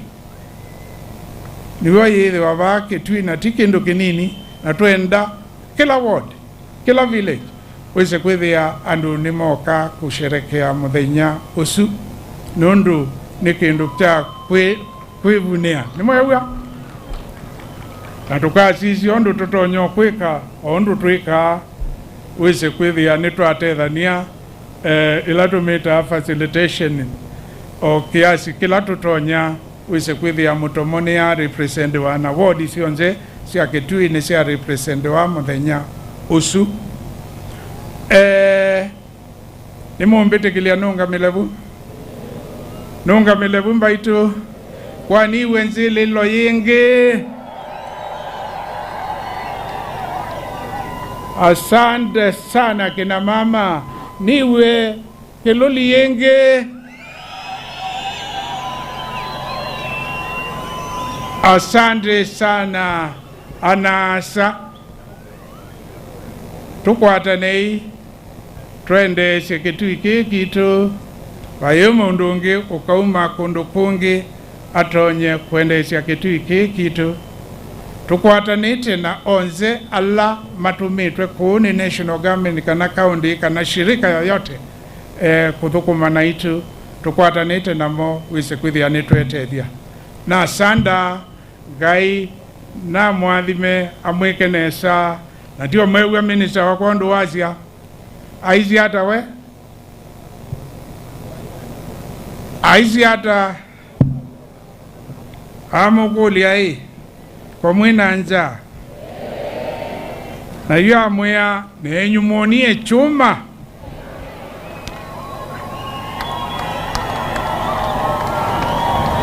mwea inuka nanza. Asante sana.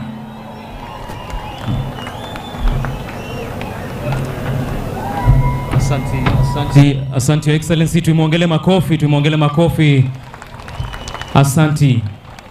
Nine tangazo imwe tafadhali ondo tuilie twamina mboya na national anthem nitika loutilie alama Mutomo mailieva aya alangi onde tungamite bano tafadhali idi onde ala tumite ba Mutomo tu join anduma Mutomo.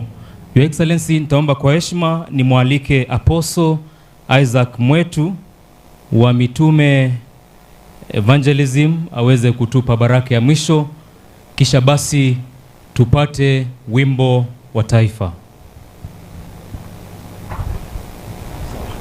Tupigie Bwana Yesu makofi mazuri kila mtu.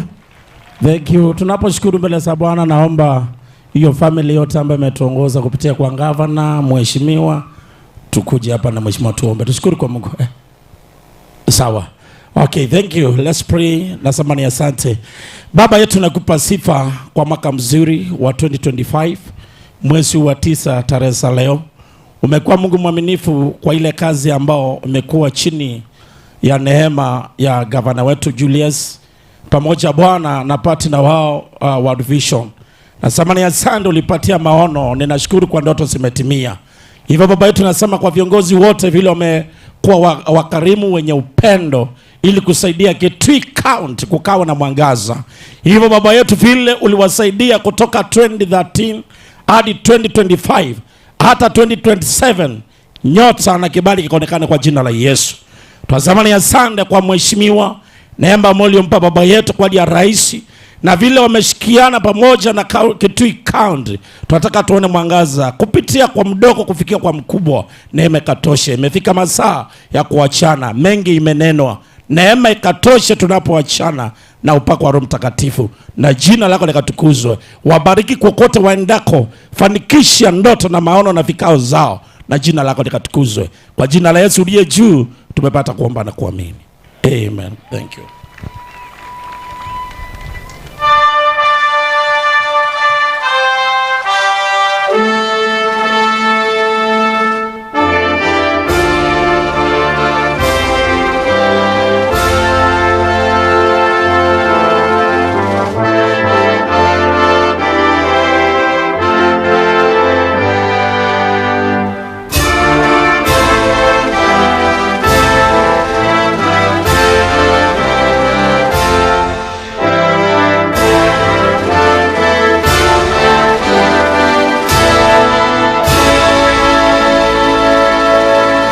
Asanti, itakuwa ni nafasi ya mgeni wetu kuondoka.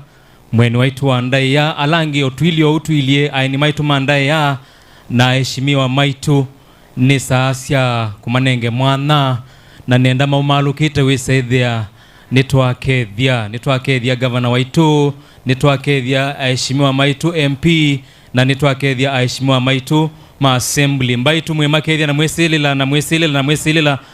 Asandi DJ, utatupa mziki mami na udhekelelia na utudhu mwange tuikalende ikenda indi tueleswe undukulika. Endless battle.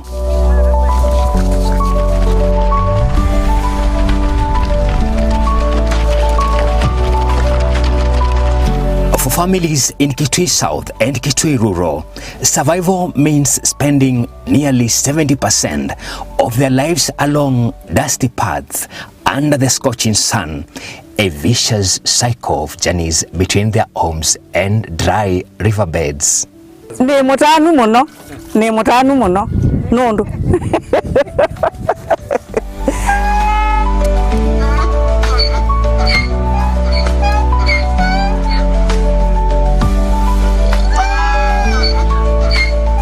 Ithie twina thina piu twitaba kithuku twitaba slanga ibwithe wa matuka lakini twitaba kibu kichabu kibu green na kibu ni slanga na ile ya kibu kingi na ila twatumaciana bu twithia wa wetelete kana koke kana in case wiwo thina walika nundu no batu wa yesiana kana wekatumoci na wetelete kibu ukeza kuigwa mbu na wethi ukethia nikalaka kuniko kasoboka kibuni lakini yu nundu wa kibuki ngaba na watu ete bachoani ithie twena tanu mwingi nundu etwakwata kibuki sio kibuki theu na kibuki tena muicio nundu kibu ona ndu tu we na niti otumakana kibu wetwa obuo na wendo kuyutaba na mutungi utiete silia yo iko wendo kutaba no yete kibuki sio. With donkeys by their side, they fetch unsafe water, barely enough for a day's use. Children, too, walk beside their mothers in this endless search as the blazing sun slowly robs away their childhood dreams.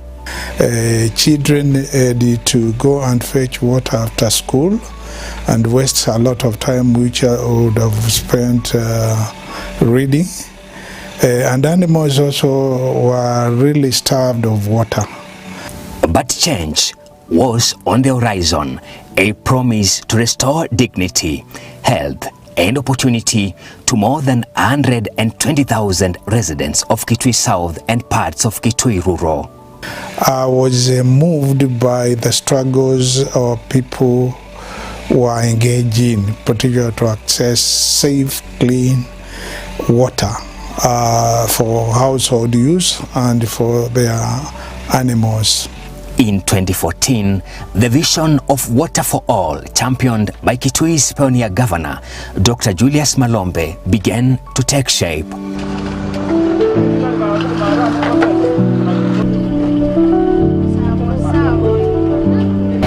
Muradi wa kibu cha Kangu Kangu waambie 2014 Mutomo na kwe kusio by that time. Lakini nondo wa siasa na mipindwa nile ya uongozi katika kaunti ito ya Kitui choka chabika bando chatileka na nondo wa pipes ito kuikala for a long time ito tumika imwesio wa na ina na challenges but nina solve maji iko sawa inaendelea. And that's the reason why I decided it's good to look for a reliable partner, which I found in World Vision, for us to initiate this particular project so that it can serve our people. Nani project ukutevya up to siana situ nondo nende na kuma na yule mtoto mwingine anakuwa atakuja kusaidika sana. Twena kiwo kinono nitwika asi ndimwe tawemi nitu banda ambo kasitu tuke yanguko nondo twena kiwo tutona kwa afford kibucha 50 bob per 20 liters ndo za kubanda mboka na ndo za kwa yanguko lakini twena kiwo we can go far no tukuze uchumu ito ithie ta enende mamotomo. In partnership with the World Vision, the River Athi Kangu Kangu Mutomo Ikutha Kanziko Mathima Water Project, popularly known as the Kangu Kangu Water Project, was born. And the engineers were able to come up with the designs and also abuse of quantities to see that the project is complete.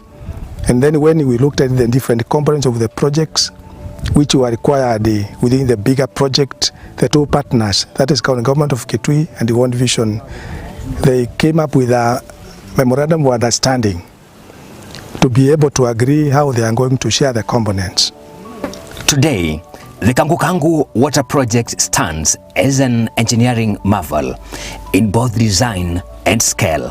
From the River Athi intake, a powerful pumping station drives water to a pre-sedimentation unit before lifting it once more to a modern treatment plant atop Kangu Kangu Hill, where it is purified and made safe. From there, over 300 kilometers of gravity pipelines snake across the region, feeding towering distribution tanks in Kamuti and Mutomo. And from these tanks, clean water flows to strategic kiosks and water points, reaching villages, schools, markets, and health centers across Kitui South and Kitui Rural. We know this project is not covering every space in Kitui South and Kitui Rural. So we also been doing other supplementary projects. In areas where this water is not able to reach, we also be doing other supplementary projects like samples, boreholes, and heavy dams to ensure the entire this area it is properly served with water going forward. This transformation is the result of visionary leadership and unwavering partnerships. For the last around 11 years, that project has been under implementation. That is what has eventually made sure that we have it delivered, and it is functional as it is now. There are parts which have been done by the World Vision Kenya, just like there are parts that have been done by the county government of Kitui. Actually, the county has applied 51.4 something, 0.45%. And the difference is, which is 48 point something, is what the World Vision Kenya has put in out of the total 840 million that has been applied in that project. The county government of Kitui, working hand in hand with World Vision, has delivered a project that will serve generations to come. The completion of the Kangu Kangu Water Project is a fulfillment of the promise I made to the people when I was seeking to be elected first in 2013, and when I was seeking re-election for my second term in 2022. Previously, people were traveling for long distances. The amount of money they were spending to purchase a gallon of water will now reduce from 20 shillings to 5 shillings. Children will be able to spend a lot more time doing what children should do, either playing or reading. Siana mbingi nuna kana kabalukite masomo ikuka tono kwira kana baluka masomo ni na katumosi ni nakathi kukwebinda yaza kukuti ni koka keka nongwethio nakaina saati akosoma koka keka sele wethe akamina kwa yake soma nundu sianinge no nini teisi asimbisi no nini ita kamwana kakwegwa ngeketa Josepa ni kamwana kanini na nikongo kalata sia usini mwiyo yo kile akana kukoka kayambo koza mabuku kasome nundu kwani kanoyi na kegwa akethina. For years, mothers here like Inyaki Tonyo fetched dirty and safe water after trekking for many hours. But today, joy flows in every drop. She now fetches water just 300 meters away from her home.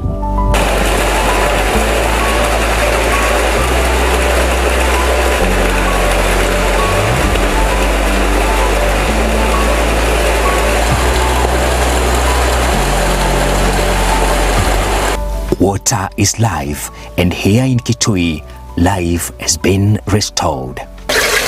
Yule wane motani njua lewa kwa nakikuketheu ni kwethia tunukia kiwiko ni na twegea kikakwata ngirini na kikeke mbai ebuo bayulu tukamba kwebuebu esu nika na uko uwa lewa ku etha uwa ngima uyuwa ngima no kethia yona green etha uwa musele ndo manekane waitika na wili ata lakini oyu nene selangu ni shua elangu ya mutubu ngima yakwa ithia yenze.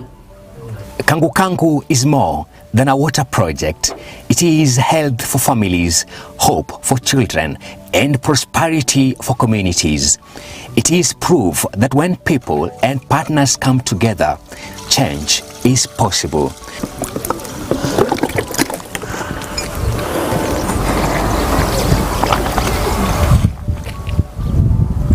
Nya ine no tanu ngengwa kigo kitheu kigo kito tutaba water point AIC na bakubena wakwa about 50 meters, so ndio kwebinda yaza kukota bakiwo na takwa nikindethete muno. Kibo ni fresh na kitumia sindu ta shampoo, ithe tutumia shampoo ta sabuni, so kiutumika sabuni ndo tumika mwingi. Kibo nikienda up to 50 shillings per 20 liters ko kitomotomo. Ila kwethia kwikusiango kithi up to 20 ta governor iso tulilikana ki about 25 to 30 bandu bobo na no tani munene kwitu nyeta kwa ta mwana biashara nondo ka difference kukune kanene ko ni faida kwa ta mwana biashara nitungia governor witu mubea munene na nenda yotweko. My message to the residents of Kitui is this is our project. From now on, let's own it. Let's take care of it. Let's make sure that no one is allowed to vandalize the system, because once that happens, then the rest of us will miss water and we will go back to the old scenario where water was costing 20 shillings per jerrycan of 20 liters rather than 5 shillings. And businesses will not be able to thrive, and our children will not be able to concentrate more on schooling rather than the huge quantum of hours which is has been spent in fetching water. Nangi kanano? Tena. Kwa binge. Okay, hizo. Shika sasa nyingine. Inua kabisa.